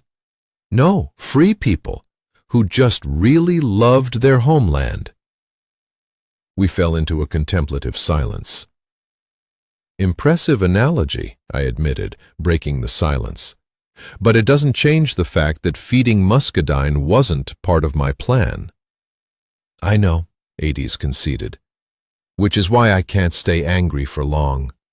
Still, it stings. Look at muscadine, tossing around artifacts like candy. Even Kitsune does it. And all I can give you is the power to summon mosquitoes. It was hard to tell if his frustration stemmed more from envy or his own divine insecurities, but I decided that a god needed encouragement just as much as faith. You shared your own blood with me, I pointed out. Isn't that the most precious gift a god can offer? Hades became pensive. I thought he'd retreated to his divine realm when he suddenly spoke up. Oh, I keep forgetting to tell you. There's someone else with Comorin blood. I've started sensing them, but I can't establish contact just yet. Chapter 19. I froze. How was that possible? I was the last of the line, or so I thought.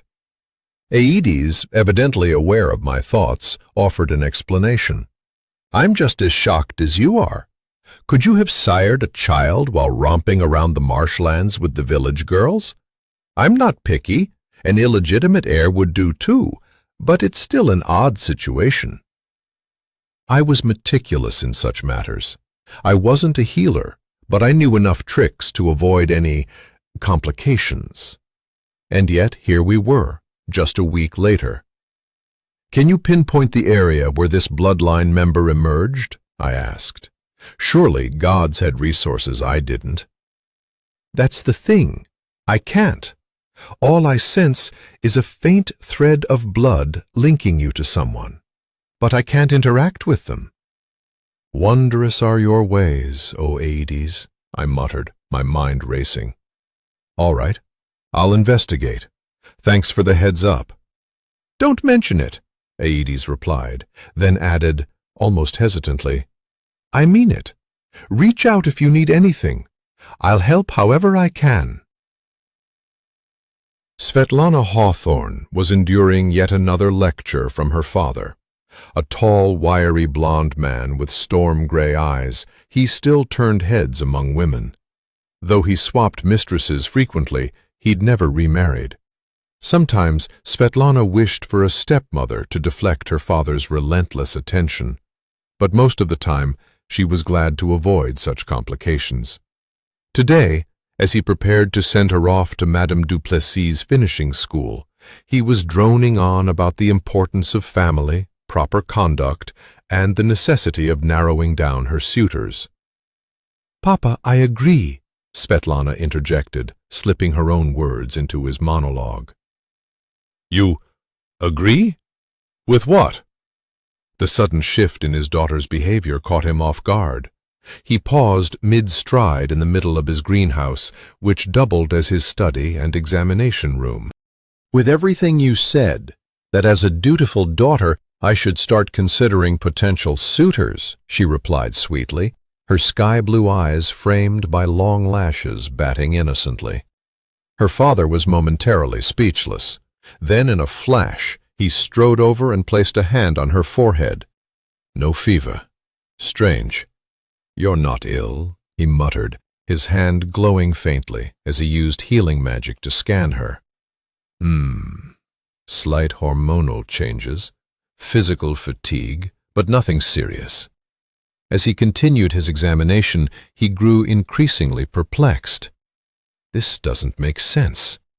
Papa, Svetlana said gently, I'm simply agreeing with your reasoning. I even wanted to propose my own list of candidates. After all, I'll be the one living with one of them, and bearing your grandchildren. Her father stared at her in shock, muttering to himself, No change in your heart rate. You don't seem to be lying. All right, my daughter. Either confess what's going on, or I'll start worrying this isn't really you under that guise. For 3 years, you threw tantrums at the mere mention of marriage, and now you're on board? This doesn't add up. Svetlana hesitated for only a moment before deciding to tell the truth. She loved her father, and his affection for her was just as genuine. Papa, I wouldn't want anyone to use me to get closer to you or the imperial family.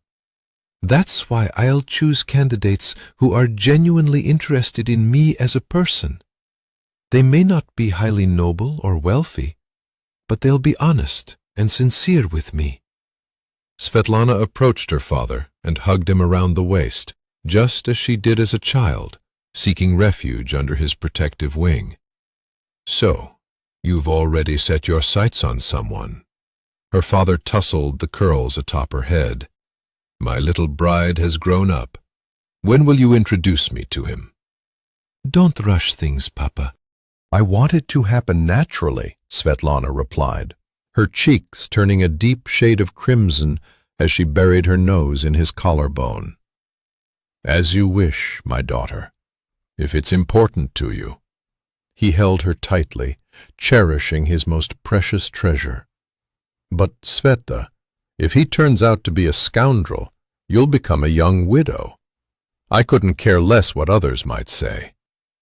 Though, he paused, a mischievous smile spreading across his face. If that happens, I'll leave him to you. No sense in gifting an easy death to a scoundrel. They both laughed, knowing full well that the humor in his words was only partly a joke. The most skilled and inventive tormentors are healers. Their knowledge of the human body and pain surpasses that of any torturer. Even life and death mages are merciful by comparison. Heaven help anyone who makes a healer their enemy. It's a condition only death can cure. When I returned home, I was greeted as if I'd achieved a grand victory. I'd notified Arseny and Tilda via the blood link that I was on my way back, following a tactical victory. Awaiting me was a full feast, beautiful women, and a jubilant Meow, who immediately leaped onto my shoulder and licked my cheek. Meow was worried. Meow missed you so much. Meow wanted to bring you back, she meowed. I stroked the little erg and imagined Medvedev's face if I'd teleported directly out of the suppressive field of his magic suppressors. No amount of ancestral oaths would have saved me then. Don't worry, little one, I assured her, scratching behind her ear and basking in the warmth of her sincere emotions. The same warmth flowed from Tilda. Only May seemed like a bundle of exposed nerves. She took a hesitant step forward and, bowing her head, spoke. Forgive me. I was wrong to want to return home. When I saw Akira, I thought he had come for me, that the goddess Kitsune had sent him. Her voice grew softer and more uncertain. And it didn't strike you as odd that he was wearing mourning attire? The clan should have been grieving my disappearance. I didn't point out her naive joy upon reuniting with her cousin, or mention how, through his blood, I'd felt his thrill of the hunt, the satisfaction of impending murder, and lust intertwined. Your clan tried to kill you today, but that's not what concerns me, I said, refraining from the classic "I told you so," since she wasn't a child. What bothers me is who could have been watching you and tipped them off that you not only survived, but recovered. The thought of a spy gnawed at me. The possibilities were limited. Madame Juju's staff, or... Nothing else came to mind. My bloodbound couldn't betray us, so that was out of the question. Yet here, Teime managed to surprise me. No one needs to watch. Every clan has a great tapestry where all family members, even newborns, are marked as branches. The deceased branches darken and gradually fade, moving on to rebirth, while the living ones grow and spread. My branch probably turned green again, and my cousin decided to finish what he started. What an intriguing artifact. I wanted one. And how are these made? I asked. Are they crafted, or are they divine gifts granted when a clan is founded? Teime froze, stunned by the simplicity of my question. I'll ask my goddess, she finally replied after half a minute. And I must acknowledge a double life debt. The price you named is too low. You may always count on my help, and when I become the head of the Inari clan, she added with a bloodthirsty smile, you'll have the clan's support as well. Agreed, I said, nodding. But for now, let's celebrate surviving that murderous exhibition. Ladies, you were spectacular. The evening was a resounding success. We feasted, drank champagne, and laughed a great deal.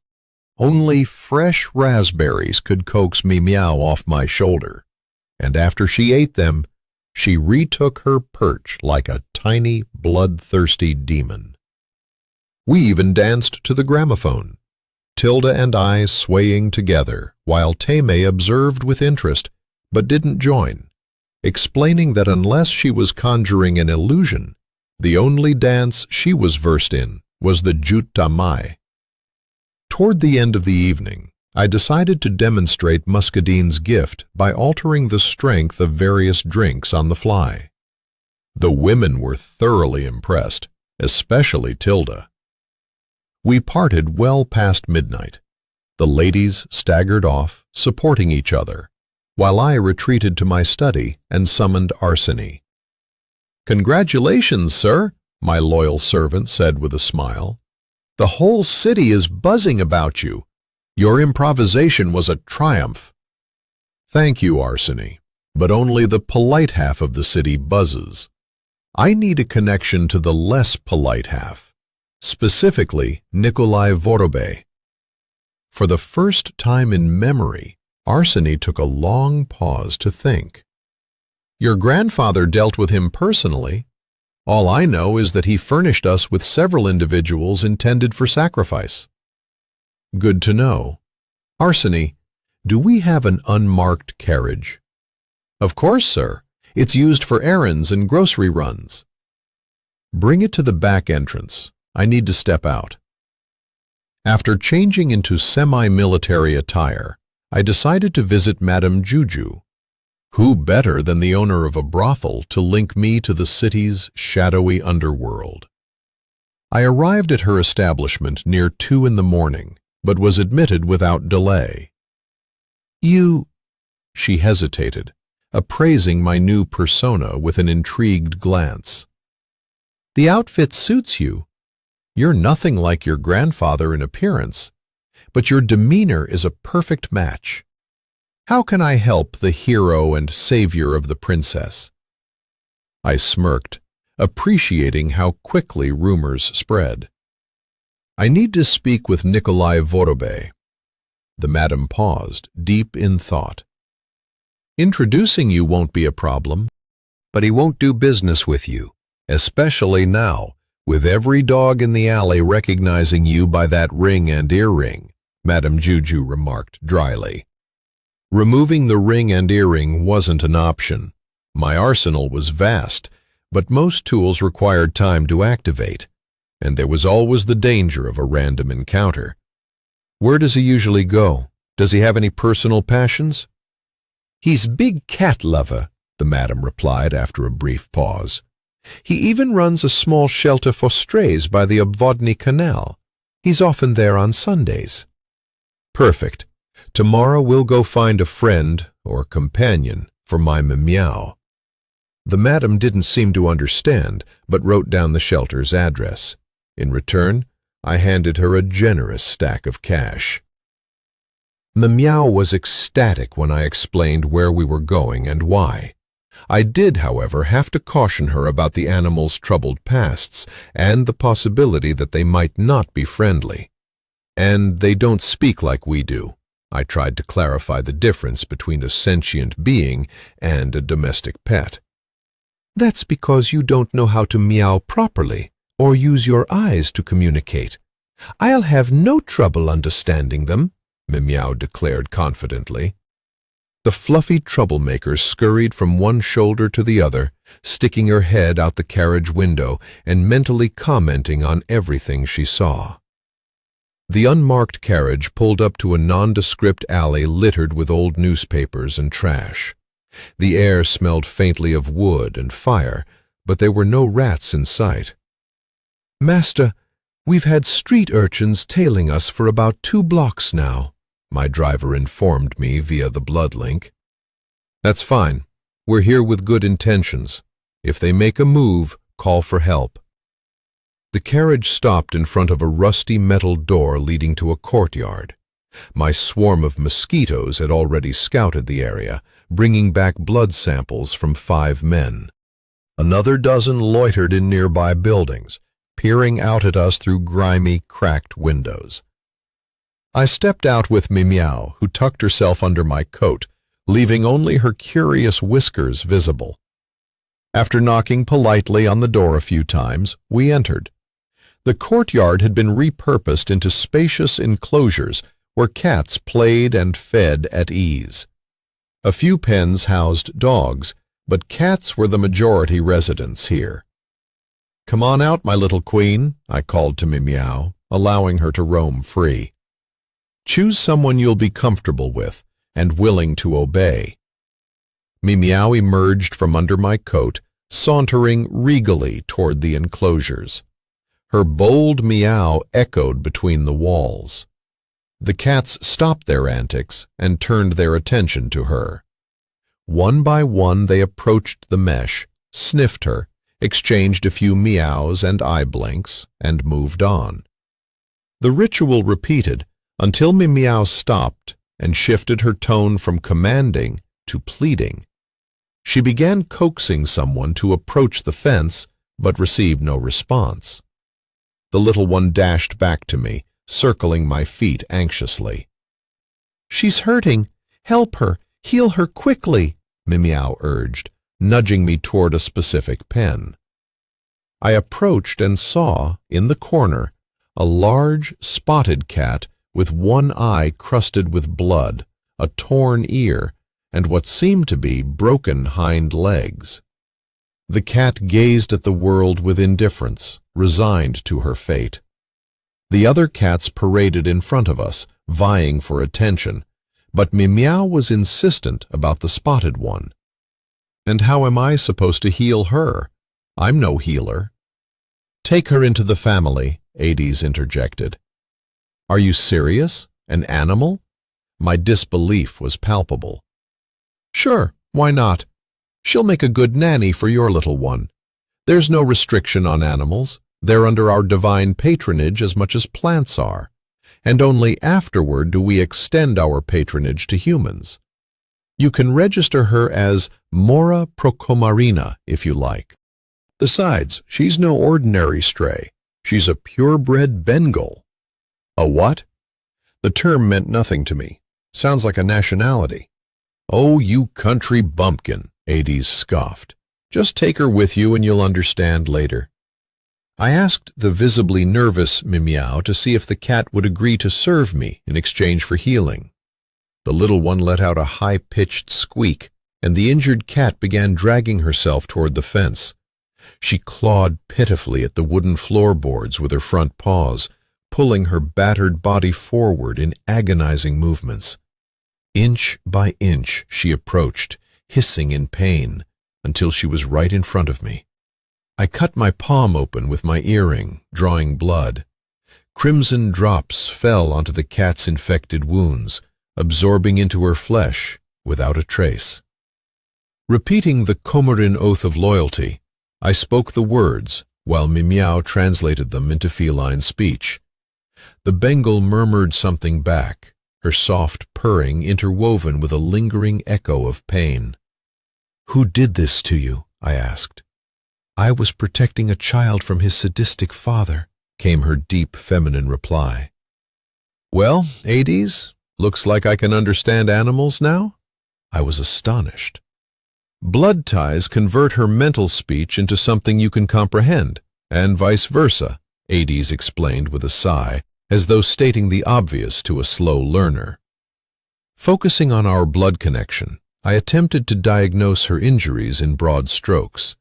I wasn't a healer, much less a veterinarian, but as the head of my family and a blood mage, I could siphon strength from others and channel it into the one in need.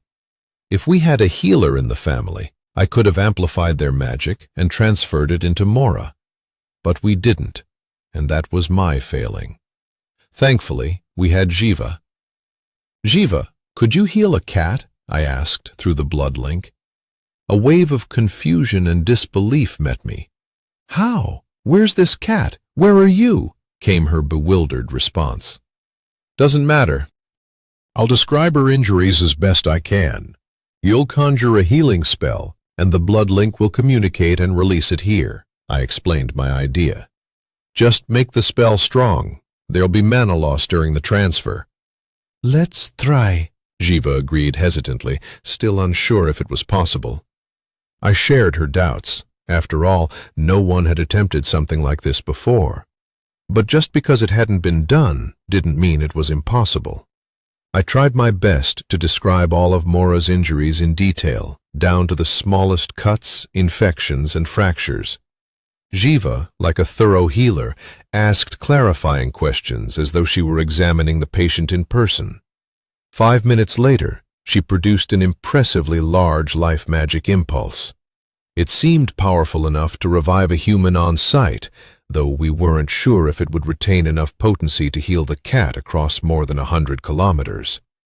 The mana coursed through the blood link, losing some of its intensity and focus along the way. I tracked its approach, placing my open palms over Mora's most severe injuries. For half a minute, nothing happened. Then my palms began to grow hot, and a soft white glow emanated from them. The cat twitched, but didn't struggle, enduring the experiment stoically. Out of the corner of my eye, I noticed some of the cloaked thugs taking advantage of my distraction and moving to encircle me from behind. Mimiao leapt into action, hissing menacingly to guard my back. After a minute, Jiva's magic faded, and Mora stood up shakily on her legs. Her eye wound had healed, though it left an unsightly scar. The torn ear hadn't grown back, but the infections and bone fractures were now gone. "Thank you," came a reverent voice from Mora. She tentatively touched my hand with her paw, then nuzzled her head against my palm. Behind me, Mimiao kept hissing, until I heard a raspy voice cut through the tense silence that had surrounded us. "Who are you, and what did you do to Mora?" Well, at least they hadn't put a knife to my throat. Small relief, that. I rose slowly and turned toward the voice, careful not to make any sudden movements. The speaker was a man of average height, dressed in gray work clothes and a cap pulled low over his forehead. A cigarette dangled from his lips, its rich scent suggesting it wasn't the cheapest brand. Everything about him screamed petty crime boss. Behind him, 4 burly men in similar attire stood casually with their eyes focused on me, watching me closely. Mimiao climbed up onto my shoulder, her fur bristling as she hissed menacingly at the man. "Gavrila Petrovich Vinogradov, at your service," I replied. "I'd like to adopt Mora here into my family."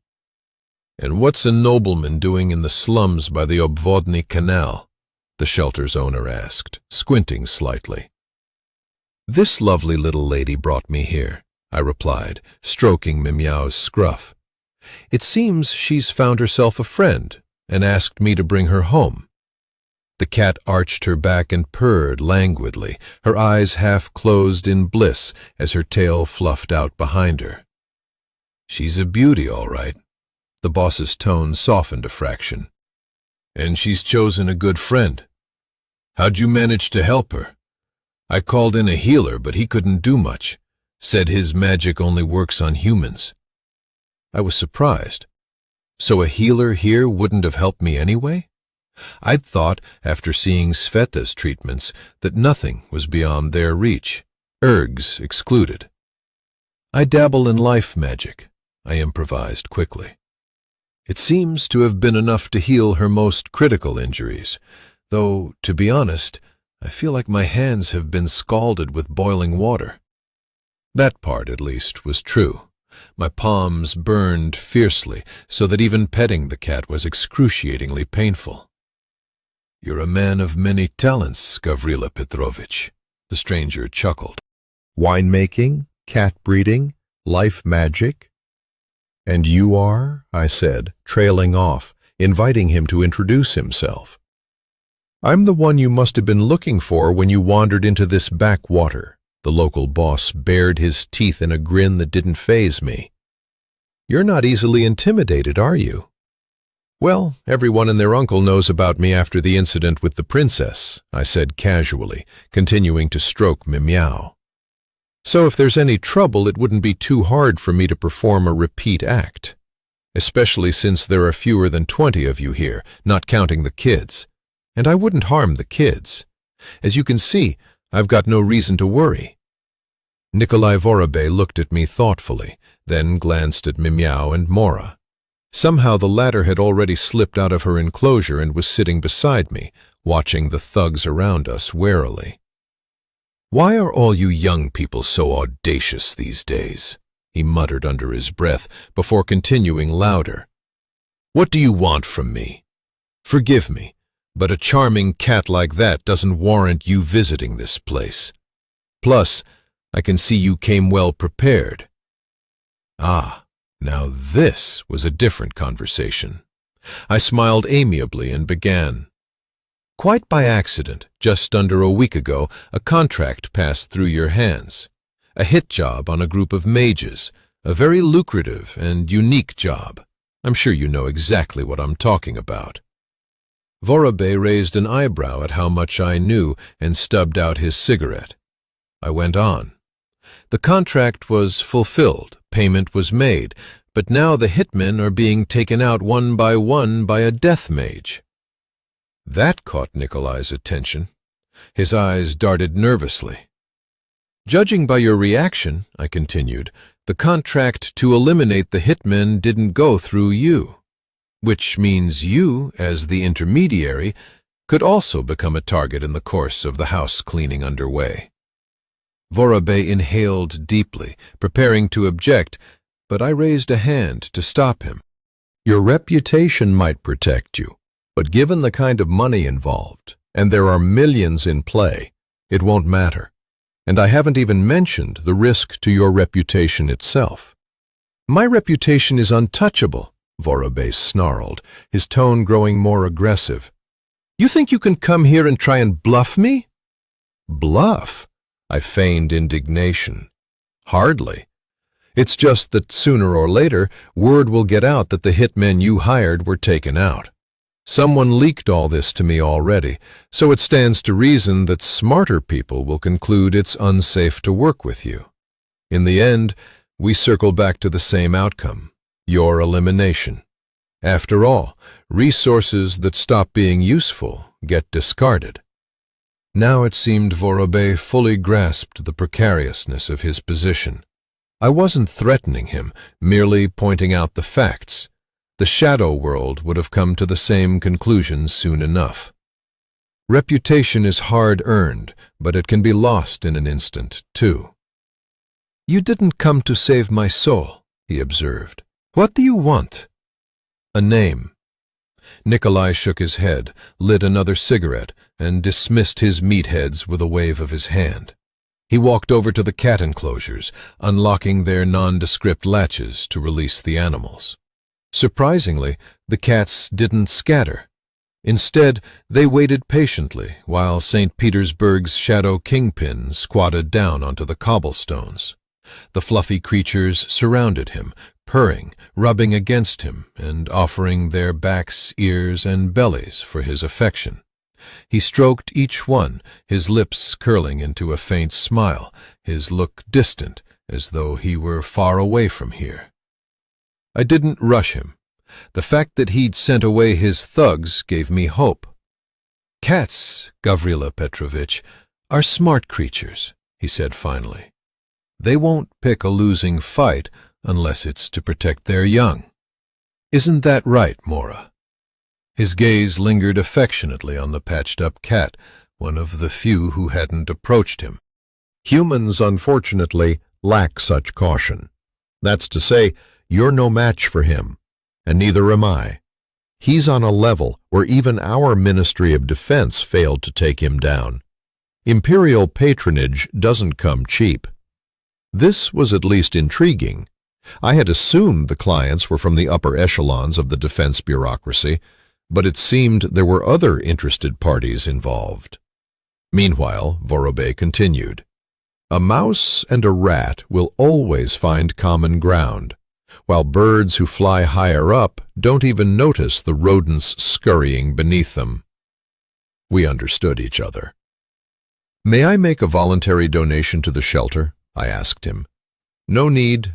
I can take care of my girls myself," the boss replied, puffing on his next cigarette. "But thank you for taking care of Mora. I'm glad she's found her home and family." "May I say goodbye?" came a shy question through the blood link. "Of course," I replied to Mora, and then added aloud to Vorobei. "About the death mage, I'm trying to save what's left of the squad, and maybe I can deflect some of the questions aimed at you." The cat approached the shelter's owner and purred something softly, nuzzling her head against his side. He gently scratched her behind the ear and let her go. A few minutes later, we left the shelter by the Obvodny Canal. In Count Orlov's office, a flawless young woman materialized from the shadows. Porcelain skin, ash-blonde curls, a high bosom, a narrow waist, and a dress that clung to every curve.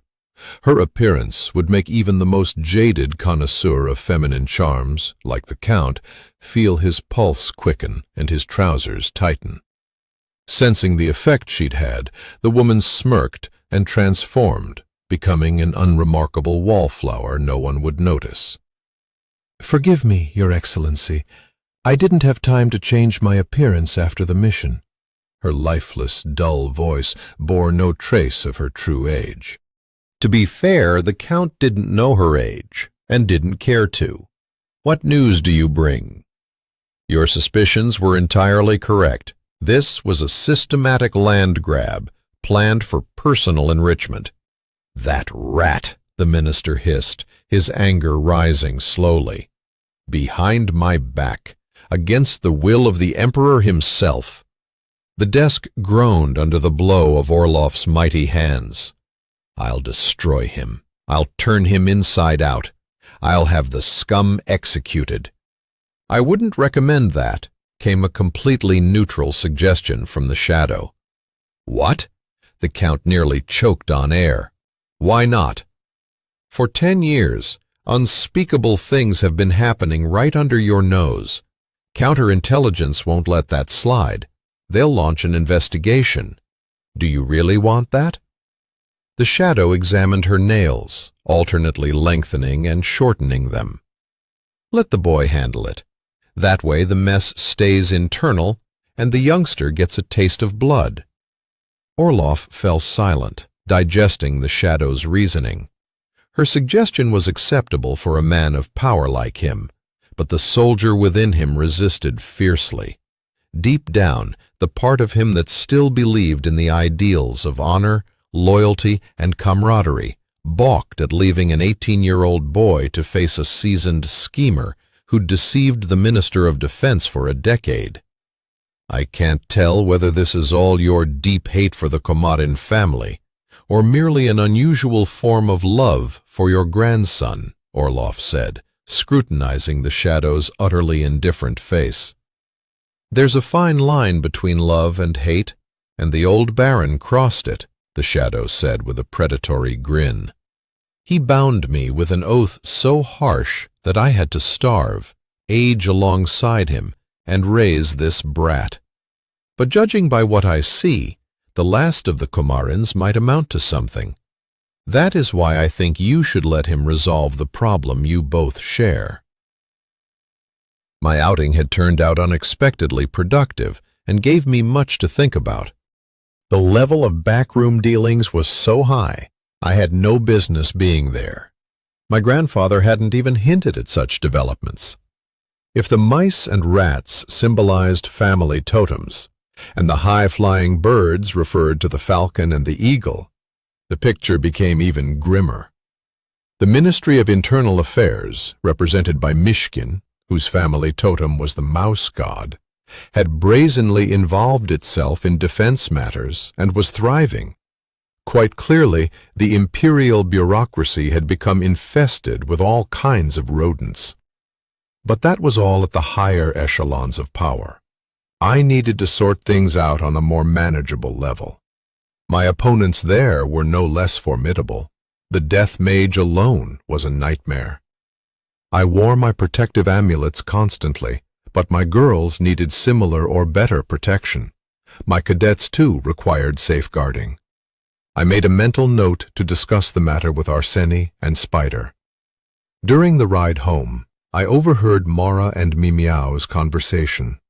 They talked about their families, powers, and working together. It seemed we'd found an excellent nanny for the kitten. As if sensing my thoughts, Mara asked, "May I occasionally step away for personal matters, leaving the little one in the care of another adult?" I nearly whistled in surprise. What a sense of responsibility! What instincts! "Of course. You're not a servant. You're a full-fledged member of our family. I'd like you to help look after Mimiao, nurture her hunting instincts, and instill discipline, insofar as that's possible," I laughed, as the kitten licked my cheek with her raspy tongue. "And monitor her condition. She's a unique being with a power of her own. Using it is dangerous for now. She's too young, and the mana costs are too great. She nearly died of magical exhaustion the last time she used it." Mara nodded thoughtfully, listening to my explanation. "What replenishes her energy? Meat or—" Ye gods, even this cat was sentient. "We're priestesses of the goddess. We've always been more intelligent," the Bengal replied with a touch of self-satisfaction. "So, you're lucky. But you haven't answered my question. Do you know what macros are?" I asked in response. The cat nodded. "Feed her those. Meat might work for a while, but it won't replenish her mana reserves."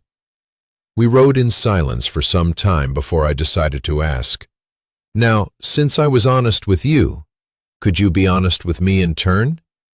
Whom is it that you plan on visiting?" Mora hesitated, clearly debating whether to tell me the truth, but her indecision didn't last long. "A boy, 9 years old. He lives in the slums, a bastard of some nobleman for which he's been beaten repeatedly by his cuckolded father. His mother died at the end of summer from the abuse, and now the scoundrel's violence has gone unchecked. The last time I tried to intervene, it didn't go well. The difference in strength was too great." "When was this?" "Just under a week ago." "Show me where they live." Mora sent me the image through our blood link, a filthy shack in the workers' quarter at the edge of the Sparrow Gang's territory near the shipyards. I shared the image with the coachman, asking if he could find the place. He said no, but we decided to start at the shipyards and let Mora guide us from there. Sunday in the workers' quarter was a time of drunken revelry.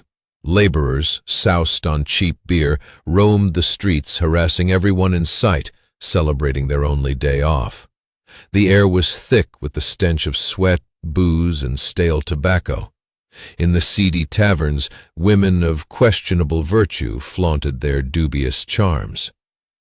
I sent the mosquitoes to search for children, specifying the age, gender, and possible injuries we were looking for. Mora, still unsteady on her feet, looked around, trying to recognize any familiar landmarks. She sneezed repeatedly, overwhelmed by the tobacco smoke, as she attempted to catch the trail.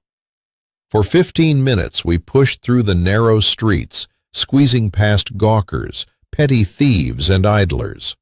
The coachman cursed endlessly, having to maneuver carefully to avoid running anyone over.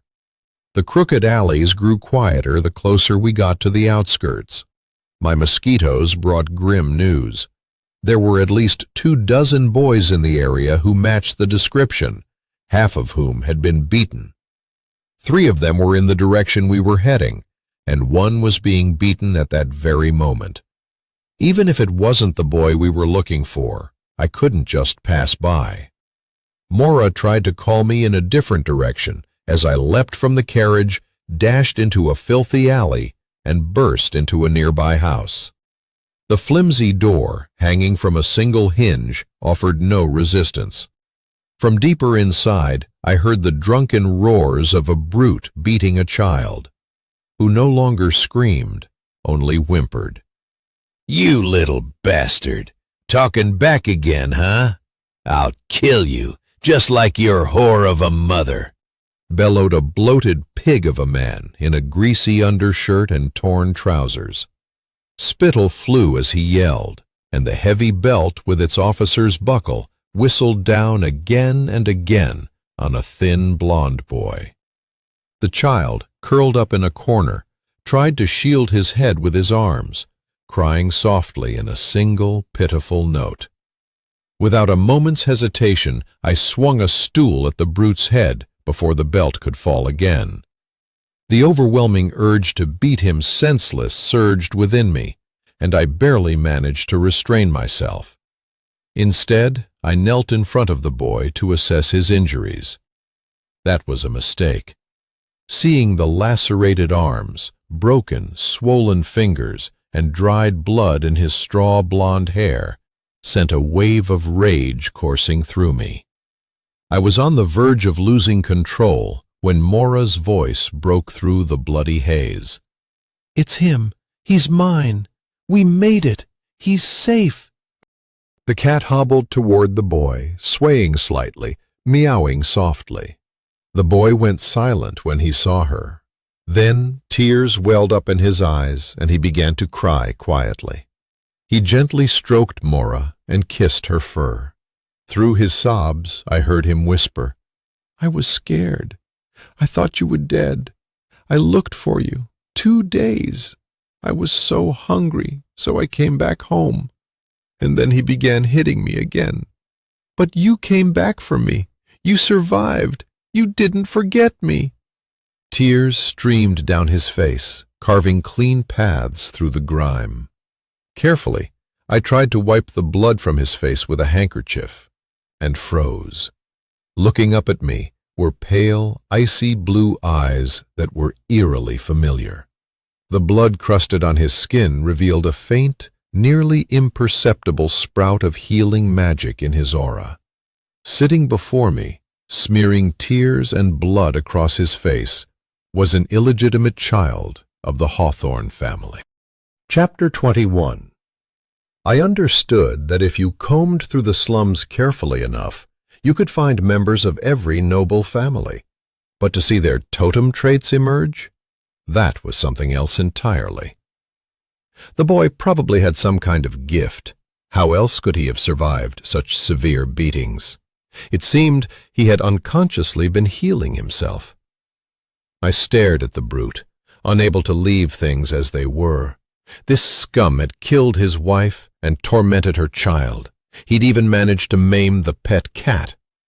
But first, I needed to get the boy out of here. It was too early for him to see how a sadist soon becomes the victim. Lifting the boy in my arms, along with Mora, I noted how light he was. His torn clothes couldn't hide the bruises and scrapes, and I even noticed round scars on him that looked like cigarette burns. Rage simmered beneath my skin. The boy, curled up like a frightened animal, stared at me with wide, wary eyes. "Don't be afraid. No one will hurt you again. You and Mora, and another little furry friend, will wait for me in my carriage.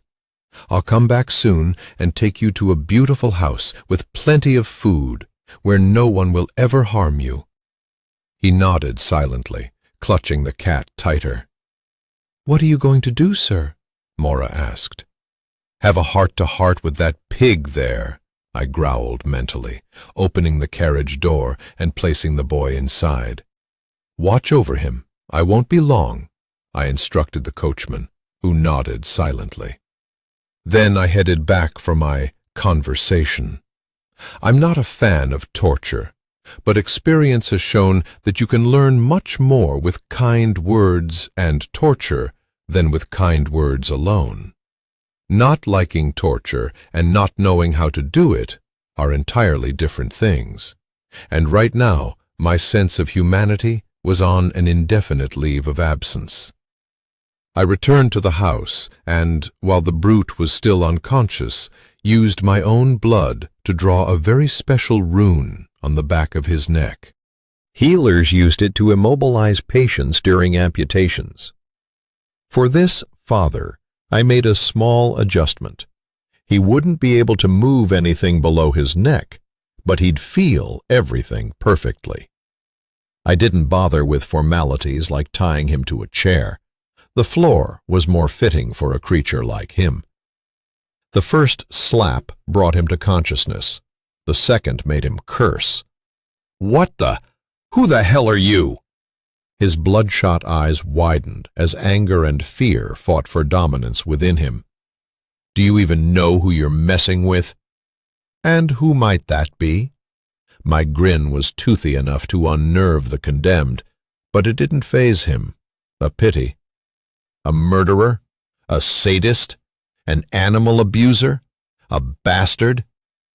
I twirled a thin needle from my earring before his eyes, ensuring he caught sight of the family ring on my hand. "The fact that you're an aristocrat doesn't give you the right to assault a servant of another house," he stammered, switching to a more formal tone upon noticing my signet ring.